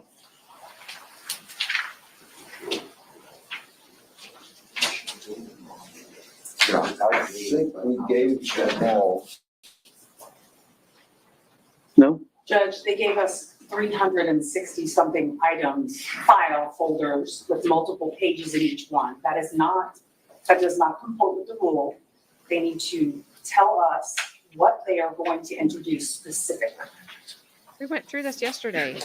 Well, the rule calls for what do you intend to introduce? We have them, share them with the prosecution today. Prior to any other witnesses being called? Yes. Okay. He's already in there, Ready? George. State. Judge, I just still would ask for a list because it's hard for us to, when showing us them, I don't have the ability to copy them and do all those things like I would have if I had gotten a proper list. And so it's just hard for me to be able to then go find the things to be able to figure out if they're complete. So here's what we're going to do. We're going to have a mid-trial exhibit exchange. And we'll take a break. Maybe it'll be the mid-afternoon break. I have no idea. We'll give them a list. And you're going to get a list. And if not, you can go through them and you can write on a piece of paper exactly what they are. And if you say, I want a copy, they're going to give you a copy. Yes, sir. Thank you so much. Okay. Problem solved. You ready? You ready to go? Yes. All right. When we finish, Ms. Benefield, you were on the stand. So if you could reposition yourself, please. And if we could put the screen down, please. And shut the lines. Thank you. Yeah. The clerk is going to leave the lights. The clerk's going to leave the lights as is. When you need the lights lowered, then let us know. Okay. Yeah, they tried to get them on the discovery violation yesterday. Same thing. I don't They need didn't it. do it. Yeah, All right, yeah, bring in the jury. he didn't like that yesterday. They tried to put him Richardson violation or something. Because they handed it that way.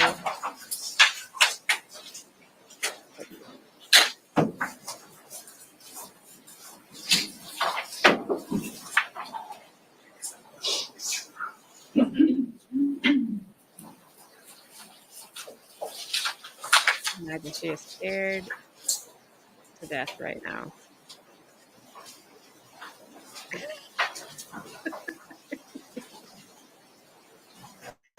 Oh, you were surveying this morning in the helicopter with gophers and tortoises. Well, that's what they're used to getting, BG. That's exactly what they're used to getting, and they don't want to give the defense anything.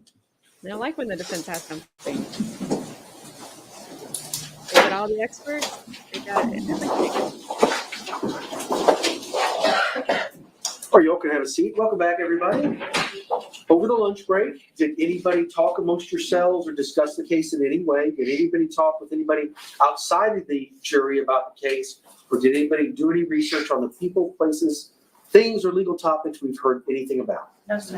Everybody says no. All State, you may begin your cross-examination. I would like to just start with a couple of issues. So first, Doug Benefield never punched you ever, correct?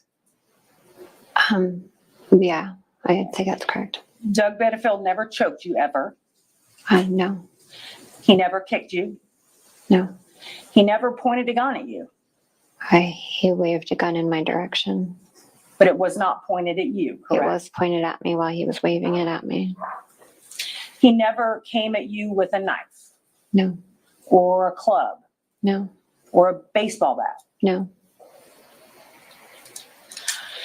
So there are 30 years difference between you and Doug, correct?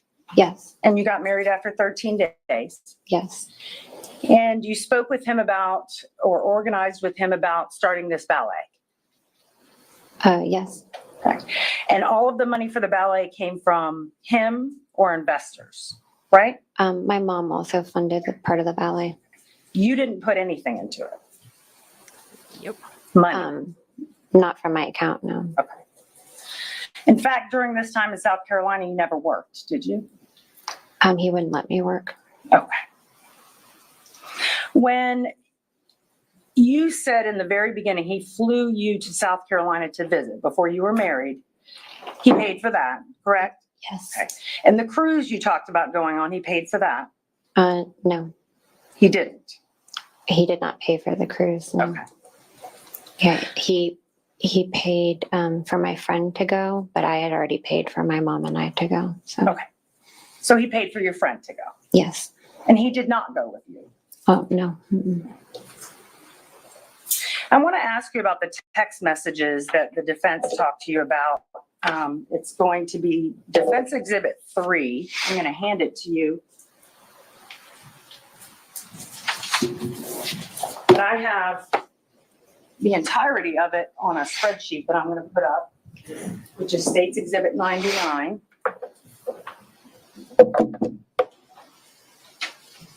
If we could dim the lights, please.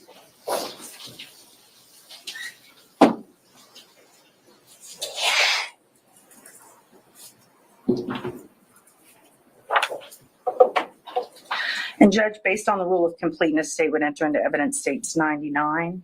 Did you want to be heard in addition to what we said earlier? I haven't actually seen the specific message. Yep, and with truth, you don't have to remember what you said because it doesn't change.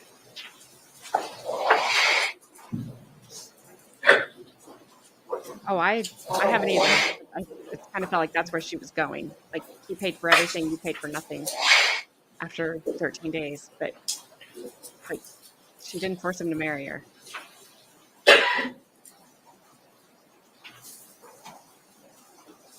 Yeah.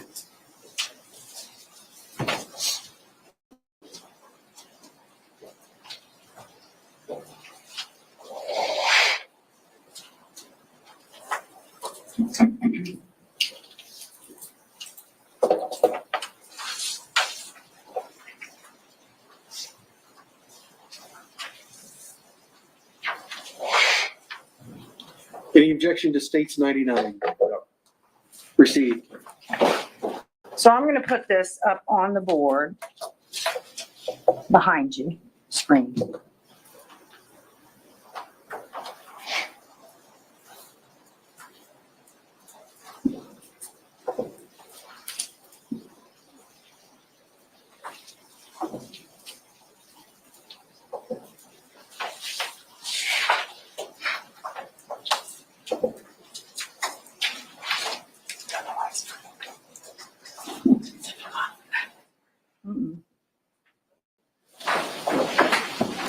We're trying to get it to come up on the screen.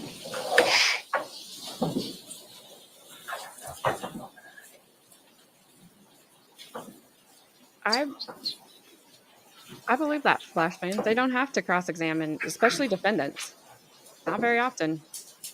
And a lot of times defense doesn't even they don't put on anybody. Okay.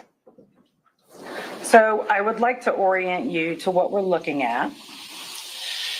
So on the top line, it gives whether the messages are outgoing or incoming. That would be the third, fourth column that we're looking at. And what I would like you to do is read the body of these as we go through. I'm going to expand it so you can see it. And if you could just read these for the jury. Okay. One part is just looking at Renee. Who is that from you or from Doug?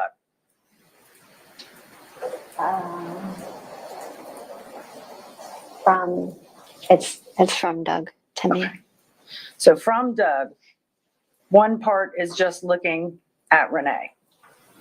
Okay, go ahead. I'll tell that part to start. The day I met her, I felt her before I saw her. Oh. My ex-husband lived to argue. Renee and I maybe argued 5 times in 15 years, and even then ended up laughing. Smiley face. I'm a clown at heart and love people being happy. That seems like a hard act to follow. Baby. Like always being armed. Yes, my love. And the outgoing messages are you or Doug?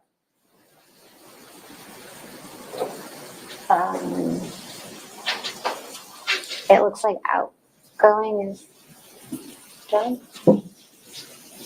Yeah, outgoing would be from Doug.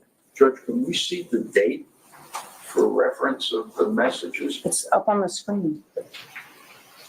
I hate when they do this with text messages. Doesn't make any sense.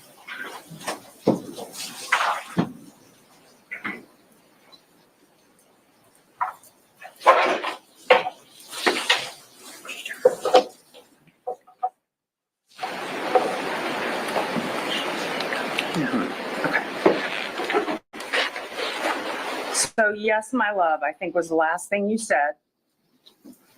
And then what's the next thing?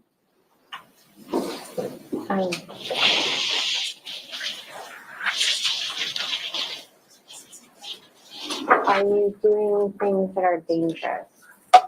And you're going to have to speak up just a little bit. I'm sorry. Here. Are you doing things that are dangerous? To think of all the time that you were not with me and understanding them and how to conduct warfare in them for the kingdom. Where was he when he was sending you these messages? While you were on the cruise? I believe he would have been in Charleston. Okay. He wasn't on a business trip? I don't believe so. Okay. Continue reading. All the other people. All the other people. Then a rectangle. It makes me so sad. And then another rectangle. If I dwelt on it, I would go into rage to remove them from the earth. And your response to that? Yes, baby, I hate it. It hurts. He said I could defend myself, and you were easy prey for predators. You're sweet and want to please people, and they used that. And you said? I'm sorry, and then he said? I desire to exterminate them, and holding back is a challenge. They are rats that should be removed. And you said? Oh, baby, my love. Yes. Like that night, like last night, just the jerks arguing near you about put me in a sheer murderous mood, but I was stuck and I couldn't defend you. I said, thank you, baby, but I was okay. He said, but could have been a fight, etc. Only you being with me will over time remove images in my head. It is same, and knowing you were taken advantage of in my mind makes me explode with anger to take them out. God made you for me. And I said, yes, baby. He said to enjoy the beauty he did craft on earth. I see Renee as Eva's mom, not my wife. It is strange, but... Can you pull that back up? He said it is strange, but there is no emotional connection. I said, well, I'm glad. I just wish I could see it that way. And you said, I'm glad. I wish I could see it that way. Were you talking about being jealous of his relationship with Renee? I guess you could put it that way. Okay. You can continue to read. I know we both have a battle to fight in our minds. He was sitting on the mantle in the background. I'm crazy, I know. But it just killed my heart.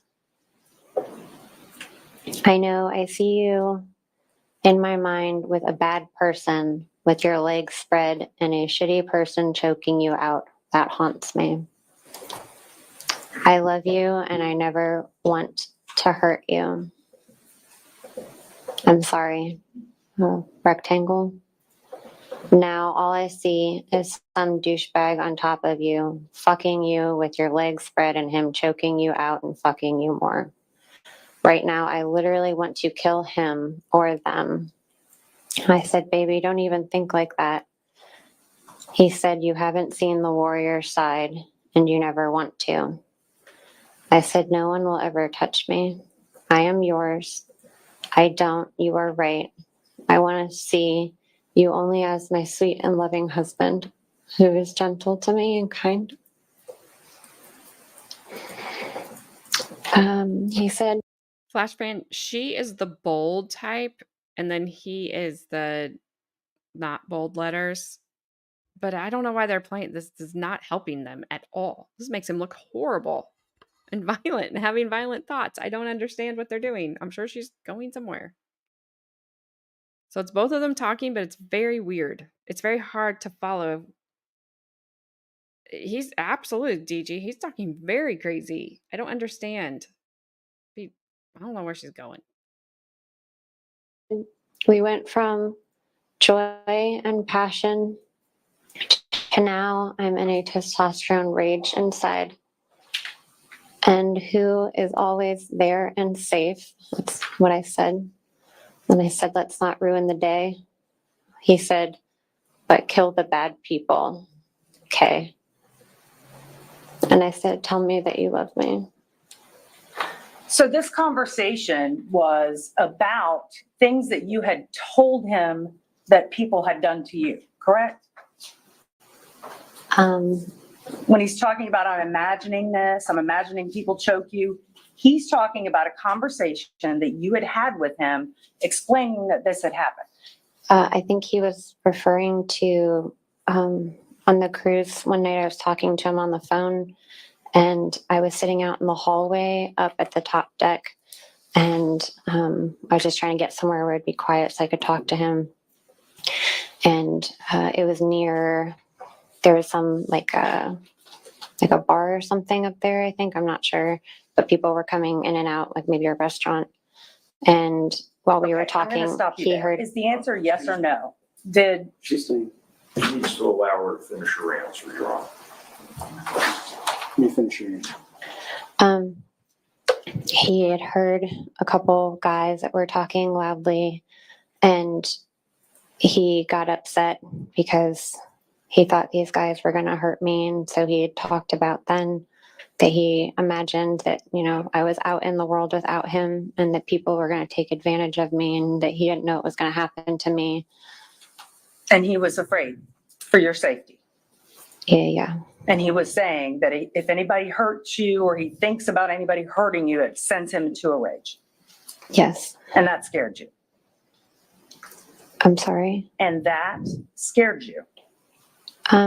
Well, as I said earlier, at the time, I kind of, you know, played it off in my head that he was just my new husband who was trying to be protective and like show that he loved me by kind of being, you know, manly. Okay.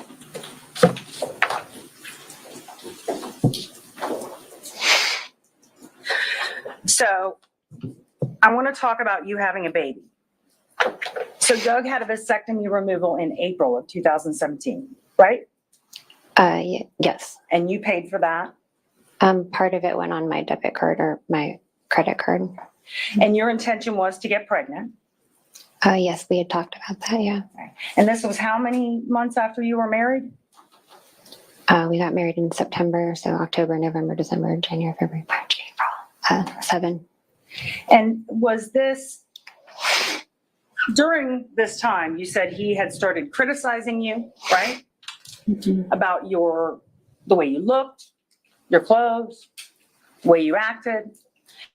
He was, according to you, he flipped a table, tried to flip a table, threw a chair, right?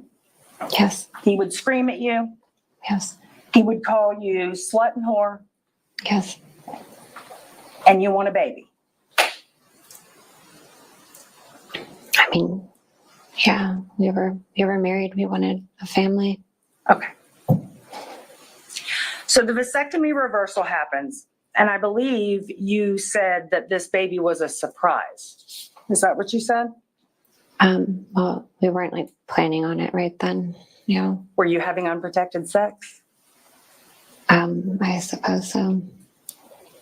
Okay. So you knew that unprotected sex would result potentially in a pregnancy. The doctor had told us that it probably wouldn't work for a while. So it wasn't something that we thought would happen that fast. Okay. But it did. Yes. How quickly? When did you get pregnant? I guess July. And right around this time is when you say the incident happened where Doug threw a gun at a wall. He threw it at me. Shot a gun at the ceiling. I think you made several allegations, correct? Yeah, he admitted to it, but yes. What were you arguing about?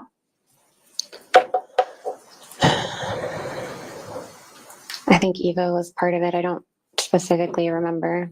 And wasn't it true that you had a problem with Eva and you thought she was disrespecting you at that time? I wouldn't say I had a problem with Eva. There was a lot of tension in the house, but yeah, there's a lot of things going on that were not ideal. You knew she was 15. Yeah.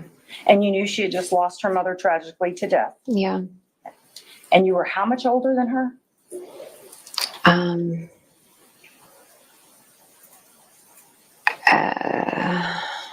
10 years, 9 years, 10 years. And this tension surprised you?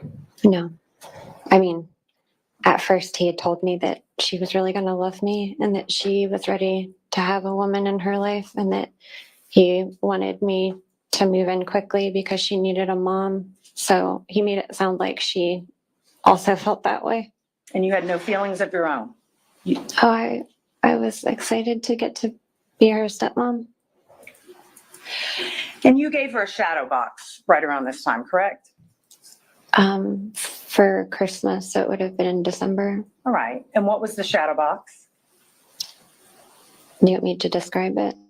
Yes. It was like a small picture that had like deep sides and like the glass was at the front of it. And there was a sand dollar that I had painted and decorated. And I put it on like a black cardstock. And I wrote a saying on it that said something about how like you can be strong through the storms and that, you know, seashells are beautiful things that come out of storms. And that shadow box is the reason you were arguing that day with Doug, correct? I know it came up at one point. I don't know if that was the reason. And what was the problem with the shadow box? Eva had taken it apart and I guess had thrown out the thing that I made and was using the picture frame for something else. What was she using the picture frame for? She had put a rose from her mom's funeral in it. And that upset you pretty badly, didn't it? Made me really sad. I had taken a lot of time to make it for her and I thought it was special. And yeah. You began crying. Yes. And you dropped to the floor and sobbed hysterically. Probably. You were so upset that she put her dead mother's rose in the shadow box. It wasn't that. It was that she took it apart. I mean, I would have bought her another shadow box. You went to Doug and said it was disrespectful that she took this apart. According to Doug? No, according to you. You went to Doug and said she's acting disrespectfully. You need to handle her. She upset me. I I'm crying. I don't remember saying that about that. Isn't it, in fact, what you were arguing about before this whole incident with the gun and the ceiling? Is this relevant as it relates to the daughter? Can you approach, please? Perfect timing. Eva is the one that just walked out of the courtroom. That's the Doug's daughter, who was 15 at the time, who they're talking about now that she gave the shadow box to. And because the wife had, his wife had passed away unexpectedly from an undiagnosed heart condition, I believe. And 9 months later, he married her and brought her home. And she was 24. Eva was 15. So Eva wasn't happy. And Eva's not happy now. She just stormed out of the courtroom again. I don't think that's a good look for her. I don't think any of this is helping them So at the day all. that this argument happened, you actually at one point were in the car with Doug, right? Yes, Okay, you're going to the bank and going to do some other errands. I believe so. And the entire time you're upset about this shadow box. I don't distinctly remember that, but the argument kind of came from there, I guess. And in fact, it wasn't an argument, right? It was you being upset. Well, he said that like life was out of control and he couldn't deal with the people at home and he couldn't deal with the people at the ballet. And he felt like everything was just too stressful and he was upset with everybody. And didn't he ask you to stop? I'm sure at some point. And you didn't stop I guess not. for the car ride? No? Yes or no? I don't remember. And you kept telling him you need to discipline Eva.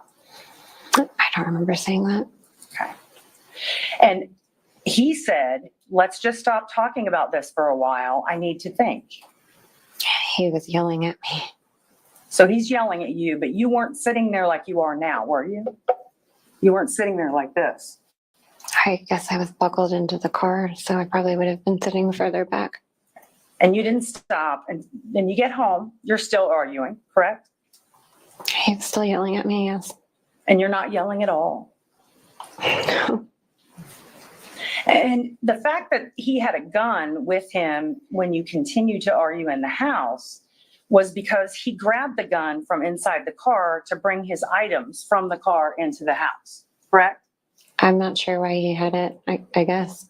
Okay. And it was in a holster. I believe so. And you both used to carry guns. Mm-hmm. You carried guns on a regular basis. Yes, you ma'am. have had at the time more than one gun. Yes, ma'am.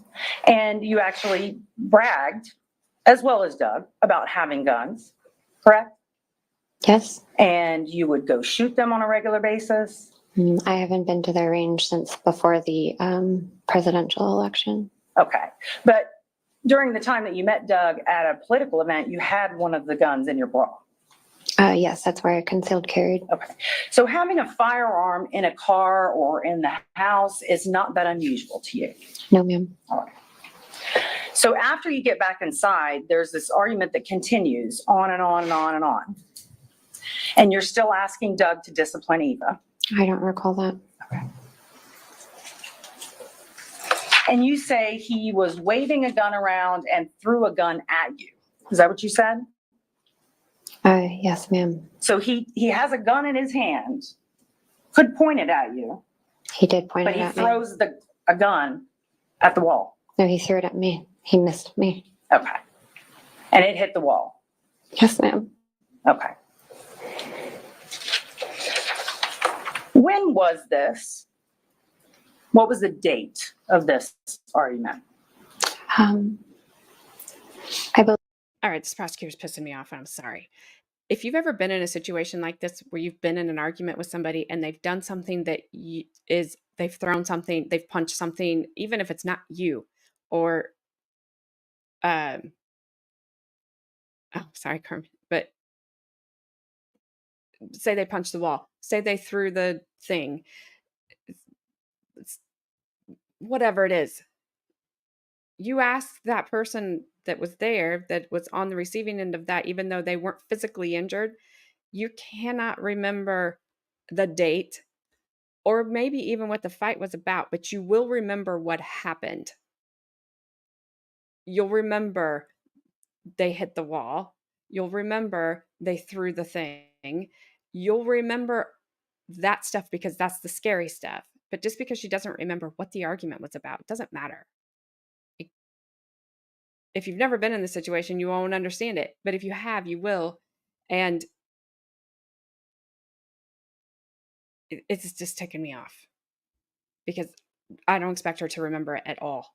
I expect her to remember what happened, but not necessarily why it happened or what was said or what she said or where she was sitting or whatever. I believe it was the end of June. 2017. Sorry. Yes, ma'am. When was your wedding reception? It was shortly after that, maybe like a week or two later. I don't remember specifically. Okay. So even though you've been married before, you were now having a wedding reception. Yes, when we got married, it was just the two of us. And at this wedding reception, you had a lot of guests come?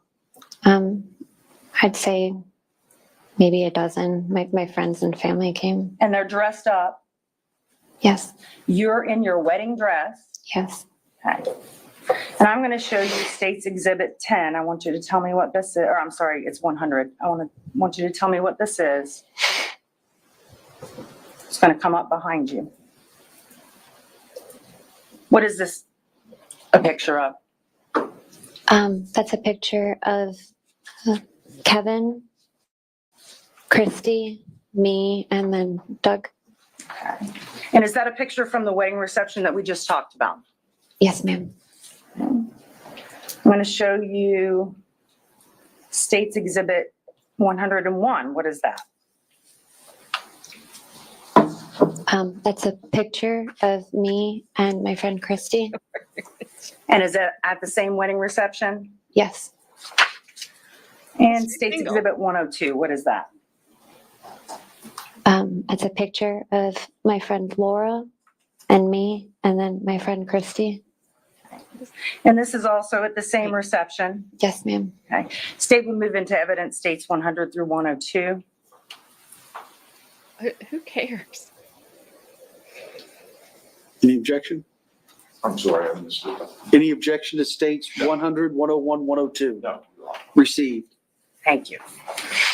And in States 100, are you scared here of Doug? No, I would not say no. You said on direct examination that around this time you were living the nightmare. Those were your words, correct? Yes, ma'am. Okay. Were you living the nightmare here? Oh, no, not at that moment, no. That was a very nice day. How about at this moment? Oh, it was a good day. DG, what And States 102 at this moment. I'm sorry to keep pausing. What I know about the people in my chat, and a lot of them are women. Most of my subs are women. So a lot of us have been through. I've not been through anything half as bad as what a lot of people in my chat have been through. That's why we get very like emotional about some of the testimony of these women, because we understand where they've been and what they're doing and how they are just trying to keep the peace. And you can have pictures like that. It's easy. You can have a lot of pictures like that. You might go home and it might be bad, but you pull that off. That's really easy. This is dumb what she's doing. She better hope that nobody on that jury has even had a touch of it, because I can tell you it'll you just understand it differently. Same. It was a good day.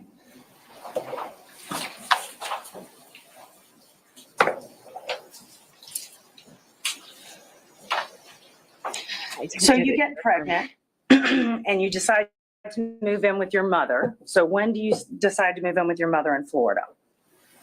It was the end of August, I believe. I was really sick, and he brought me down to my mom's house and dropped me off. Okay, but going to your mom's house was your choice, right? We decided together. He said he couldn't take care of me. He was too busy, and that my mom could take care of me better. So I was happy to go. And you needed someone to take care of you while you were pregnant. I was really sick, yes. Okay. So you moved down with your mother at maybe August of 2017, you said? The end of August, I believe. Okay. But there's still this issue of the injunction in South Carolina while this is going on, this South Carolina, Florida thing, correct? I'm not sure I understand the question. Well, you said you applied for the South Carolina injunction, or you received the South Carolina injunction right around that time in 2017. Actually, I think you said November 2017. Yes, a few months later. So shortly after you moved in with your mother, a couple of months, you filed for an injunction in South Carolina. Yes, ma'am. And we talked about the fact that, or you talked with the defense about the fact that it was a mutual injunction. Yes, ma'am. So both parties agreed to stay away from each other, correct? Yeah, I believe that it was for both parties to stay away. No evidence was presented at this hearing. I don't believe so. None of your complaints were heard at this hearing. There was like a written, like a filing. But the judge, other than that, did not hear any evidence at the hearing. That's correct. All of that was forestalled because the two of you agreed, okay, fine, we will have this voluntary stay away order.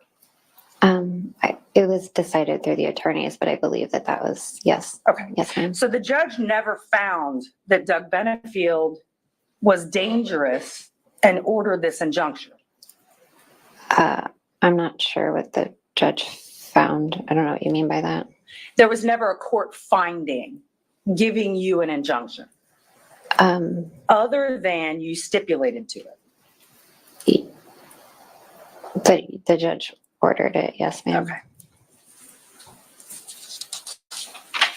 And this injunction, actually, part of it says that neither party shall harass or threaten or do those types of things to each other. Yes, right? ma'am. Okay. So then after you're in Florida, you get a package that you say was in violation of this injunction. And it's a birthday present, right? Yes. It's a tea set. Among other things, yes, ma'am. And you liked tea. I like drinking tea. Yes, ma'am. You drank tea all the time with Doug. Yes. Okay. And you opened this tea and you claim that it smelled so strongly that you automatically rushed it to the sheriff's office. I didn't specifically sniff the tea. It was when I opened the box, the whole contents had a very strong chemical smell. So you immediately rushed it over to the sheriff's office? No, ma'am. I immediately sealed it up and I left it in my garage. For how long? I don't remember specifically. It was maybe a day or two. I don't remember. It was a little bit longer than a day or two, was it not? I don't remember. Okay. So after this time goes by, you take it to the sheriff's office and you claim that this was a violation of injunction. Right? It was, yes, ma'am. And you also claim that this was all part of Doug's poisoning scheme to poison you and your unborn child. Hazmat informed me that there was toxic I don't want to hear what chemicals someone else told you. I want to hear what you claimed, that this was part of his poisoning of you. Plan to poison you. Well, based off of what I was told, that was the conclusion I came to. Ma'am? Yes or no? What, according to the way you felt, this gift was a part of his plan to poison you. It concerned me. Yes, Okay. ma'am.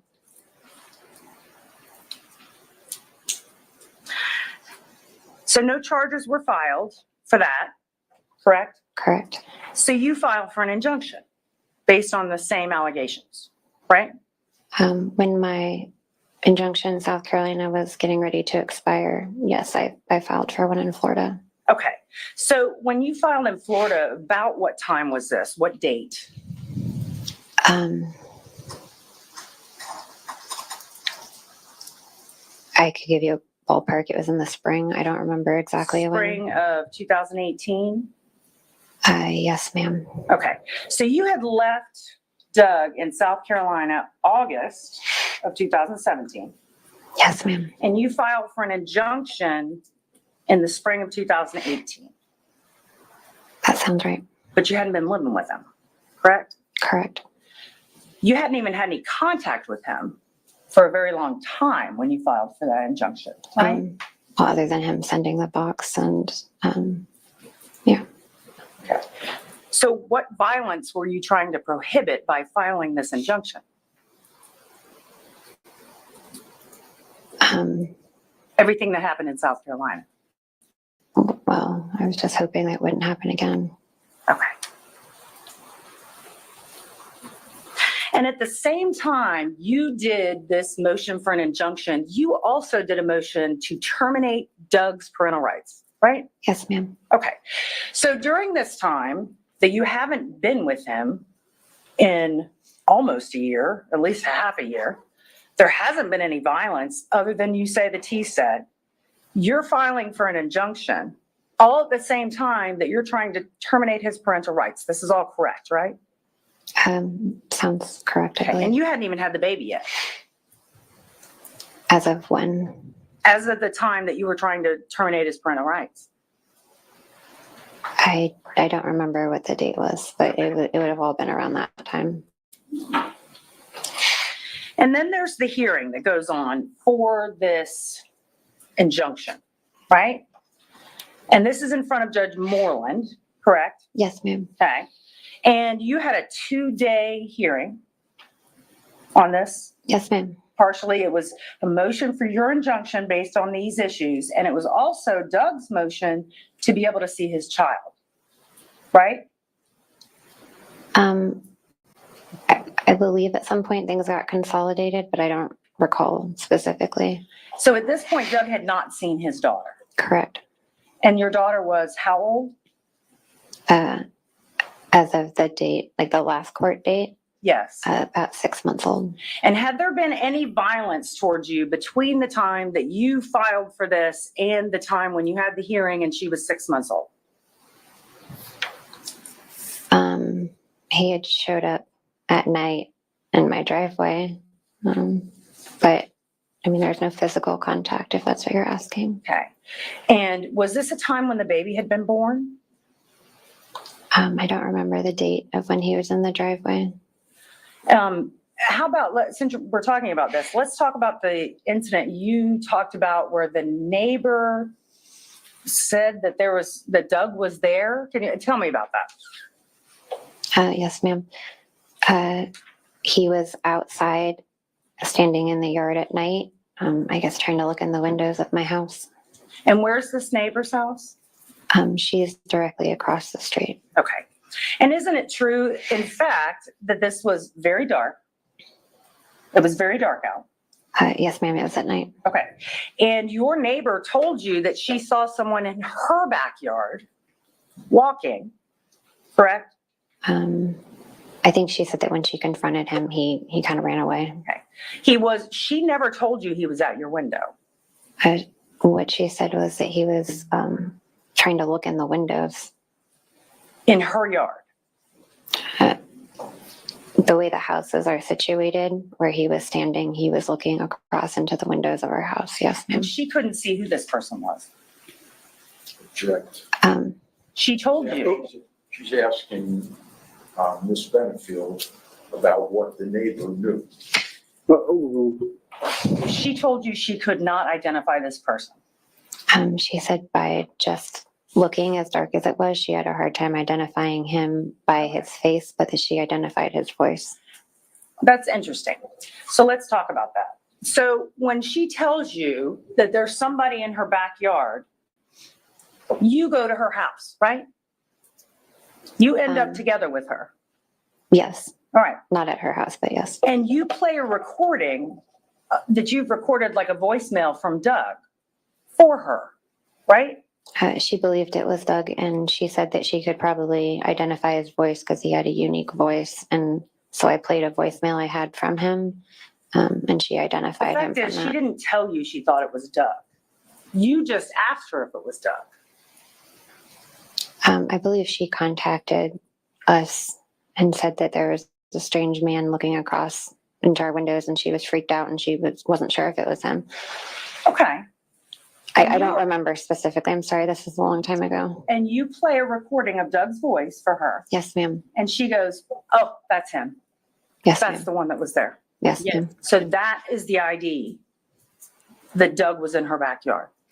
I believe she also described his body type, his stature. She said he was wearing a baseball cap, which he often did. So I think that was probably Don't a part lot of of it. people wear baseball caps? She needs to allow I'm sure. before she cuts her off. I've been able to follow along, so I'll overrule at this point. There's a lot of people that are 5'9", right? Oh, yes, ma'am. A lot of people that weigh 160 pounds. Yes, ma'am. A lot of people that wear baseball hats. Yes, ma'am. And isn't it true that this person in the backyard said to her, I live around here. I live here. Mm-hmm. Okay. I believe so. I wasn't there for that part, but that's what I believe she told me. Mean that he lived there. Sorry, woman, you're losing. Now I want to move forward to 2019. Around this time, Judge Moreland had already ruled that you could not have your injunction, right? She denied it. Yes, ma'am. And that Doug could have immediate visitation with his daughter. She ordered time sharing, yes. Did you start visitation with Doug and Emerson very shortly after that hearing? Yes, according to the court order. Yes, ma'am. And you decided you were going to go with him on this visitation? I offered, and he said he would be glad for me to come. So yes, I went. This person that you lived in a nightmare with, you decided to go with him on this visitation? Yes. Now, the Judge Moreland hearing, when she ruled, she made it very clear that she did not see your side. Sustained. You had no faith that Judge Moreland was going to help you from that day forward. Overruled. You had no faith that Judge Moreland was going to help you from that day forward. I don't know that I'd say I thought she would never help me, but I mean, she denied the injunction, yes. So you go for this visitation with Doug, along with him and Emerson, and that begins sort of a, I think Stephanie Murphy called it like a honeymoon period or a happy period piece. Would you agree with that? Yes, ma'am. Okay. So during this time, you spent a lot of time with Doug. Yes. And a lot of time with Emerson. Yes. And you weren't scared of Doug at that time? He was being very kind. Okay. So you weren't scared of him at that time? No. I mean, I had things at the back of my mind, but he was being very kind. So then around summer of 2019, you actually make arrangements with Doug. He's going to move into your mom's house. He wanted to move in, yes. You actually agreed to that? Not specifically. He didn't really ask my opinion. He told me. Okay. And then the date that he was supposed to move in, you made plans with him, Hold on a correct? second. Sir, who's crinkling the paper? Is that Mr. O'Keefe? Sir, can you please stop? Thank you. Go ahead. So during this time, you're speaking with Doug. Yes. Right? Yes. And you're talking with him about moving into your home. He was insistent that we needed to The move in answer is together. yes or no, please. You were talking with him. She interrupting the answer. If the question calls for yes or no, the questioner has the right to expect a yes or no, or I don't know, or I don't recall, So as opposed to a narrative. You were speaking with Doug about him moving into the house. Yes. and about his things being moved and when they were going to be moved? Yes, I'm sure. And at any time during this, did you say to Doug, no, you're not moving in? Yes. You said no. I'm sorry. You told him, no, he cannot move in? Yes, that's why he ultimately didn't move in, as I said, Okay. I can't do this. Isn't it true that, in fact, you didn't tell him no, you just weren't available the day he was supposed to move in? No, that's not correct. Okay. So you're saying the day he was supposed to move in, he knew he wasn't supposed to move in? Is that what you're saying? We had a conversation that day, and I told him that I didn't want him moving in. Okay. And then you did not take his phone calls. You would not speak with him. I think the word was ghosting. You ghosted him. I don't know whose word that is, but that's fine. Yes, ma'am. Okay. But visitation continued. Yes, ma'am. All right. And you continued to exchange custody of Emerson where? At the sheriff's office or? I believe at the time we were doing the sheriff's office. And sometime around this time, you show up to this visitation with an engagement ring on, right? No, ma'am. Okay. Who is Dennis Beatty? Dennis Beatty. Beatty. Who is that? He was a gentleman I dated at one point. And it was during this time that you were dating him, right? After I told him not to move in, and then we started just doing time sharing with Emerson. Yes, after that, there was a period of time where we dated. Yes, ma'am. And isn't it a fact that Doug filed for a divorce after one of these visitations? I'm not sure when he filed for divorce specifically. He filed for divorce after he knew that you were dating this other man, right? Once again, I'm not sure when he filed. How did he find out? Did you tell him you were dating him? No, ma'am. Okay. How did he find out? I think he was stalking me. It wasn't the ring on your finger? It was not an engagement ring. Yeah. Well, it was a ring. Did he see the ring on your finger? I'm not sure what he saw. I wear rings all the time. Okay. So Doug files for divorce. And all of a sudden you file you start a bunch of complaints, correct? About his treatment of Emerson. What you say, his bad treatment of Emerson. Well, she started coming home hurt. It's a yes or no question. Did you file complaints about his treatment of Emerson? Yes. Okay. And you eventually filed for another petition to get an injunction based on those incidences that you claim happened with Emerson. Yes, ma'am. Okay. And you complained about the first time and nothing was done. Is that correct? With the police, no charges were filed, nothing was done? I'm not sure specifically what you're referring to. The first complaint that was made about Emerson and Doug, you agree that you made allegations. Object. Can we? Yes.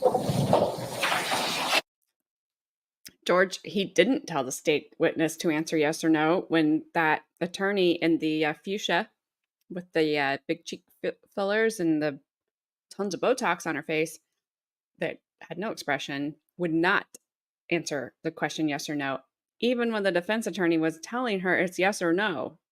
And she kept putting the narrative in. The judge never did anything. He didn't stop him at all. Be interesting to see what old Jules has to say. Hope Jodie listens to it. I'll have to remember.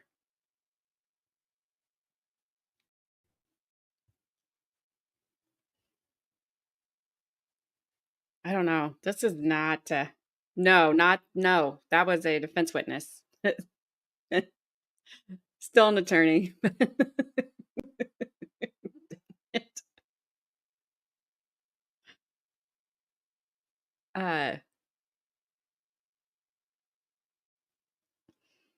It was I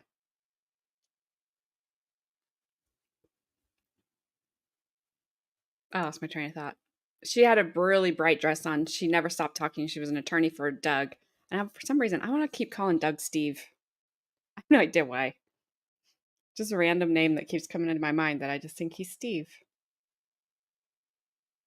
They did. Yes. Yes, Stephanie. Thanks, Bob. Stephanie Murphy, I think. Yes, miss nothing on my face ever moves, ever. My eyebrows never, ever. I don't get any forehead creases. Like, nothing happens. But, man, I don't think the prosecutor is doing a good job. And from what Jodie has said, that Jules has said on Recovery Addict, the jury doesn't like this prosecutor that's questioning Ashley Benefield. They don't, so that may even work even less in their favor if is the case. They don't like her.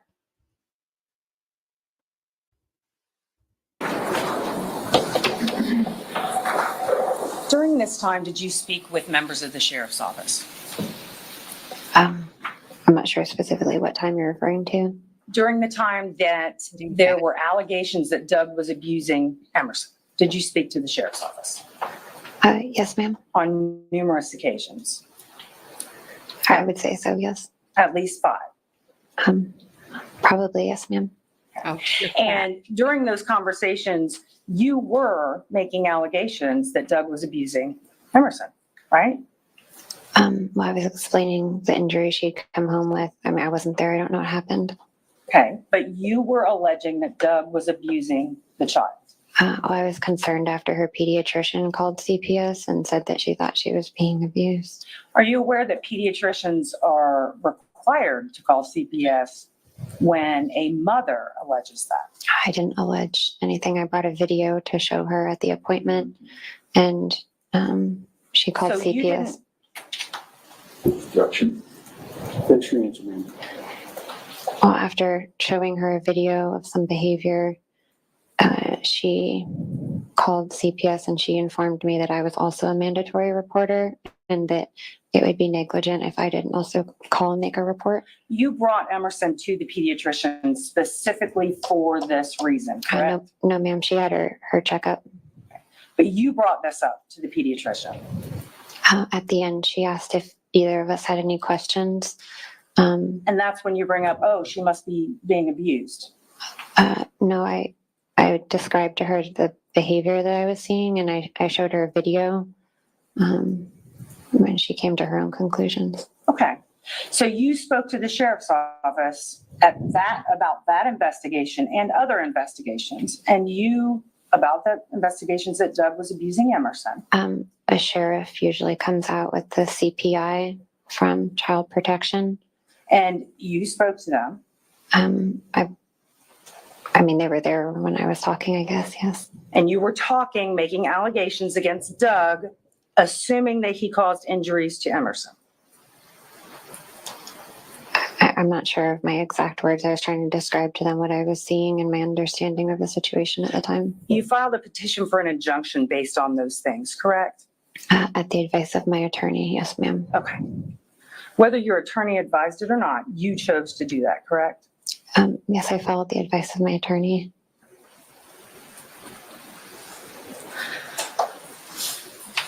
And you were aware that if you went forward on this injunction, that it was going to be in front of Judge Moreland? Yes, ma'am. And this injunction hearing was supposed to take place on September 30th of 2020. Yes, 2020. Yeah, it got moved several times, but that was a date. Okay. So it was supposed to take place on that day. Yes, ma'am. And there were other things pending. Do you know what the other pending items were?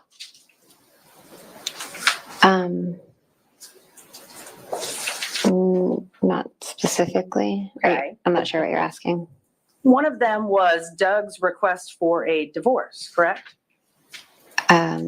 Yes, we both filed for divorce at that point. Yes. So Mr. Benefield filed for divorce. You file an injunction petition. Then you file for divorce. I filed for divorce first. Okay. And then you're scheduled to have this hearing on 9:30. Yes, the hearing was scheduled for 9:30. Yes. And you're speaking with Doug during this time, right? I mean, we just heard 200 and whatever text messages between you and Doug. Yes, ma'am.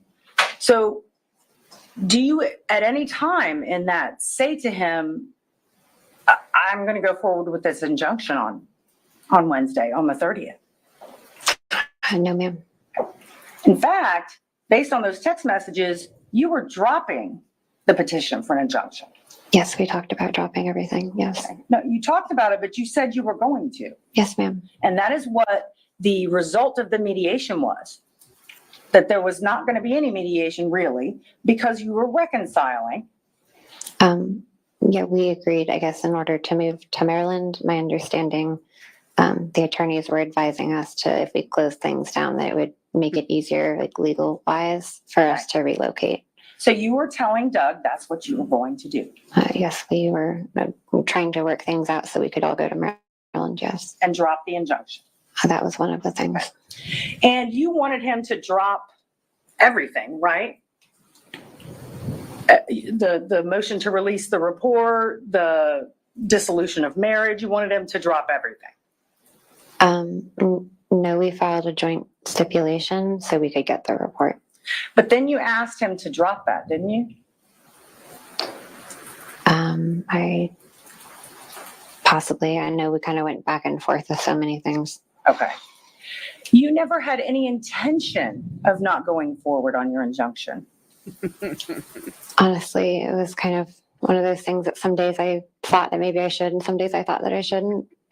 So during this 1 week before you shot Doug, you're talking and you're saying to him things like, oh, we're packing boxes, we're getting everything together. This whole time, you knew you weren't going to stop that injunction hearing. I hadn't decided yet. Okay.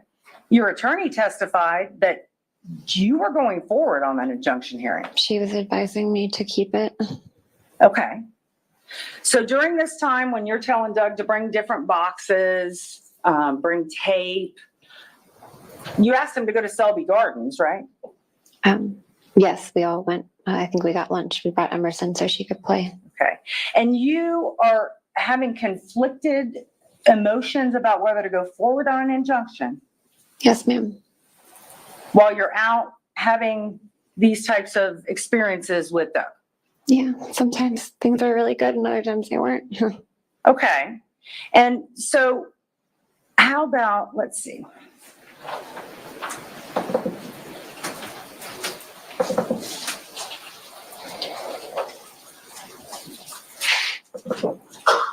This is part of State's Exhibit 98. Holy cow. I don't even know what it's doing. I think it's giving you clues that I gotta guess.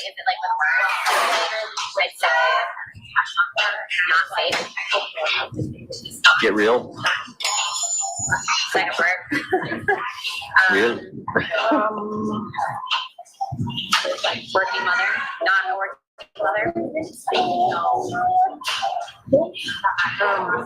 Working mother, not a working mother. Not a working mother.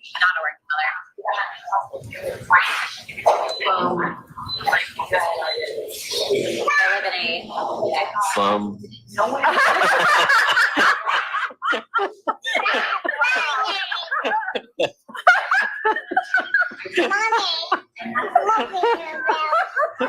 People said earlier, Oh no, it's running out of time. I live in a House. and Real house. White. to put together. Oh, housewives of. Oh, real house. Oh. And this video was taken the week before you shot him, right? Who cares? I don't know the exact date. When was? I mean, in your mind, it was very close to the time, correct? Yeah, I'm sure it was right around then. I don't remember when it was. Exactly, Bob. And during this time that you were having these text messages with Doug and you're planning to move to Maryland, there's no violence going on. No. No? I guess not, no. He's not hitting you. No, ma'am. He's not choking you. No, ma'am. He's not shoving you around.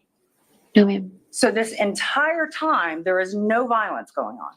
Well, I don't know specifically what time frame you're talking about. I'm sorry. But during this, let's say from 2018 to 2019, when you're not living with them. I mean, if you classify violence as him like I'm asking punching if me or there's choking me. physical violence during this time. He could be rough sometimes. Okay. Yeah. Did he ever punch you? Not during that time, though. Did he ever hit you? No, ma'am. Did he ever use a weapon against you during that time? Not during that time, no. So in between the time of 2019 to 2020, where you shot him, was there any physical violence? Like I said, sometimes he'd be a little rough, you know. But other than that, he never was physically violent. He didn't like punch holes in the walls or anything like that, no. So when I asked you if has he been violent, you said, well, he didn't punch holes in the walls. Is that what you just said? That's what I just said, yes, ma'am. So punching a hole in a wall to you is a definition. When I ask, was he violent? Your definition of that is punching a hole in a wall. I think that is violent. Okay. I'm not sure what you're asking. So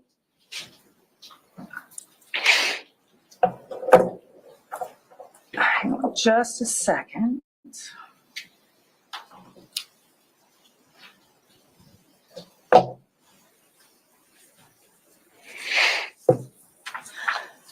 So I want to get to the day that all of this happened.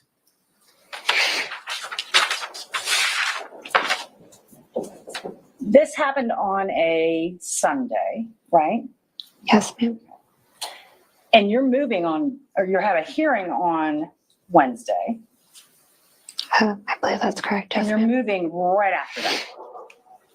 I think the actual day of move was kind of in flux. It seemed like it changed 1,000 times. You're all getting in the car together, not together, but you're driving cars together to go to Maryland.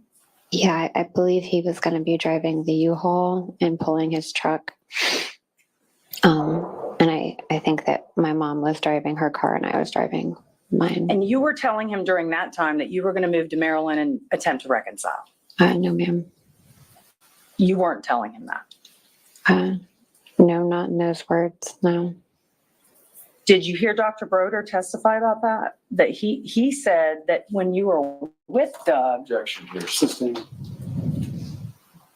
So you're denying that you ever told Doug that you were wanting to reconcile with him. I said I wanted to find a way that we could do things together as a family for Emerson's sake, you know, and that's why we started doing things differently. He wanted to move back in, you know, together, and I told him that I didn't want to do that. I didn't feel comfortable with that. Did you say that in Dr. Broder's office in front of Doug? No, not in front of him. So when you're with a safe person, a psychologist, you're not telling Doug this. What? I'm sorry. You're saying that you told Doug when it was just the two of you that you didn't want to move in together. Yes, ma'am. And you felt safe telling him, I don't want to move in with you. Right? That's what you're saying. Yes, we had that conversation many times. Yes. But you're in front of this psychologist who one would think is a safe environment with Doug sitting next to you. You hear Doug say to Dr. Broder, we are going to Maryland and we are going to try and reconcile. And you don't feel safe enough to say to Dr. Broder, no, that's not what I want to do. I would want to make him look bad in front of somebody else. Okay. I wasn't going to disagree with him in front of anybody. Okay. Also had to leave and walk out of that office. So the plan was to load up the truck, get everything done, and then move very shortly after the court hearing. Right? Yes, ma'am. Okay. And you had no intention of dropping that injunction. So you knew on the day of that hearing, He was going to know, right? I'm sorry. You knew that Doug was going to know that you had no intention of reconciling with him. We had the conversation many times. I think he understood where I was at. Okay. You saw the text messages between you and him, right? Yes, ma'am. Would you agree that those text messages do not indicate that? It doesn't say we're getting back together, moving in together. It doesn't say we're not going to reconcile. I mean, not specifically. No, I wasn't going to argue with him.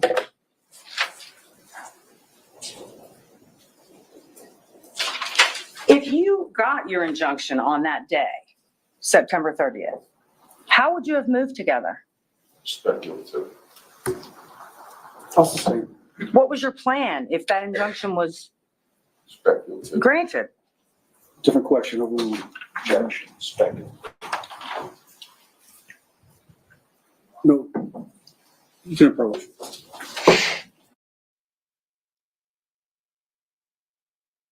You know, we've said it 1,000 times. She was probably saying, yes, move to Maryland with me because it was keeping the peace, but not because she wanted anything to do with him. She's going to have to co-parent or timeshare, whatever they're calling it these days. She had to do something.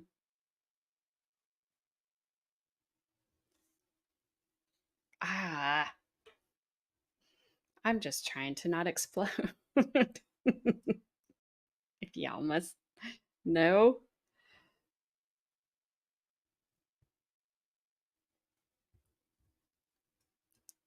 Let me be in there.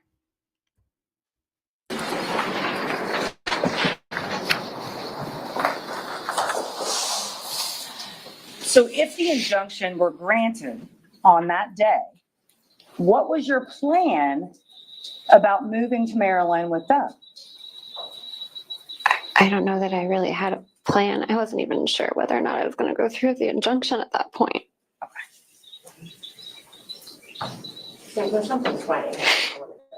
It sounds like there's a bird in there.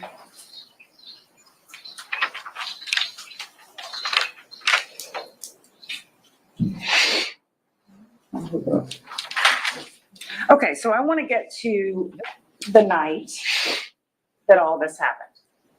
So you knew Doug was coming over. Yes. You invited him over Yes. to help you move stuff in the house. Well, specifically stuff in the garage, but yes. Stuff in the garage to the truck. Mm-hmm. Right. And he came to your house a couple of times. He came and then left and then came back again. Yeah, I believe he came twice that day. And there is a gate to your community. Mm-hmm. And when he's at the gate, you had to let him in. Sometimes, because he was frequent in and out, sometimes the gate remembers license plates and sometimes it opens and sometimes it doesn't. Sometimes he would just follow people in. The gate kind of stays open for a while. But yeah, sorry. But on this day, you weren't concerned about him coming over. No, I knew he was coming. Okay. And when he came over, your mother and Emerson went to the park. I believe they were headed there. I'm not sure. I think they were down the driveway or on the sidewalk, something like that. They were on their way there. You weren't so afraid that you wanted your mother to stay there and watch. No, we were just packing to move. Okay, so you weren't afraid. I definitely didn't expect this to happen. So it was okay with you that your mother left? Yeah, at that time. Okay. So if I heard you right during your direct, you said he bumped your shoulder twice. Body check, I don't know if that's what you called it. He walked into you with a box, right? Yes. And then at the end, you say he slapped you? He hit me. I wouldn't know how to classify it. He struck me. He hit me. Was his hand open or closed? I don't remember. Okay. And because of those things, you claim that you thought he was going to kill you. He had never hit me before. Okay. And you thought he was going to kill you. He wouldn't let me leave. I tried to leave. He stopped me. The question is, you thought he was going to kill you. Yeah. Okay. Now, when you were in the bedroom, you decided to get your firearm. And it was where? It was in a storage bin on top of the laundry basket. Okay. So I'm going to show you State's Exhibit 52. If you could turn around and look at that. Where was your firearm? It was in the bin on top of the basket. Here? That's the basket. The laundry Where was the basket. bin? It's that right on top. Okay. So it was in here. Yes, ma'am. Why would you have a firearm in there? I had just emptied all the furniture and everything out of my room, and it was kind of like what was left from my drawers, and so it got put into a bin. Okay. And that was not your only firearm in that room, correct? Correct. You had a firearm in the closet. My carry gun was in my backpack, which was my purse at the time. So in this room, with a mattress and a broom and a hamper, you had 2 firearms. Yes. So you go into the room and you grab your firearm. Is it in a holster? I don't remember. Okay. And you claim that Doug does what? He came and slammed the door open. He was standing in the doorway. He said, "You're fucking done." He said, "You're fucking done." And that made you fear for your life. Yeah. Can we turn the lights up, please? Thank you. So he says you're fucking done, and you point the gun and you shoot. I held it out in front of me first so he could see it. And I said, "Stop." Judge, if I could have her step down so she can demonstrate. Oh, nice. Just come down. Wow. What a. So Doug opens the door and does what? Standing in the doorway, kind of like this. He said, "You're fucking done." And I held the gun out in front of me and said, "Stop." We got into this like fighting part. We literally like turned sideways. And he was like moving around with his like arms in his hands. And he started like inching forward towards me. So he why do you call it a fighting stance? He was like a fighter. Like I don't know, like a ninja or something. I don't know. Okay, so he's standing there. He turns to like this and starts moving his arms around. Oh my God. Well, show me. What was he doing? And like, I don't know, he got like this, and he was like making like fighting motions. I don't know, I'm not a fighter, I don't know. Okay. It was scary. Did he have his hands in fists? Not at that point, they were like, I don't know. Was he coming at you like this? And he lunged at me, he came really quickly. Okay, so he lunged. Was his fist up when he lunged? I don't remember. Okay. So you start shooting, and he does what? He kept coming at me. Okay, so then you keep shooting again. And he falls down on his back? His legs went up in the air. Okay, where do his legs go? In the air. How high in the air? I don't know. Do they go over his head? I don't know, it's like his feet slipped out.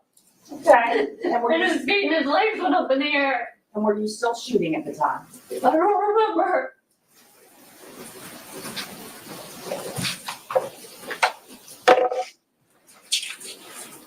You can have a seat. Bad move, State. Bad move.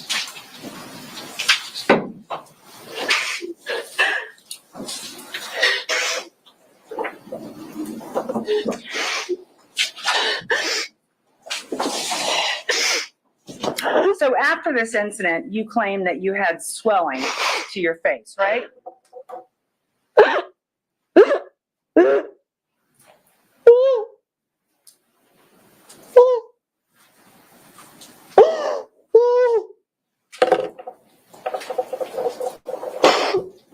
going to take a minute. All right, members of the jury, can you please close up your notes, put them on your chairs. I'm going to ask you to step out for a minute. You can use the facilities. It's not quite our mid-afternoon break, but we'll treat it as such. Please don't discuss it amongst yourselves. Don't discuss it with anybody outside the jury. Don't do any research like we've talked about.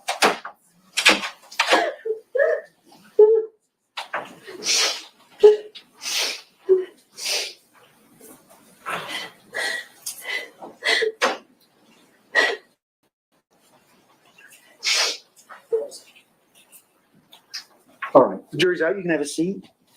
Sorry.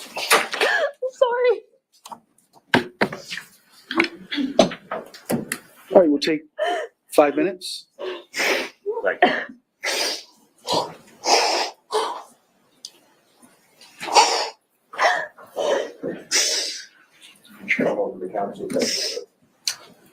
Yes.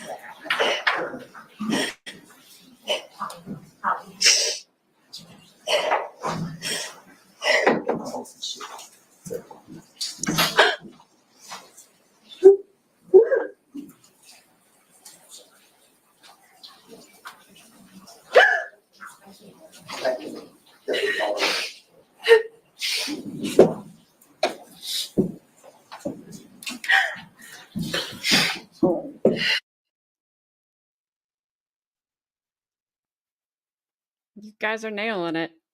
It's like, it was dumb for the prosecutor to do. I think that made it look, like you guys said, she was clearly reliving it. And I think that made them look bad. That made them look bad.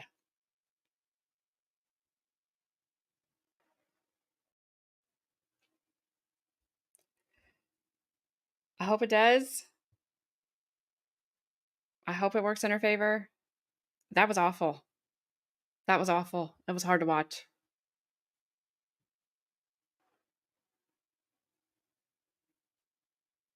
And people are going to say, I'm sure, over on the other side of the other things, they're saying she's faking it. They're saying, I'm sure they're saying all the things. You can't fake that. You cannot fake that. Like, that is just too, that is raw. Absolutely raw emotion. Back almost live.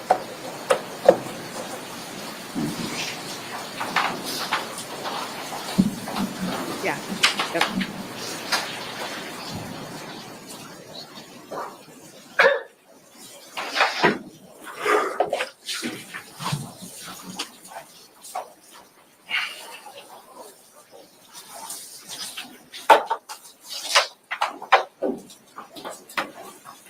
Now, what are you going to do, prosecutor?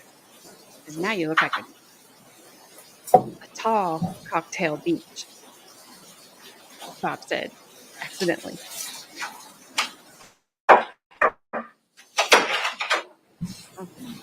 I agree, but I guarantee you that chat is full of she's faking it. She's faking, she's faking, she's faking. Oh, look who's back. Hello, Eva. You gonna stay in here this time?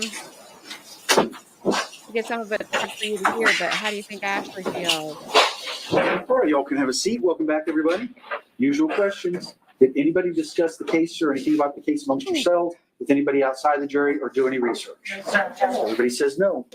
You may resume your cross-examination. Thank you. Can we dim the lights again, please? Now we're gonna get this. Thank you. Ask the right questions about them. So after this incident, you said you had swelling. Yes, ma'am. And that would be to the left side of your face? Yes, ma'am. And that would be where? Show me where. Like in this area. Okay. I'm going to show you State's Exhibit 103. I'm going to put it up on the big screen. Can you tell me what this is? It's a picture of me. And when was it taken? I have no idea. Was this taken before you met Doug? I believe so.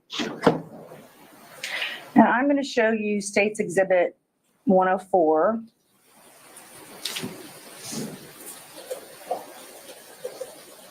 And I'll move it up a little bit. When was this picture taken? I believe in October of 2020. Wasn't it taken on November 4th of 2020? I believe that's correct. I'm sorry. Thank you. I have no further questions.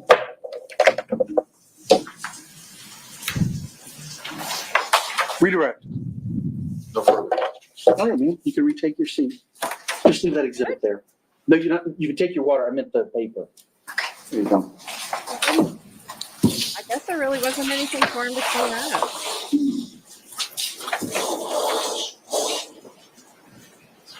Just, yeah, the clerk. Thank you. All right, defense, call your next witness. I believe it's Samara Sweet, Your Honor. We're just checking to make sure she's here.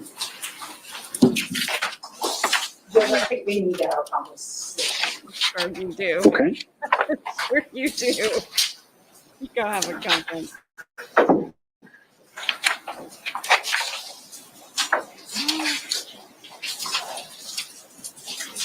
I mean,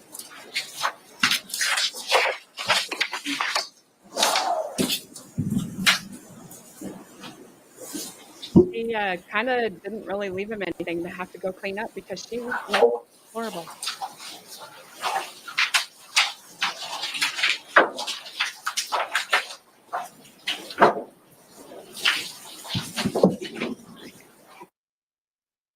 Yeah, I think the prosecutor messed up huge. And yeah, I think it did speak for itself. I don't think they needed to go clean up anything. The picture, what was the point? Can you prove what day it was on? Because you didn't. You didn't say when she said, I don't know when this was taken. And the brother, I think, is back there in the back shaking his head that when she, whatever, he was shaking his head that she did know when it was taken. And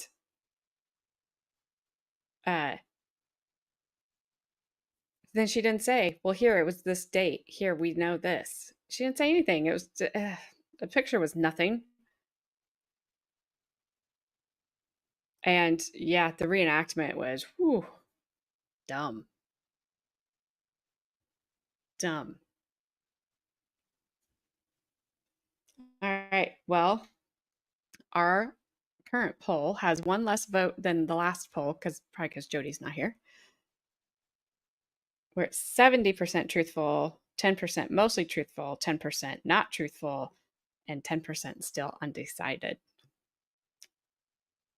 Interesting.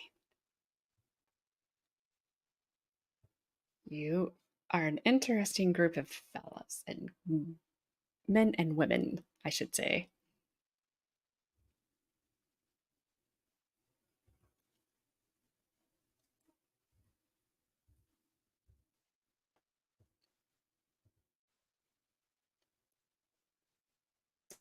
I don't think Kathy's gonna say, I won't allow it.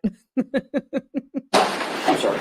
So I'm going to let you step in the back so we can have our legal conversations. I'll get you back out as soon as I can. Don't forget your deliberations. You're free to use your phones, but don't communicate about the case with anybody outside the jury. Don't do any research on those things.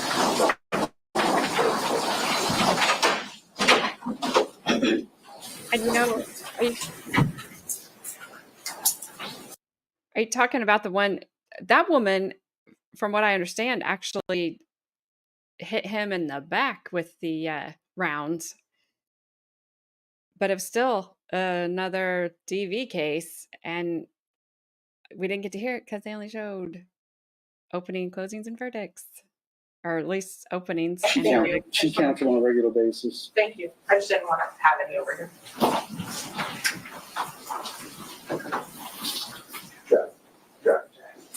It does seem that way, Bob. I know, but don't do any research.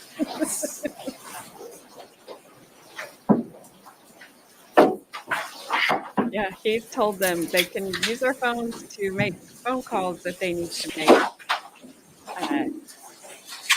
But not anything else. Oh, they did? I didn't see it. I think we must have been doing something else.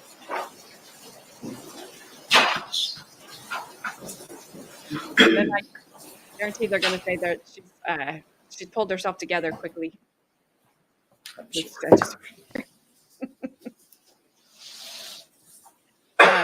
Brian said he looks like Jim Gaffigan. How do you say his name? I don't know. Okay, so we got a proponent, we've got an objection. Is the witness in here? She's right outside. Okay, good. I want to make sure she stepped out. Okay, so the defense has called a Miss Sweet, who apparently is a former prosecutor in the 12th Circuit. Yes. And she, if I understand correctly, she was assigned in the misdemeanor division, the domestic violence division, and the case, the alleged violation of domestic injunction regarding the T-set was assigned to her. Correct. And you expect her testimony to be that she intended to file the charge, she was waiting on some receipt. Receipt of the package. Like a mailing receipt? Yes. That would have shown what, the return receipt? That Stephanie Murphy gave to Detective Gillen.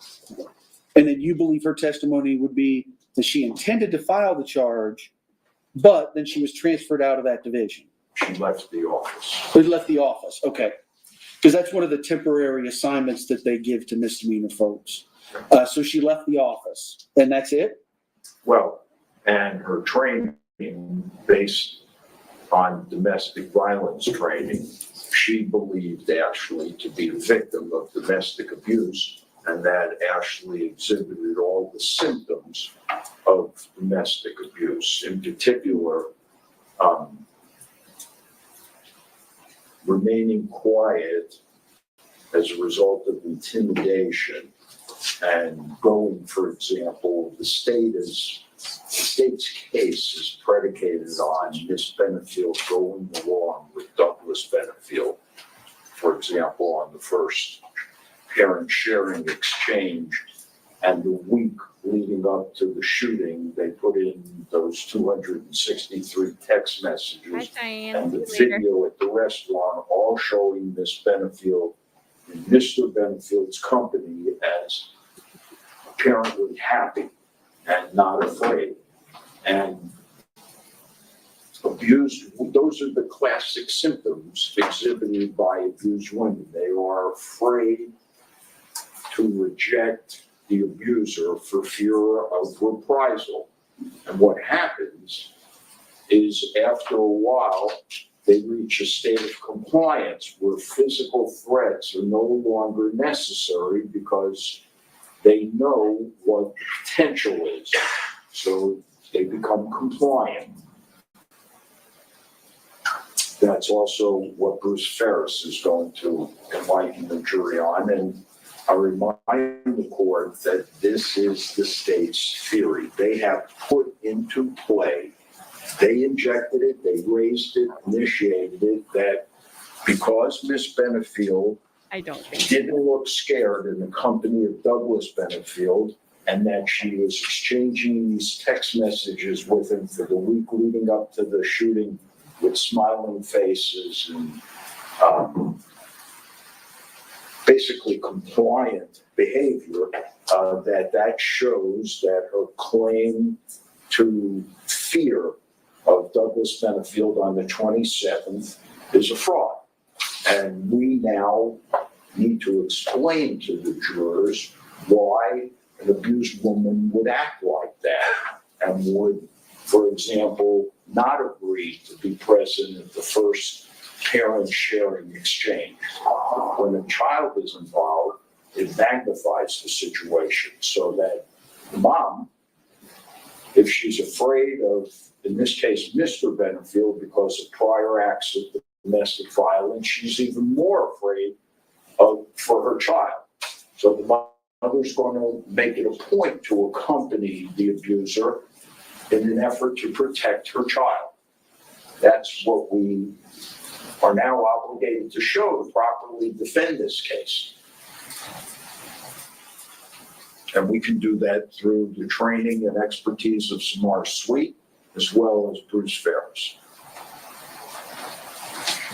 Judge, first of all, this witness was not listed as an expert, because if she had been listed as an expert, I would challenge the qualifications to be an expert. Just for your Honor's knowledge, we did not have a domestic violence unit at the time. I know our office has in the past. We did not have a domestic violence unit, so she was not in any domestic violence unit. Even if she were an expert, there is absolutely no way that she could testify that she felt that Ms. Benefield was exhibiting behaviors of an abused person. I think it's completely improper. And the issue of the decline of the injunction, or the fact that Ms. Sweet intended to file, is irrelevant. I can tell Your Honor, and for the court's knowledge, it's because when we got the receipt of when that package was sent, that receipt showed a date that was a problem for us. And that is why that case was declined. So the decision was made after Ms. Sweet left the office, and we received the receipt. So the fact that she would be testifying, I believed her, and I wanted to file it, is completely and totally irrelevant.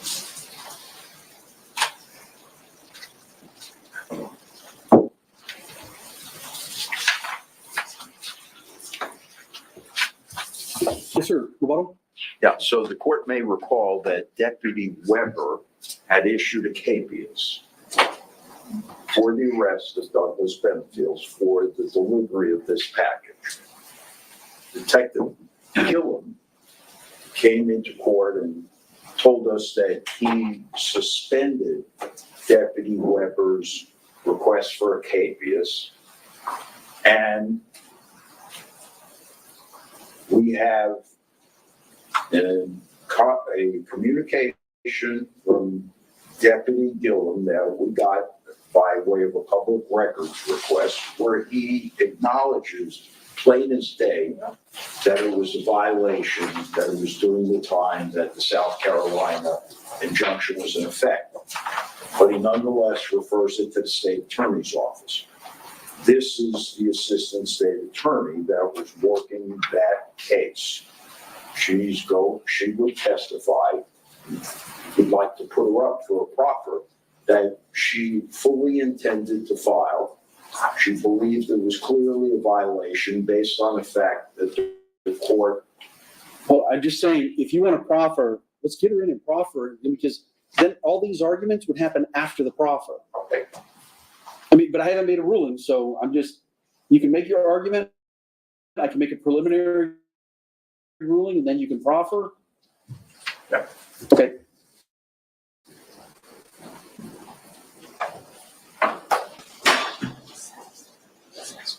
Cool. Mr. Taylor, you didn't go outside. So listen, how about I do this? The jury's out. It's about 3:00. I'm thinking maybe give them a 20-minute, a longer afternoon break.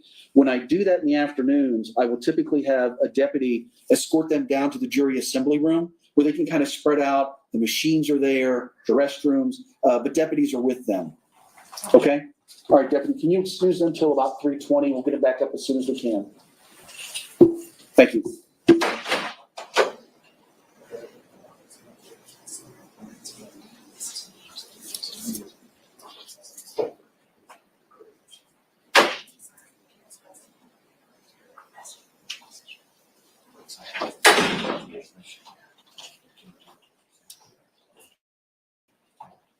Guess of what the state's saying about that receipt. Yeah, Big deal. it's a profit. You'll be able to say, this is fine. It's basic purpose, right hand is one.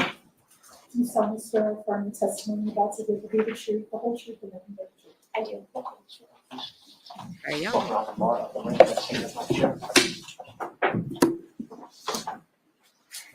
Cool, man.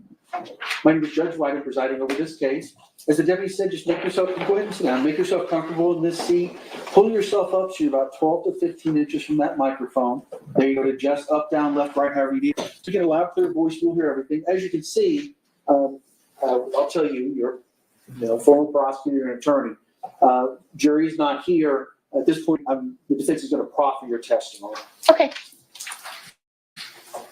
Afternoon, Ms. Sweet. Will you tell us your full name and spell your last name? Yes, Samara Sweet, Sweet. Are you currently employed? I am. What's your title and where are you employed? I am the trial lead of counsel at Lydecker, which is a civil litigation firm. All right, and you're a Florida bar licensed attorney. Yes, sir. At one point, were you a staff attorney for the Manatee County State Attorney's Office? Yes, I was. How long did you serve in that capacity? I was there from 2018 to 2022. It's about 4.5 years, I believe. All right, and during that 4.5 year stint, was there any special assignment that you held? I began with the misdemeanor division here in Manatee County. After 6 months, I moved to Arcadia. So I was in DeSoto County, where I started in misdemeanors and moved up into felonies, where I would have dealt with anything from possessions of controlled substances all the way up to child sex crimes and murders. Specifically, did you have any training in domestic violence? We did. Every attorney at the state attorney's office does go through CLE's trainings on how to deal with domestic violence victims, because especially when you're working in the misdemeanor portion, a lot of your crimes are batteries and a lot of them are domestic violence victims. Can you give us an idea of how many cases you handled involving domestic violence? Oh, I think at one point my caseload was 700 when I was in Arcadia, and at least a third of those were probably something domestic violence related. Did you deal with not only abusers, but the abused? Yes, most of the cases I had as a prosecutor, my victims were abused individuals. Were the majority of your victims in domestic violence cases females? I would say a large amount were females, yes.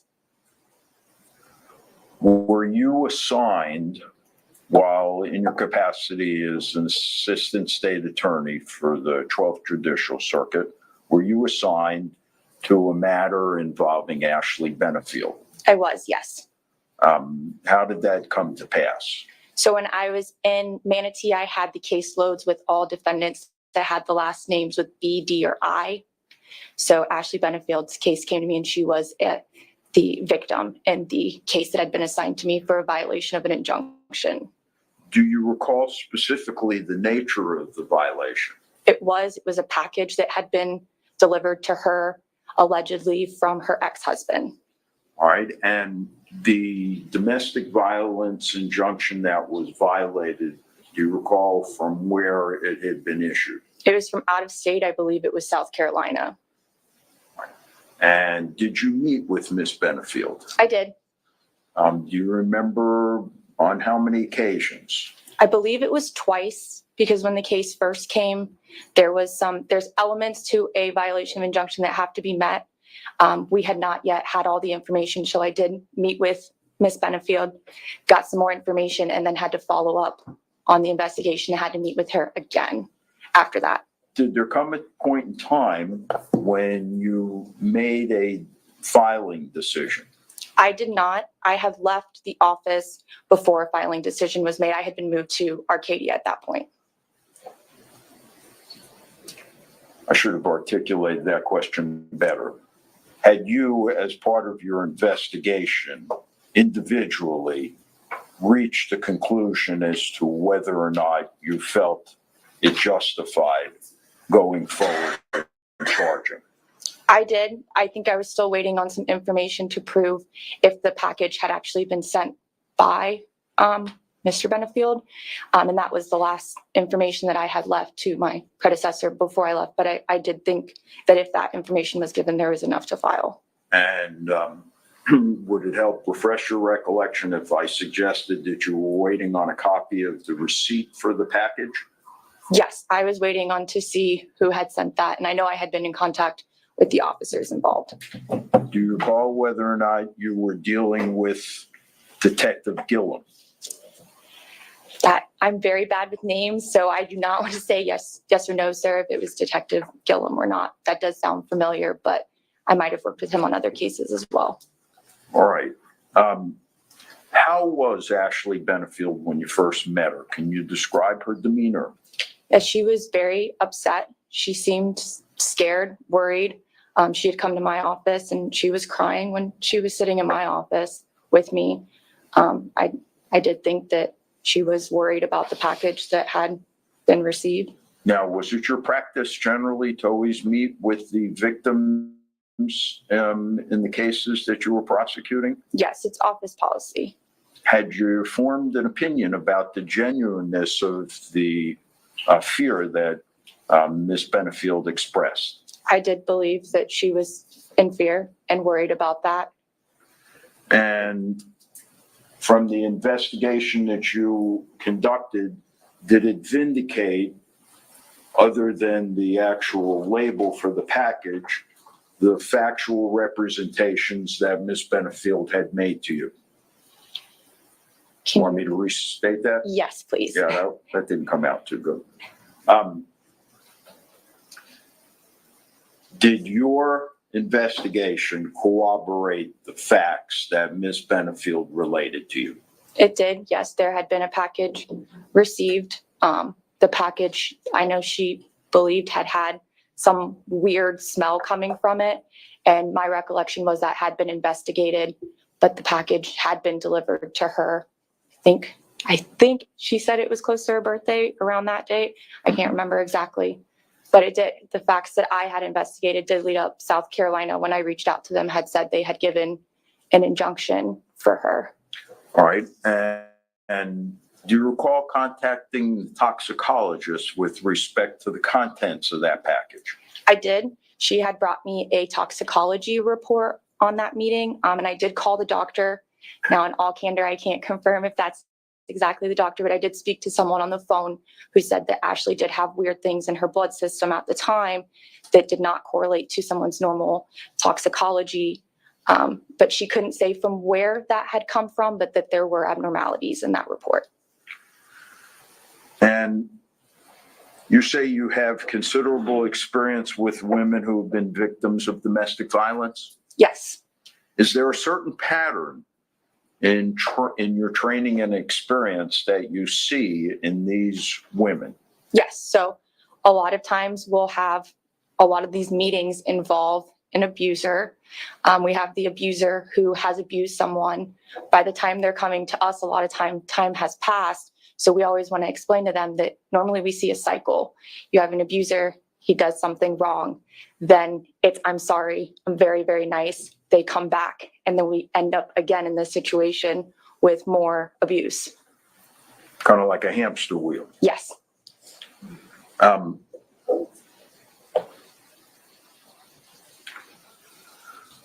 Did you form an opinion as to whether or not in your discussions with Ms. Benefield that she fit the profile of an abused woman?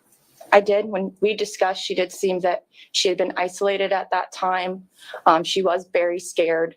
The way she had spoken to me did give rise.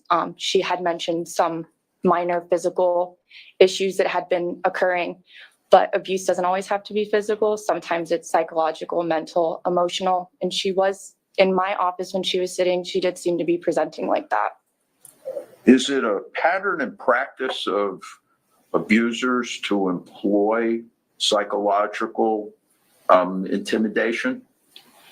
I mean, normally a lot of the times in the reports I would have, we would have something of threats or some sort of information leading up, text messages, Facebook messages, things of that sort. And let me ask you this. Are these abused women, despite their fear, often in the company of the abuser? A lot of times I've seen them return back to their abusers, yes. And have you experienced abused women when in the company of the abuser acting as if everything is fine? I wouldn't be able to say I've seen them with their abusers, but a lot of times if we were in court trying to present, I would see them come in to defend the defendant that we had or to withdraw claims and that kind of thing. I guess the point of my questioning is merely because the woman appears content, is that an indication that she's happy in the company of the abuser? No. Why is that? Just, I mean, I have more facts by the time I've seen the investigations, I've seen interviews, things of that sort in our caseload. They might be presenting, telling the judge something, but clearly we've seen, photos of abuse. They've sat and given us recollections of abuse, that kind of thing.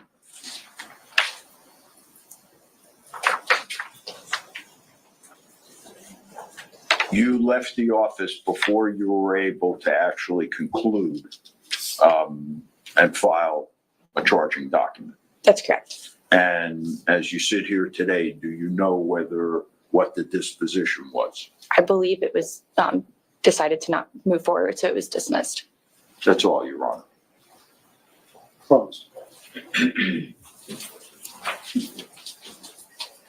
When you were in the misdemeanor division in Manatee, I think you said 6 months. Yes. So what was the time frame then? I know I had started, I want to say April of 2018. So it would have been 6 months from there because I think I got out to Arcadia around October, November-ish. Okay. And was the misdemeanor job in Manatee your first job out of law? Line of domestic violence injunction was in effect because even though the hearing was on the and from the something, but clearly we've seen, photos of abuse. I've seen the an indication that she's happy Sorry, he likes to jump in on the me. company of the abuser. Not very No. nice. Why is that? Just, I mean, I have more facts by the time I've seen the investigations, I've seen interviews, things of that sort in our caseload. They might be presenting, telling the judge something, but clearly we've seen, photos of abuse. They've sat and given us recollections of abuse, that kind of thing. I didn't touch any. I touched nothing. I was over here. You left the office before you were able to actually conclude and file a charging document. That's correct. And as you sit here today, do you know what the disposition was? I believe it was decided to not move forward, so it was dismissed. That's all, Your Honor. Close. Depends on who you ask. When you were in the misdemeanor division in Manatee, I think you said 6 months. Yes. So what was the time frame then? I know I had started, I want to say April of 2018. So it would have been 6 months from there because I think I got out to Arcadia around October, November-ish. Okay. And was the misdemeanor job in Manatee your first job out of law school? No. No. Okay. Did you work, where did you work before that? Before I worked with Eric Reisinger, I actually did criminal defense. Okay. All right. So when you talked about the domestic violence training, were you referring to the domestic violence training at the state attorney's office? Yes. Okay. And was that the normal domestic violence that everyone is sent to the class? Yes. And how long is that class? I think it's 4 days. Okay. And is there any other domestic training? I know the office does some pretty good domestic training. They'll do PowerPoints, luncheons, things of that sort. I think there's some, I don't know if they still do it because now I'm aging myself, some field trips to like the TILA and some of those organizations that work with abused women. Okay. Thank you. I don't have any other questions. Thank you. No, I think that's got it. Could you step back onto the hall, please? Yes, sir. She seems like she was an honest prosecutor. Too bad she's still not around. Although I'm not really sure about her suit.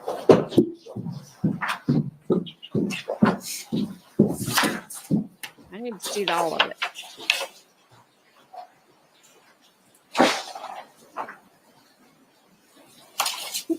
All right. She's out. Proponent, you can start with your. Are you talking, Gabby? She's waiting in the ante room. Now we got to. Why are you so quiet? Proponent. What'd you say? Because the video's so loud. Do I I said, need to turn it down?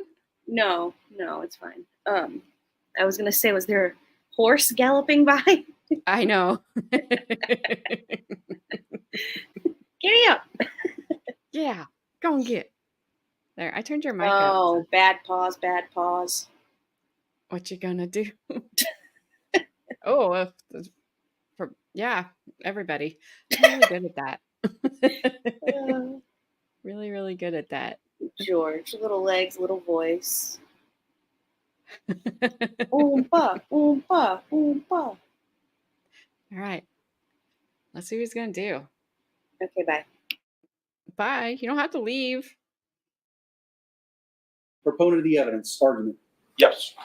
So, Your Honor may remember that Detective Gillum made the allegations 2.5 years later, despite the fact that there was no earlier report documenting what he alleged 2.5 years later in any of his 2 or 3 prior supplements, that Miss Benefield acted completely inappropriately, that he did not believe that the South Carolina domestic violence injunction was in effect, because even though the hearing was on November 3rd, the judge hadn't signed the order till the end of the month. And therefore, he countermanded Deputy Weber's request for a capias. This witness impeaches the statement by Detective Gillum because she was the assistant assigned to the case at the time, and she had made a decision that, in fact, she was going to file, but for the fact that she left the office beforehand. She had conducted the investigation, completed it. All she was waiting on was the label of the package, which, interestingly enough, the court may recall, Detective Gillum recovered from Stephanie Murphy, but it apparently didn't make its way to Samara's suite until after she left the office. All right. And the objecting party? Judge, I would object. I don't think she can testify as to anything. She just testified to, I think most of it is opinion, and she is not an expert. And even if she was an expert, she wasn't listed as an expert. So she cannot give opinions. And any opinion about whether someone, as a prosecutor, whether someone violated the law or not is inappropriate testimony for court. A lot goes into filing decisions. The prosecutor has discretion the same way police officers have discretion. To add any significance to that, I think would be completely improper. And so I would object to anything to do with her decision-making with the state attorney's office. And also, as I said, I think there was some information that was gained after she left that played into that decision. But additionally, I think she would not qualify as an expert of domestic violence, and I think even if she could, a lot of those things would be inadmissible anyway, but she would say. All right. Mr. Taylor, do you have any final thoughts you wanted to put on the record? Any final thoughts? Rebuttal? That's good. All right, thank you. So one of the very interesting things about this case as we have gone along is there have been some very interesting, and I think I said the other day, unique legal arguments that have been made. Certainly, I would like to think it's in honor of the Olympics starting tonight that you guys have put me through my mental gymnastics for the last couple of months. You know, another judge that's here in Manatee County, I hear him say this a lot, and I think it rings true. There are some very difficult decisions that we make as judges, emotionally difficult, legally difficult, factually difficult. This is not one of them. This is a very, very clear and easy decision. I'm going to put the part about Ms. Sweet offering any sorts of opinion as an expert kind of to the side, because I resolved this matter well before I consider that she wasn't listed as an expert and the Richardson aspects of that. And what I want to focus on is the purpose of allowing these other incidents of violence or threats is, as we all know, it's one of the carve-outs of, obviously, case law provides an exception in stand your ground and self-defense cases for battered spouse syndrome. Normally, any peculiarities for a particular defendant, PTSD, low IQ, mental health, are the ones that come to mind quickly, are not relevant and not admissible in a self-defense case because it's a reasonable person standard. So battered spouse syndrome is the carve-out, and the idea by once the defendant has laid the predicate of the overt act, allowing either reputation, and if it's reputation in a relevant community, we've all agreed, well, should agree, the case law says that the defendant doesn't have to know about that. It's just reputation evidence. On the flip side, whenever you want to get into specific acts of violence, threats, intimidation, and I know our net that we've casted here is beyond just prior acts of violence. There's also been issues of threats and intimidation. It's come in, it's in. The case law talks specifically about why that evidence is allowed and why all of that is not hearsay, because it's not offered for the truth. It's offered to show the jury what did the defendant know at the time that the self-defense was used. And unlike the mental ailments I mentioned earlier or other peculiarities of the particular defendant, this is just to show why the defendant would have stayed, and even if there wasn't an imminent violence at the moment, why that person would feel terrified, and all the other battered spouse. I won't go into the whole thing. So the issue is not, did this assistant state attorney believe the defendant? Did this police officer take a report and submit a capias, or not issue a capias and send it to the state as a non-arrest? Did this ASA file it or not file it? Did this ASA believe that the defendant was the victim of domestic violence or not? All of those things are completely irrelevant, not to mention prohibited from the witness commenting on ultimate facts or invading the province of the jury. The issue is not the truth or falsity of the violation of injunction or the shooting into the ceiling or any of those issues. That's not the issue. The issue is, was the defendant aware of these prior acts? Example being that the evidence came in regarding domestic violence by Mr. Benefield against his first wife. The way the defendant learned about that was some sort of text message by or between Mr. Benefield and the former Mrs. Benefield. Clearly hearsay. But why does it come in? Because she was aware of it, and it shows some violent tendencies, so she can testify about it, she can talk about it, the jury hears about it to help understand what she knew, and this is in the jury instructions as the attorneys know, what she knew at the moment that this incident was happening. So Ms. Sweet's testimony about whether she believed the defendant or not, whether she was going to file or not,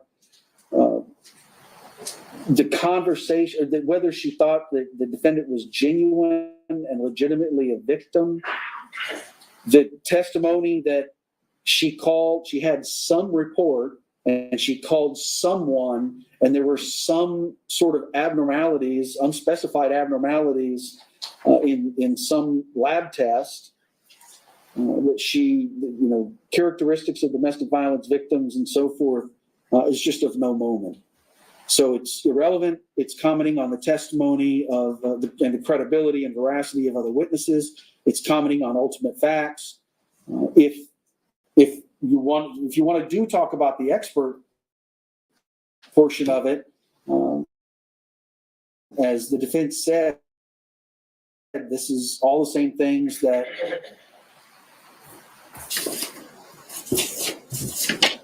Ferris is going to testify to. So in essence, I haven't heard his testimony, but what I understood was everything, I believe it was something along the lines of what she's going to testify to is the same as what Mr. Ferris is, and I only say Mr. because I don't know his professional designation. So Mr. Ferris is going to testify to. Finally, on the issue of 403, Ms. Sweet's testimony, the probative value of that is substantially outweighed by the danger of confusion of the issues and misleading of the jury, because it does not matter whether that particular person believes it was a violation of injunction or not. The point is, the testimony is out. It's been demonstrated that the defendant knew about that. She's alleged it was a violation of injunction. There's a dispute. That'll be a factual issue for the jury to determine. But she's alleged it was a violation, which she took as intimidating. And the smell that caused her headache was some sort of physical ailment that would have been caused by the present that was provided. I understand that's her position. State might have a different argument on all that. But this is not even a difficult question. Ms. Sweet is not admissible as a witness. I am glad you proffered, though, because now it's all on there. But no, she's not going to be allowed to testify to what I heard today. Do you have another witness we can call? Yes. All right. We have an objection to him as well, Judge. Oh, now, Mr. Ferris is the expert. Yes. And the state wanted to have a... Judge, I'm sorry. We do have a lay witness that we want to get on. Amy called. She's going to be quick. We need to get her back to work. Oh, hold on. Amy Carlton. And then I assume, I know that's bad, that Mr. Ferris, tell me, does he have a professional designation? Is he a doctor or?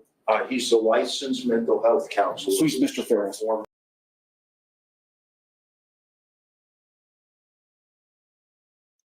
Sorry. You're not missing anything. So I get in trouble.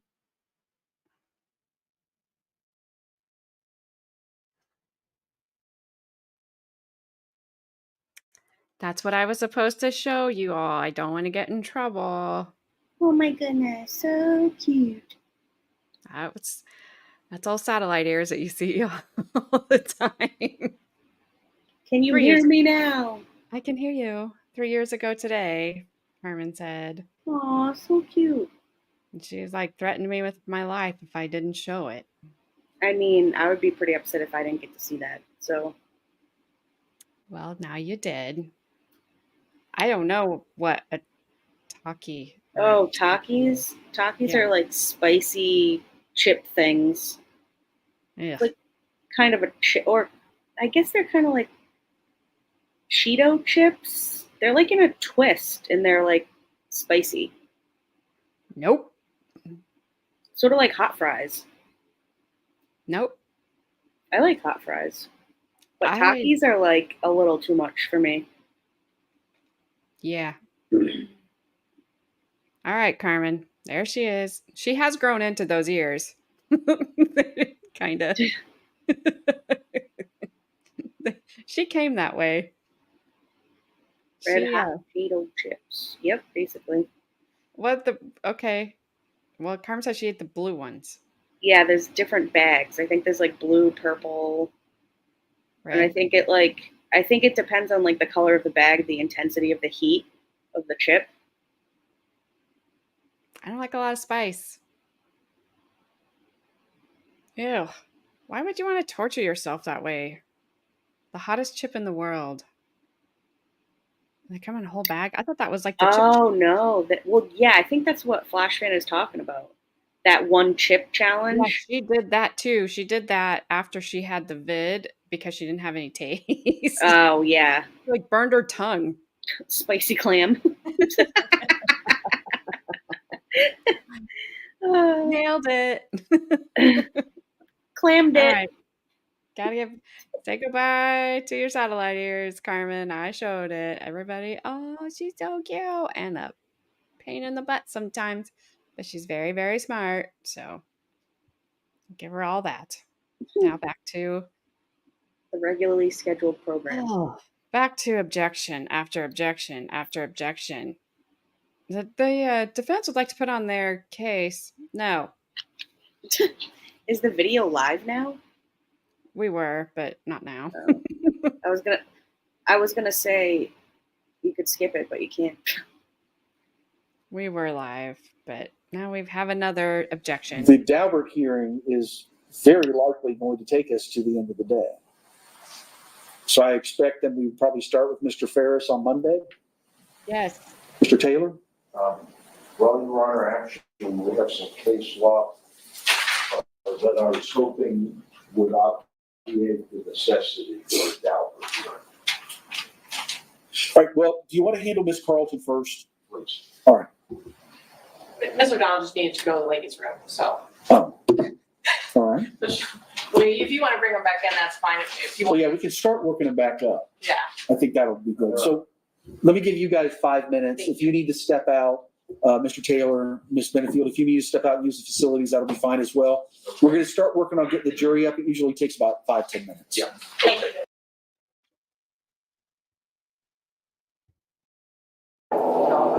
I can do better than that.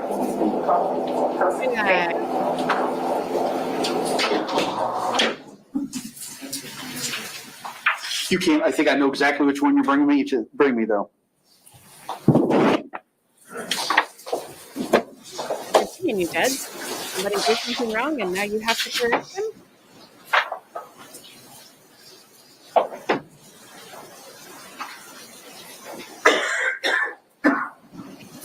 Yeah, eat a piece of bread and maybe drink some milk or something. I don't know how to counteract that crap. All right, while we're waiting, I'm gonna end the poll. We ended with 73% truthful, 9% mostly truthful, 9% not truthful, 9% undecided. So it may have been about the same as the other one, but I can't see the other one. I can only see one poll at a time. See, I see the jackets and the sweaters have gone on. You would think in the afternoon it would get warmer, but I told you, even with the southern exposure, somehow it just gets cooler and cooler and cooler. So, all right, while you were out, did anybody discuss the case amongst yourselves, talk about anything about the case, talk about anybody outside of the jury about the case, or do any research on people, places, things, or legal topics you've heard anything about? All right, everybody says no. Mr. Taylor, call your next witness. Amy Call.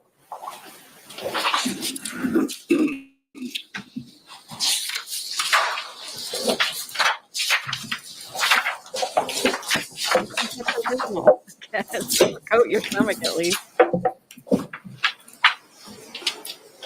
Milk. You probably have milk and don't have Pepto milk. I guess.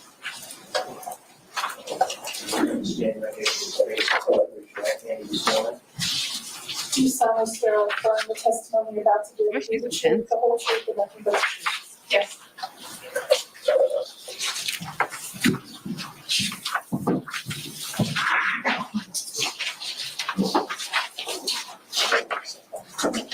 Hello, ma'am. My name is Judge White. I'm presiding over the case. As the deputy said, just make yourself comfortable in that chair. Get about 12 to 15 inches from the microphone. It does adjust up, down, left, or right if you need it. And just speak in a loud, clear voice and we'll hear everything. Can I just move you just a little bit forward? Okay. That's perfect. Thank you. Yes, sir, Mr. Taylor. Good afternoon. Would you tell Good us your afternoon. full name and state your last name, please? Spell your last name. Spell my last name? Carlton. And your first name? Okay. Tell I'm us. sorry. What is your first name? Amy with a Y. Okay, Amy, or Miss Carlton. Are you presently employed? I'm presently employed, yes. Yeah, where? Where? Where, for who? I'm at one of the hotels in the area. Okay, and what capacity do you serve in at the hotel? I'm one of the managers. How long you been doing that? What was that? How long you been doing that? I've been with the ownership for 4 years now, going on 5. Are you married? Yes. What's your husband's name? Herbert. Miss Carlton, were you and your husband Herbert living in Bradenton, Manatee County on September 30th, 2020? Yes. September 27th, 2020. Yes, we were. Do you recall that afternoon if you were outside with your husband? Yes, we were. Do you recall the address you lived at back then? It was on Newport News Street or Drive. Thank you, Adair. We rented. We've Your been message renting. is So, nice. I to be appreciate honest with you, I don't recall the exact street, the number of the street, but it was Newport News. Do you recall, Miss Carlton, whether or not, what was the reason why you and your husband were out that afternoon? I have a mini golden digital, and we were taking a walk. Did anything unusual occur while you were out with your husband and the dog? Reason I'm here, you know it. I mean, Would you share it with us? What happened? we were taking a walk, and Newport News is a couple streets over from the incident area. Elizabeth. And it was probably 3 houses down where we were. And at the time, my dog was probably just over 1. So I don't know. I'm a big dog lover, and she's my life outside of work with my husband.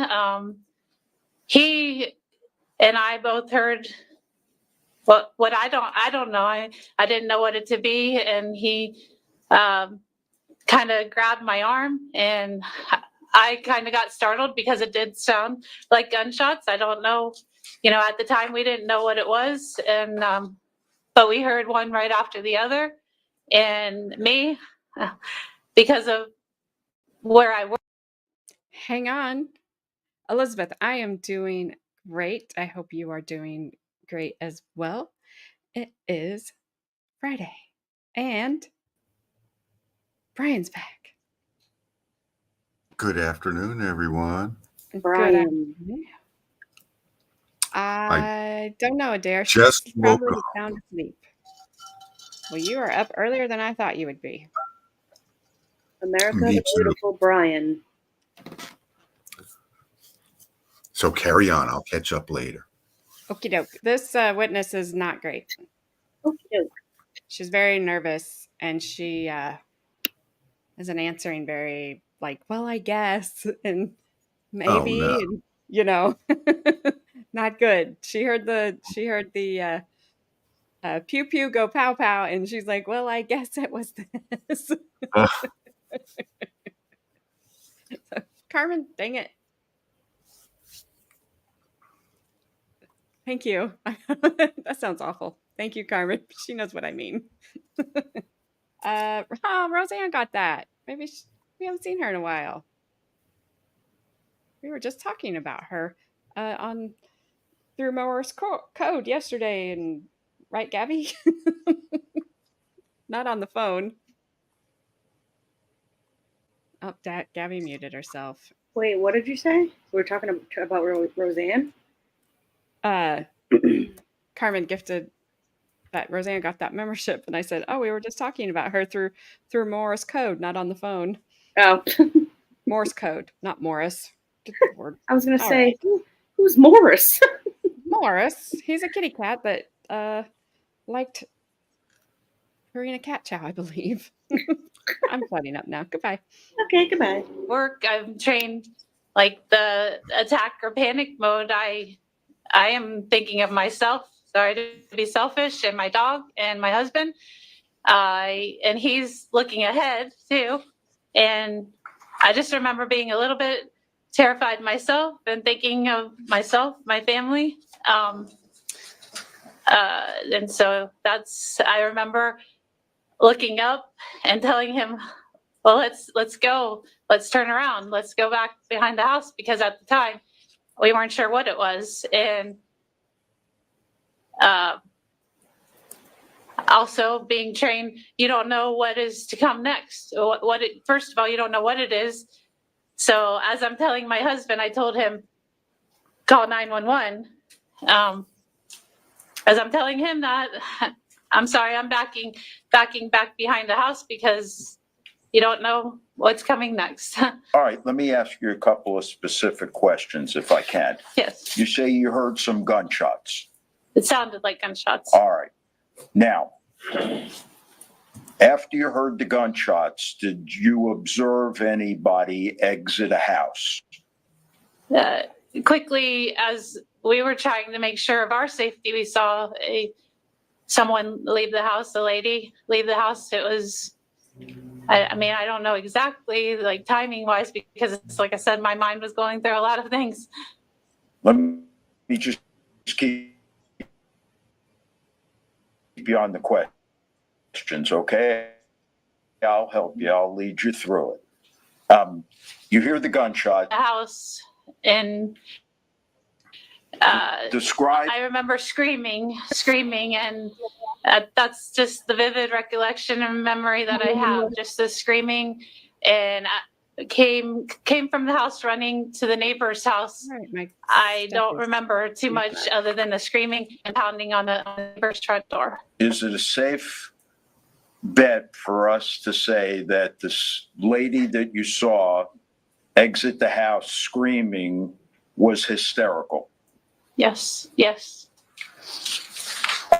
I want you to tell us, Miss Carlton, after the gunshots, approximately how long it took for that woman to come running out of the house. Oh. So I'm not sure I recall. It was within seconds, though. It was, I don't know. It just, I mean, I didn't even have time, like I said, to pursue any hiding places. It was so quickly.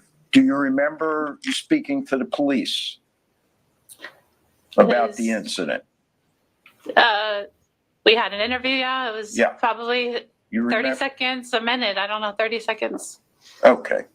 So you hear the shots, and within 30 seconds, a screaming, hysterical woman comes running out of the house and goes to the neighbor's house. Yes.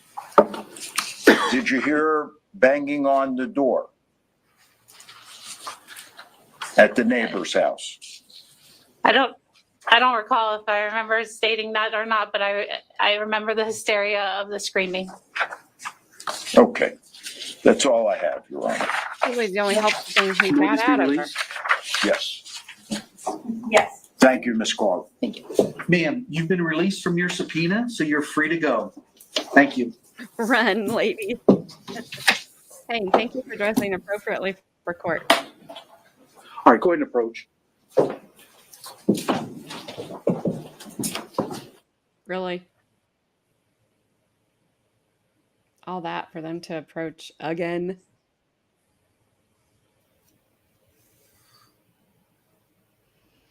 Well, Brian, you missed her. She took the stand. I think she's headed off to the bar. The lady? Yeah. Yeah. I don't blame her. I just saw 2 or 3 minutes of it, and it looked painful for her. For Ashley. For her and the witness. Yeah, Ashley, you're talking. Wait, I'm confused. Oh. Are you talking about the defendant? No, I'm talking about the witness. Oh, the one that was just up there? Yeah. Ashley took the stand today. the defendant. Oh my. Oh, Yeah. I'm definitely. Well, I'm taking my laptop to work tonight. Yeah. She was Yeah, Bri, you was missed a lot. on the stand until under direct until lunch. And then the state got her after lunch, and we were all furious with the state, absolutely furious with them, because it's the blonde prosecutor cross-examined her, and it was awful. She had her come off the stand and like reenact the whole thing, and Ashley absolutely just broke down. Oh, It was wow. painful. It was so Painful sad. to watch. So yeah, it was. Of course, there are certain places calling she was fake crying, she was acting, this, that, and the other. But I don't think she was. Gabby, nobody here thought she was necessarily. I think we had a couple people that were questioning her, but after she made her reenact what she did, I mean, she just lost it. They had to take a break. I mean, it was not good for the state. They did the defense attorney. He didn't even do a rebuttal. Like, didn't even come back to clean anything up because he really didn't have to. So I don't know. I think he could have stopped right there.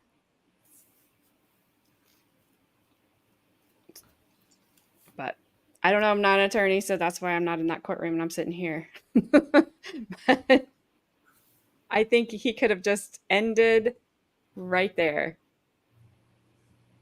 Adair, which one? I did two. So I did the poll of when he was doing his direct examination of her. The majority of people thought that she was telling the truth.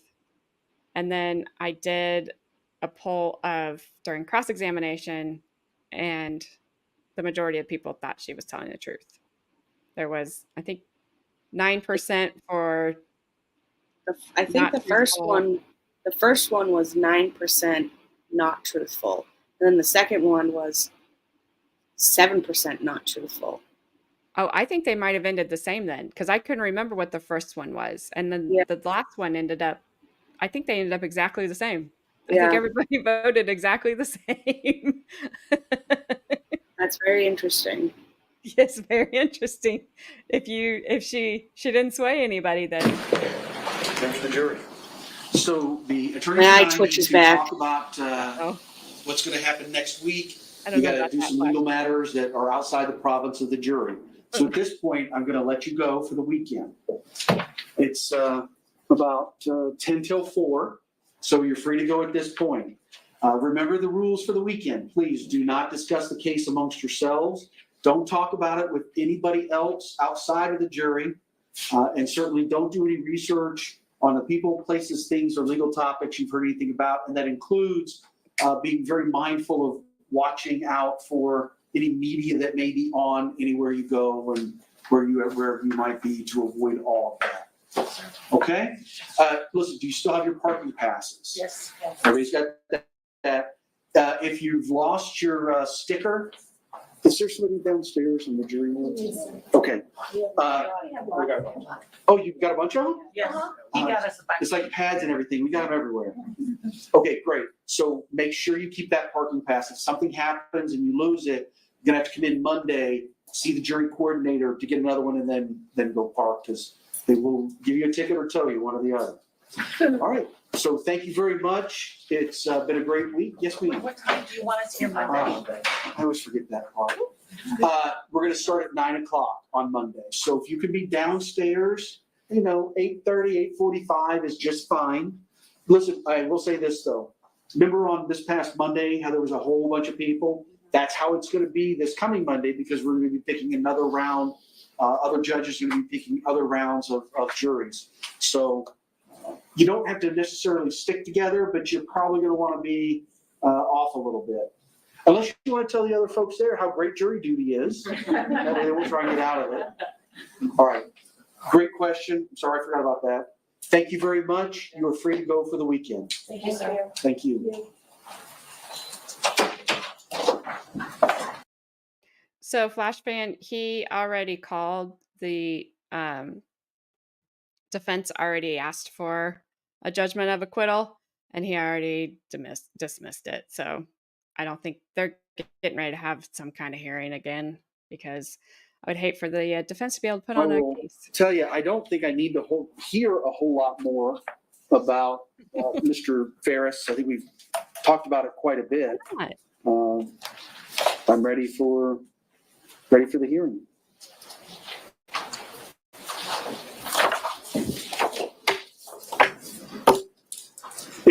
I will say this: it is a hearing, so if you want to make an opening, don't feel like you can't. You're absolutely free to make an opening if you want, Mr. Taylor. So please don't let me dissuade you. If you want to make an opening, make an opening. Not necessarily. State? No, Judge. Thank you. I think we've talked about it.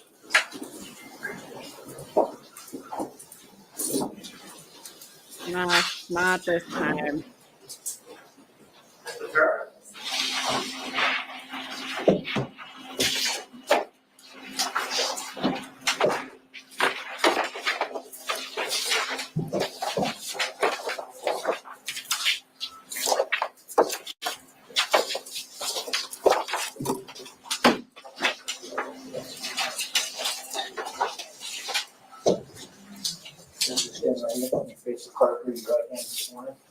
Do you solemnly swear affirm the testimony about to give will be the truth, the whole truth, and nothing but the truth? I do.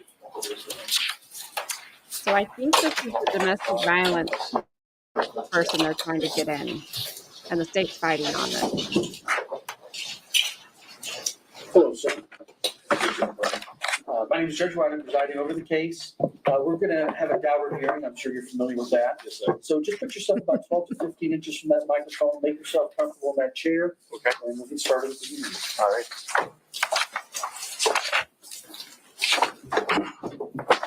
Thing that happens here. Good afternoon. Good afternoon. Tell us your full name, please, and spell your last name. Bruce Eric Ferris. The last name's Ferris. Mr. Ferris, what type of work do you do? I'm a licensed mental health counselor. I do individual therapy, and also I do consulting on domestic violence and expert witness testimony. Let's discuss your education. Would you inform us, please? Sure. I have a Bachelor of Science degree in civil engineering. I also graduated the local police academy in Gainesville, Florida. And I have a master's degree in mental health counseling. Do you have any specialized education or training in a specific field? I do. If you look at my curriculum vitae, I think there's over 100 items listed, either classes or seminars or teachings and certificate training that I've attended. And included in that, would domestic violence be a major part of it? That was the definitely predominant theme of whether it be a specific class or a conference, et cetera, on domestic violence and intimate partner violence. And if you'd like, I can explain the difference. Please. Domestic violence has to do with what we might think of people have a child in common or family members. And that doesn't necessarily mean an intimate relationship. It could be two relatives living in the house together. Intimate partner means there's an intimate relationship, a spouse, a boyfriend, girlfriend. So there's a little difference there. Can try to make sure your voice in the microphone because it tails off. Thank you. Mr. Ferris, have you taught any courses or presentations in a specialized field? I have. Please enlighten us. If you look at my CV, I've given, I think, over 40 some presentations and teachings. For 8 years, I taught a batterers intervention program class to offenders, uniquely that. And for anyone that doesn't know, batterers intervention is program is for offenders. It's usually court ordered, part of probation or part of a sentence or part of an injunction or a restraining order. It's a 6-month psychoeducational class. I've been trained for that and teach that. I also I used to teach garnered litem volunteers about domestic violence and effects on children. I've taught the 8th Circuit staff at the state attorney's office about domestic violence and impact to women and children, and batterers intervention, how to interview people. From 2008 to 2020, I taught at the University of Florida Law Clinic on intimate partner violence to law students about the same type of subject, domestic violence and intimate partner violence and effects, and also enforcement of the law. I also trained police officers about domestic violence enforcement. Currently, since 2009, I've been teaching officers how to de-escalate confrontations as part of the crisis intervention training team. I teach the de-escalation part of that. There's a lot more I could talk about, but that's the nature, and you could see in my CV. All right, let's talk about your work experience. Okay, so I have an affiliation with Village Counseling Center, doing therapy, DCF cases, and domestic violence related cases. I used to also work with Creative Counseling in Gainesville, doing teaching batterers intervention program classes and doing individual therapy. I also have my own practice now, and I do individual counseling. Recently, I just looked up, since 2014, I've treated almost 1,000 individual clients or patients as an individual therapist. Work experience we're still talking about. Yes, sir. Okay, of course, I mentioned the doing consulting for attorneys on domestic violence and being an expert witness.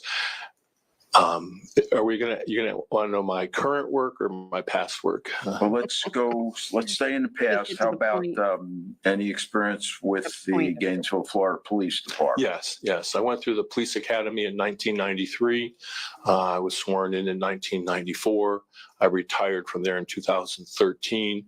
The last 10 years of my career there, I was the lead detective in the domestic violence unit, part of the Investigations Bureau, uniquely just looking at the domestic violence cases, enforcing the law, training officers, doing some public outreach, and being on various task forces. Can you give us an idea over the course of that time, approximately how many cases you would have handled? Yeah, I was a lead detective on close to at least 500 cases I looked up were resulting in arrest or charges being filed. And what kind of professional credentials do you hold? I'm a licensed mental health counselor in the state of Florida. I have certification to teach batterers intervention program classes through the state. I also received certificates to do threat assessments, domestic violence threat assessments through Jackie Campbell at Johns Hopkins University. Also trained in doing counseling and work with adoptions through Rutgers University. Have you been the recipient of various awards and recognitions? Yes, I have. I was chosen by the Alachua Board of Commissioners to be recommended to Governor DeSantis to be on the Alachua County Child Fund, tax fund, I guess they call it, trust fund, excuse me. I've also received various awards as the for my domestic violence work through the local shelter. I received a statewide award from Attorney General Pam Bondi and Governor Scott at the time for my work. In 2010, I was awarded and recognized for my work with victims of crimes in the state. There's several other ones. Without looking at my CV, I don't recall them all. Sure. I received some recognition of the contributions for the work I did with that CIT team.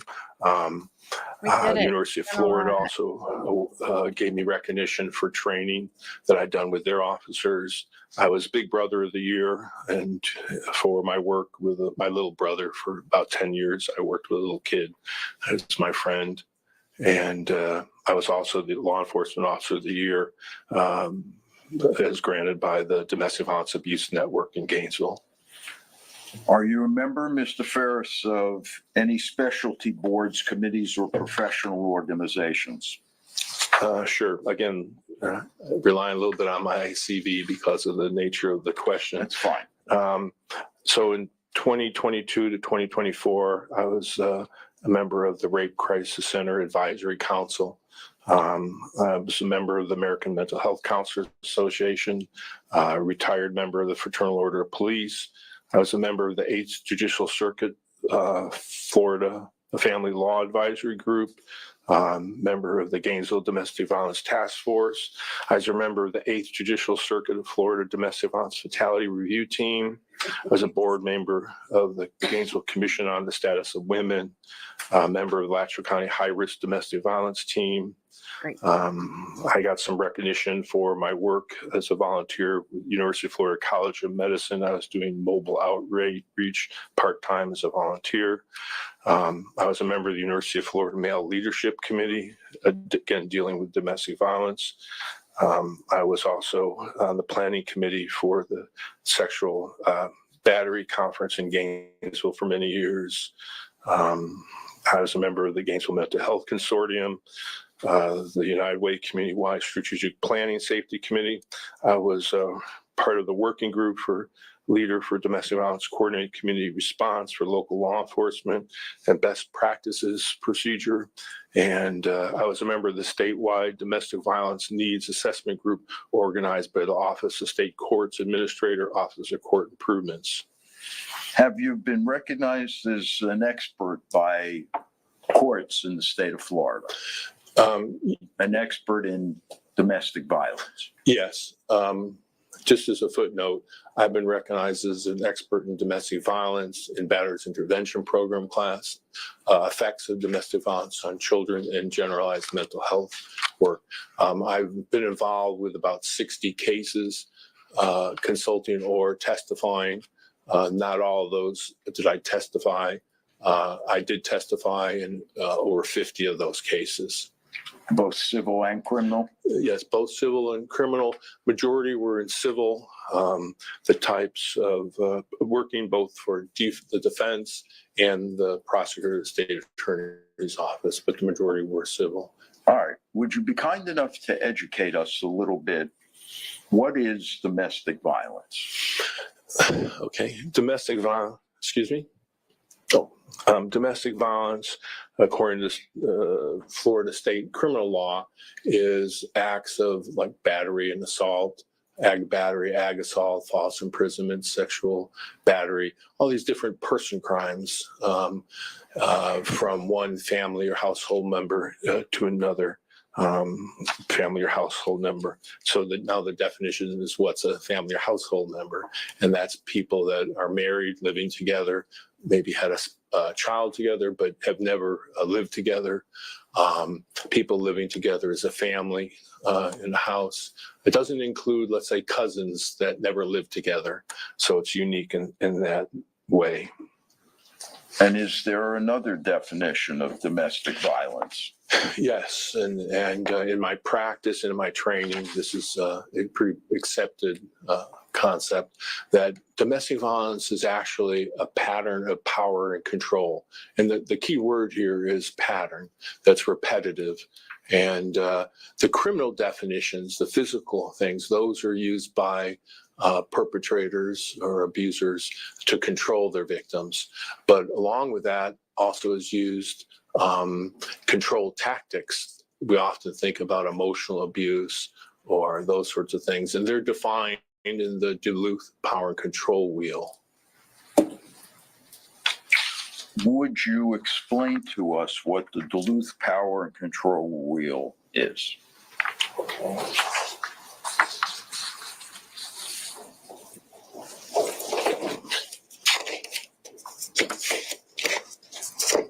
Oh, we're gonna get to see the wheel. The wheel of Duluth in power. Wheel of Fortune? So the Duluth Power and Control Wheel Oh, I forgot was control. developed up in Duluth, Minnesota by a group of researchers who deal with domestic violence. And what they did is they looked specifically at domestic violence cases that have been criminal cases, that victims who came through shelters, DV shelters, and they were looking for what were the tendencies or the tactics used by abusers against their victims. And they developed this power and control wheel. It's used around the country. It's the Duluth Power and Control Wheel is the basis for the Batter's Intervention Program class I mentioned. DCF, Department of Children and Families, has accepted that as a reality, a fact, and they that was the criteria or the curriculum for the BIP class used statewide and actually used around the country and internationally. So there's these 8 inner items, and on the outside of the depiction, I don't know if. All right, yeah, let's see if, Judge, with the court's permission, we put the screen down.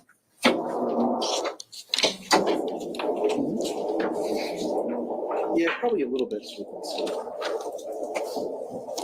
I would just be like, Judge, he just gave us an encyclopedia of all his expertise. Can he come in as an expert witness? Thank you. That's perfect. Yeah, thank you.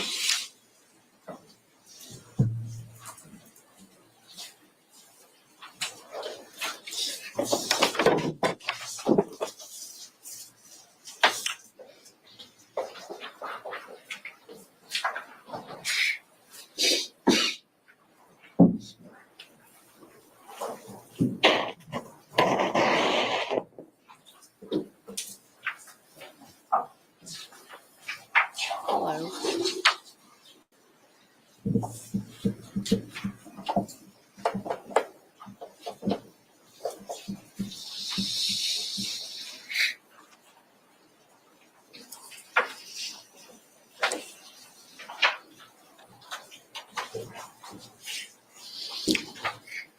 Judge, may I ask you a question? Could I stand over here? Sure. And rather than try to do it for easy. Reposition as you need. It's just us. Thank you. He seems to be like, I don't know what the state's going to argue, but don't see this way. worry, they're going to. Oh, you know what though? The only thing is you can't be so far that the court reporter can't hear you, and she's listening to these microphones. Okay. So why don't you turn that? Okay. And then if you just position so you're Yeah, facing he's for the there. defense. Okay. They want him to Can tell. you hear me okay? Okay, there Can we you go. hear me now? Yes. How does this work? So change that. So first. Okay. So. Yeah, judges aren't real good at recusing themselves. Yeah, I was going to say, let Yeah. Sure. Thank you, Judge. Thanks for reminding me. So this is the Duluth, as I said, if you look here, Domestic Abuse Intervention Project. And this was established some, I don't know, maybe 30 some years ago, 30, 40 years ago. And this is the standard used around the country and used for the Batter's Intervention Program class and a lot of counseling I do. And this is part of the counseling along with cognitive behavioral therapy. It's one of the therapies I've been trained in graduate school and my work. So on the outside here of domestic violence is physical violence and sexual violence. And that's covered in the state statutes, the criminal law statutes. Then there's these 8 items that are part of the power and control. And remember, I said it's a pattern of power and control.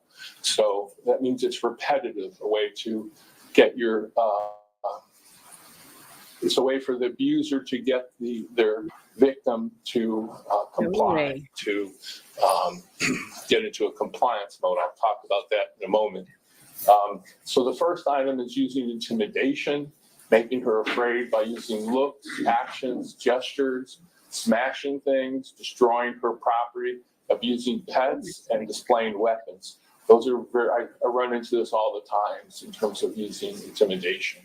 Using emotional abuse, putting her down, making her feel bad about herself, calling her names, making her think she's crazy.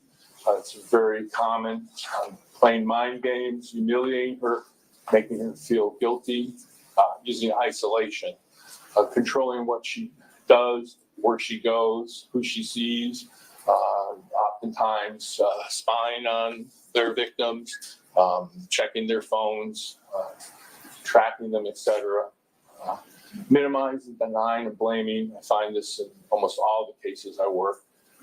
They make light of the abuse, say it didn't happen. They shift responsibility. It didn't happen, it wasn't that bad. It was your fault. So minimizing, denying, blaming. Using children, sometimes put their victim, the mom, in fear of what he'll do to the child, or that he'll report her, etc., that she might lose the child.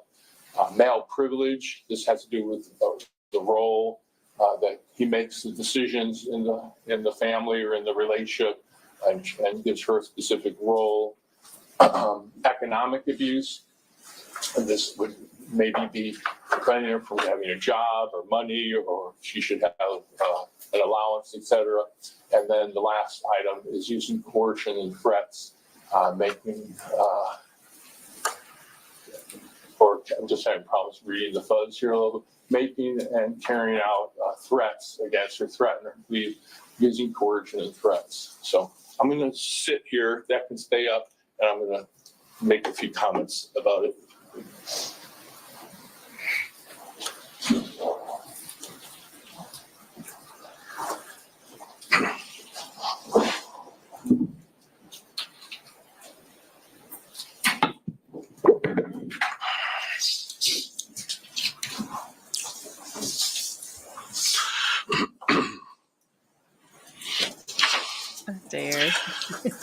So the main issue here that, as we understand the power and control wheel, is these are techniques that the abuser uses to control their victim.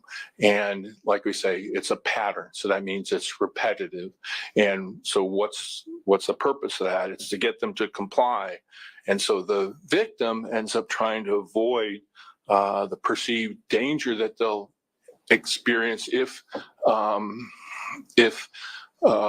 the abuser perceives that they're opposing them. That's particularly true for mothers that are, not only are they trying to protect themselves, but they're protecting their children. And I found that there's victims of domestic violence tend to get into what I call equilibrium sort of stasis experience. In other words, they avoid the perceived threat, so they the proverbial, the old phrase of walking on eggshells. So they end up being in this compliance, kind of like they don't want to poke the bear, so to speak. So they find this narrow way of coping by going along with the perpetrator and don't want to make him angry at them, because that's when the violence occurs, or the threats, or the emotional, the hardship. And that's exactly what the perpetrator, the abuser, wants to happen. He wants to keep her in line, so usually to manipulate, to get her to do what he wants to do, that they feel a sense of ownership. And they use these techniques to control. They also the victim wants to appear to be going along. They don't want to anger him. They'll actively hide that abuse from family and society, because if it gets out, he's going to be mad. I could speak certainly a lot more about that. Are there, Mr. Ferris, common characteristics that abusers share? Yes, they could be anyone from any socioeconomic group. I've been involved as a therapist and as a detective enforcing the law with all types of society and sexual orientation, from wealthy, well-known NASA scientists, doctors as a perpetrator to the homeless person and everyone in between. And in Gainesville, where I worked, we have a great population from all around the world there. And I didn't find a difference other than sometimes attitude, but every socioeconomic group, it's very, and also they tend to be males, but females also. Just yesterday, I took on a new client, spoke to him. His wife's in jail. He has 4 children with her, and he's a victim. So, he's a victim. So there's female abusers and male abusers. Males are predominant. I know when I was working, I ran some statistics on cases, and I found it was about over 2/3 of my cases were males, and less than 1/3 were females. Some of those, and that kind of reflected also when people would, kind of want to debate that issue about men or women. One thing that always struck me is when you look at fatalities, the statistics are about the same. There's usually the murderers are mostly men by about 2/3 over the women. So the actual victimization cases and then the actual fatality cases, kind of the statistics I found ran together. And what do they have in common? Usually that they want to control their partners. There's kind of an ownership attitude. They use the power and control techniques I described to do that. I also find that they're in common, they're missing true empathy. I've kind of nicknamed it to myself as they're missing an empathy gene. And empathy has to do with the ability to feel someone else's feelings. And I find many of the perpetrators that I've counseled and also worked with in the BIP class, and certainly in my police career, they tend to be very selfish, a lot of narcissistic sort of ideas. I kind of image it as many of them, not 100%, but a majority. It's kind of like their point of view is I'm here and everyone and everything around me relates to me. I'm the center of the universe, as opposed to a healthy relationship. There's an equality. I'm being thoughtful and considerate of my wife as she is for me, and there's some balance. They don't necessarily adhere to that. They disguise how they treat their victims. Usually they don't want to let other people know about that, much like the isolation element. They want to keep it. And there's reasons for that. And some of it has to do, they don't want to go to jail if it gets out. And then they don't want, I found this a lot, that perpetrators don't want their victims to get the idea that they're not a good deal, that there's something they're doing that's wrong. So they isolate them from society as such. They'll put on a real front. I have numerous cases like this, how they disguise, how they treat their victims. There can be, the victims, the perpetrators, can oftentimes be very appealing, and they're very good at convincing people of things. I found a certain finesse amongst those thousands of BIP clients I had, that there were some very good talkers. I'll just leave it like that. But emotional and physical abuse is certainly what we think of. I've certainly worked a lot of cases where there was broken bones and bruises, etc., and emotional abuse and isolation and coercion threats, etc. But many of the cases I see, there isn't acute violence. It's emotional abuse. It's these techniques. The question is, can the abuser convince the victim that and put them in fear so they adhere? to what they say. If they can create the fear, like this one lady told me, she was in fear of him so much, they would be in a public place and they're separated and they're across the room. And if he saw her talking to a male, he looked at her and she knew right away, end the conversation, move on. There was a fear. And there was no violence in that relationship, but she was scared of him.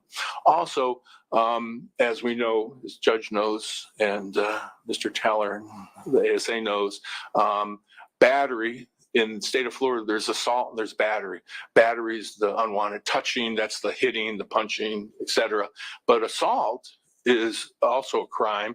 That's being in proximity to someone, showing a threat. I'm bowing up, have my fists up, and the victim has a perception that the violence is going to occur. That's a crime, though there's no marks, there's no scar, there's no hitting, but there's fear. And so sometimes there's assaults that are taking place that aren't reported. And if on top of that, if they can create that fear to go along, that's a common technique that I see happening. It's all about keeping control, their victim. And one real common thing that I've seen is obsessive jealousy. And when I worked with batters, I was surprised, and I came to learn very quickly that they oftentimes equate jealousy with love. And we all know jealousy can be very detrimental to the object of the jealousy, and also to the person having the jealousy, being obsessed and worried, etc. Love, we all know, is something else, completely different, very kind, considerate, and very empathetic, very different, but they didn't understand that dynamic. Let me ask you, Mr. Ferris, do they exhibit, with respect to these characteristics in common, what is their behavior relative to animals, pets in particular? Domestic pets. Yeah, I understand. Cats. So cats, dogs, etc. So there's above average abuse of pets by domestic violence abusers. So I have two explanations for that. One is what I talked about, their missing empathy, that they don't feel for a dog or a cat like I might feel. I'm very empathetic. I am in love with Rosie, my poodle. So is my wife, so that means a lot to me. But to an abuser who doesn't have empathy, it's not a big deal for them. They see it as an object. That's one thing. The more important item, especially in terms of power and control, has to do with that. To get back to the controlling of their victim. If that victim is attached to that pet and I abuse that pet, now I'm putting you in fear for what I'm doing because I'm hurting your animal. I think it's a Dalbert hearing is what I heard the judge say. So I don't know. Right, I don't know. I have tuned out. I'm gonna be honest with you. He had the wheel of men's. I wanted to see the wheel of women to see what their bad things were. And he didn't give it to us. I don't know. But the great thing is if he testifies, we get to hear all of this again. All of it. So I'll attack that pet as a way to control you. You better not, oppose me again, or you better not leave, or you better not go out with your girlfriends when I say you shouldn't, or I'm going to hurt your pet. I'm going to kill your pet even. So it becomes part of the continuum of power and control. And the sad part is I've also found that many perpetrators have that same mentality they use against their females, children, in the sense that the women are highly protective of the children.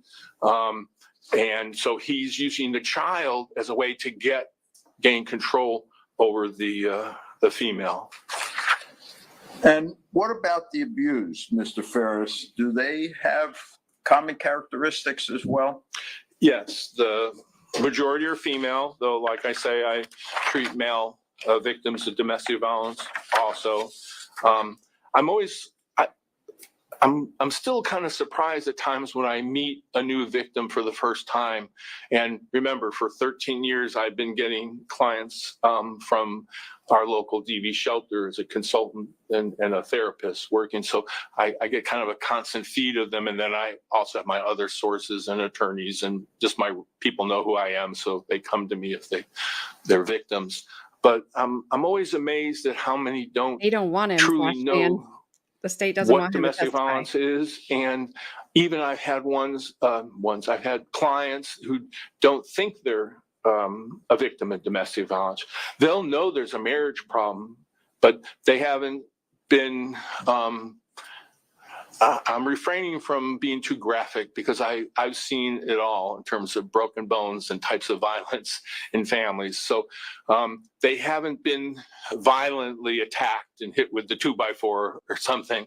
But I go over the power and control wheel, and they say, holy cow, this is my life. This is what's been going on with me. I remember one crime scene I was at, and the woman had been a victim of domestic violence, and she wouldn't talk to us. And I had a moment to speak to her, and I showed her the power control wheel and had a moment. There's a victim advocate there too. And we went over it, and all of a sudden it was like an aha moment. And she goes, darn.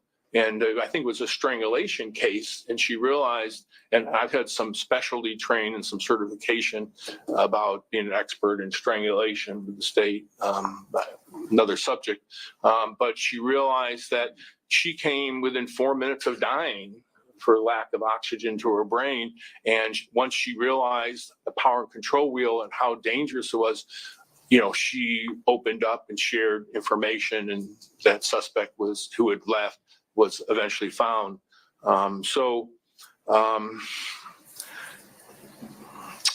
Also, statistics show that domestic violence victims will leave, on the average, about 8 times they'll leave their perpetrator before they finally leave.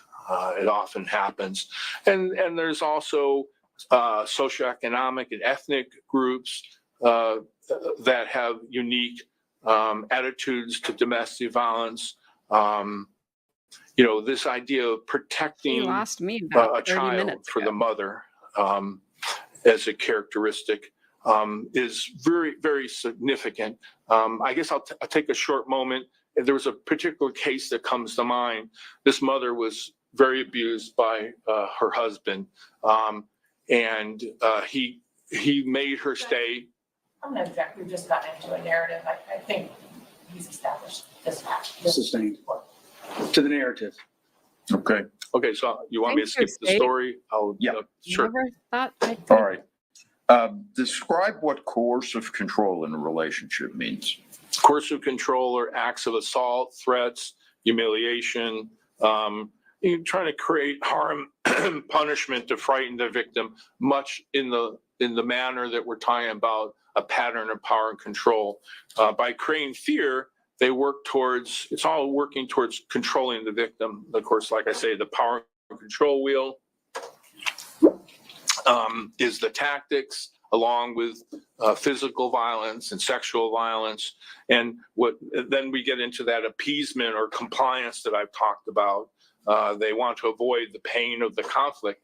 And pain can be emotional pain. I've had women tell me, I rather get slapped upside the head, excuse me for the phrase, but then be told I'm ugly or fat, or my self-esteem totally crumbled. And so don't underestimate how important emotional control is in that sense. Do these offenders always behave violently, or does abusive behavior happen in cycles? No, as I've explained. All right, you guys. I'm tired. It's been a long day, and I'm really tuned out. And if you all don't care, I'm going to go. I'm going to leave and go do something other than listen to this. We will get to hear all of this again if he gets to testify. I think he will. So, if none of you care, I'm going to end this madness. Flashbang's like, I'm out.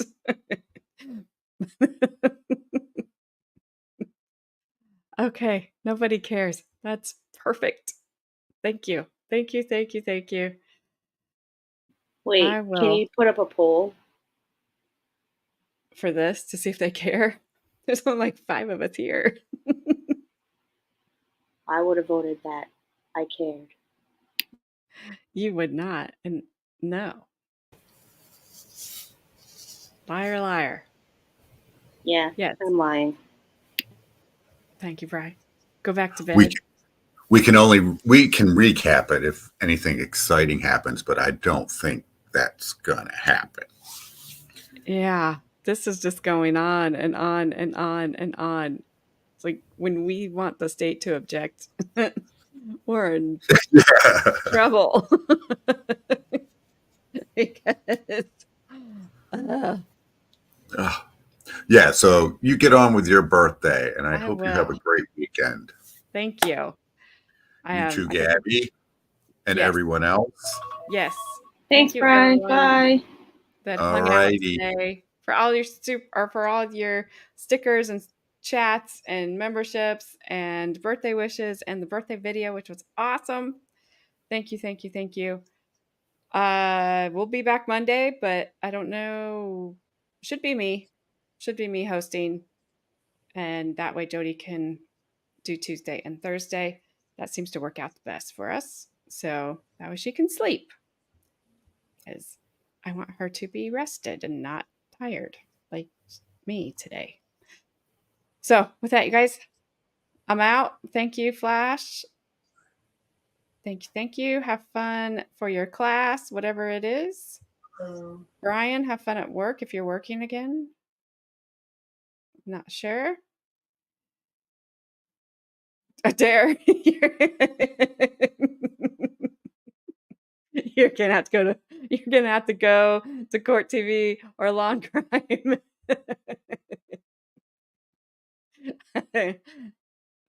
This woman is taking control of the power wheel, whatever.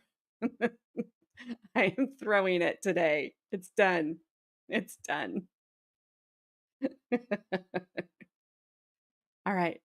I'm out. See you guys Monday. Have a great weekend. Be safe. Make all the good choices. All of them. And I will see you guys Monday morning. Jodie and Debbie here. Fill your screen with cheer. Hit like and tap subscribe. Join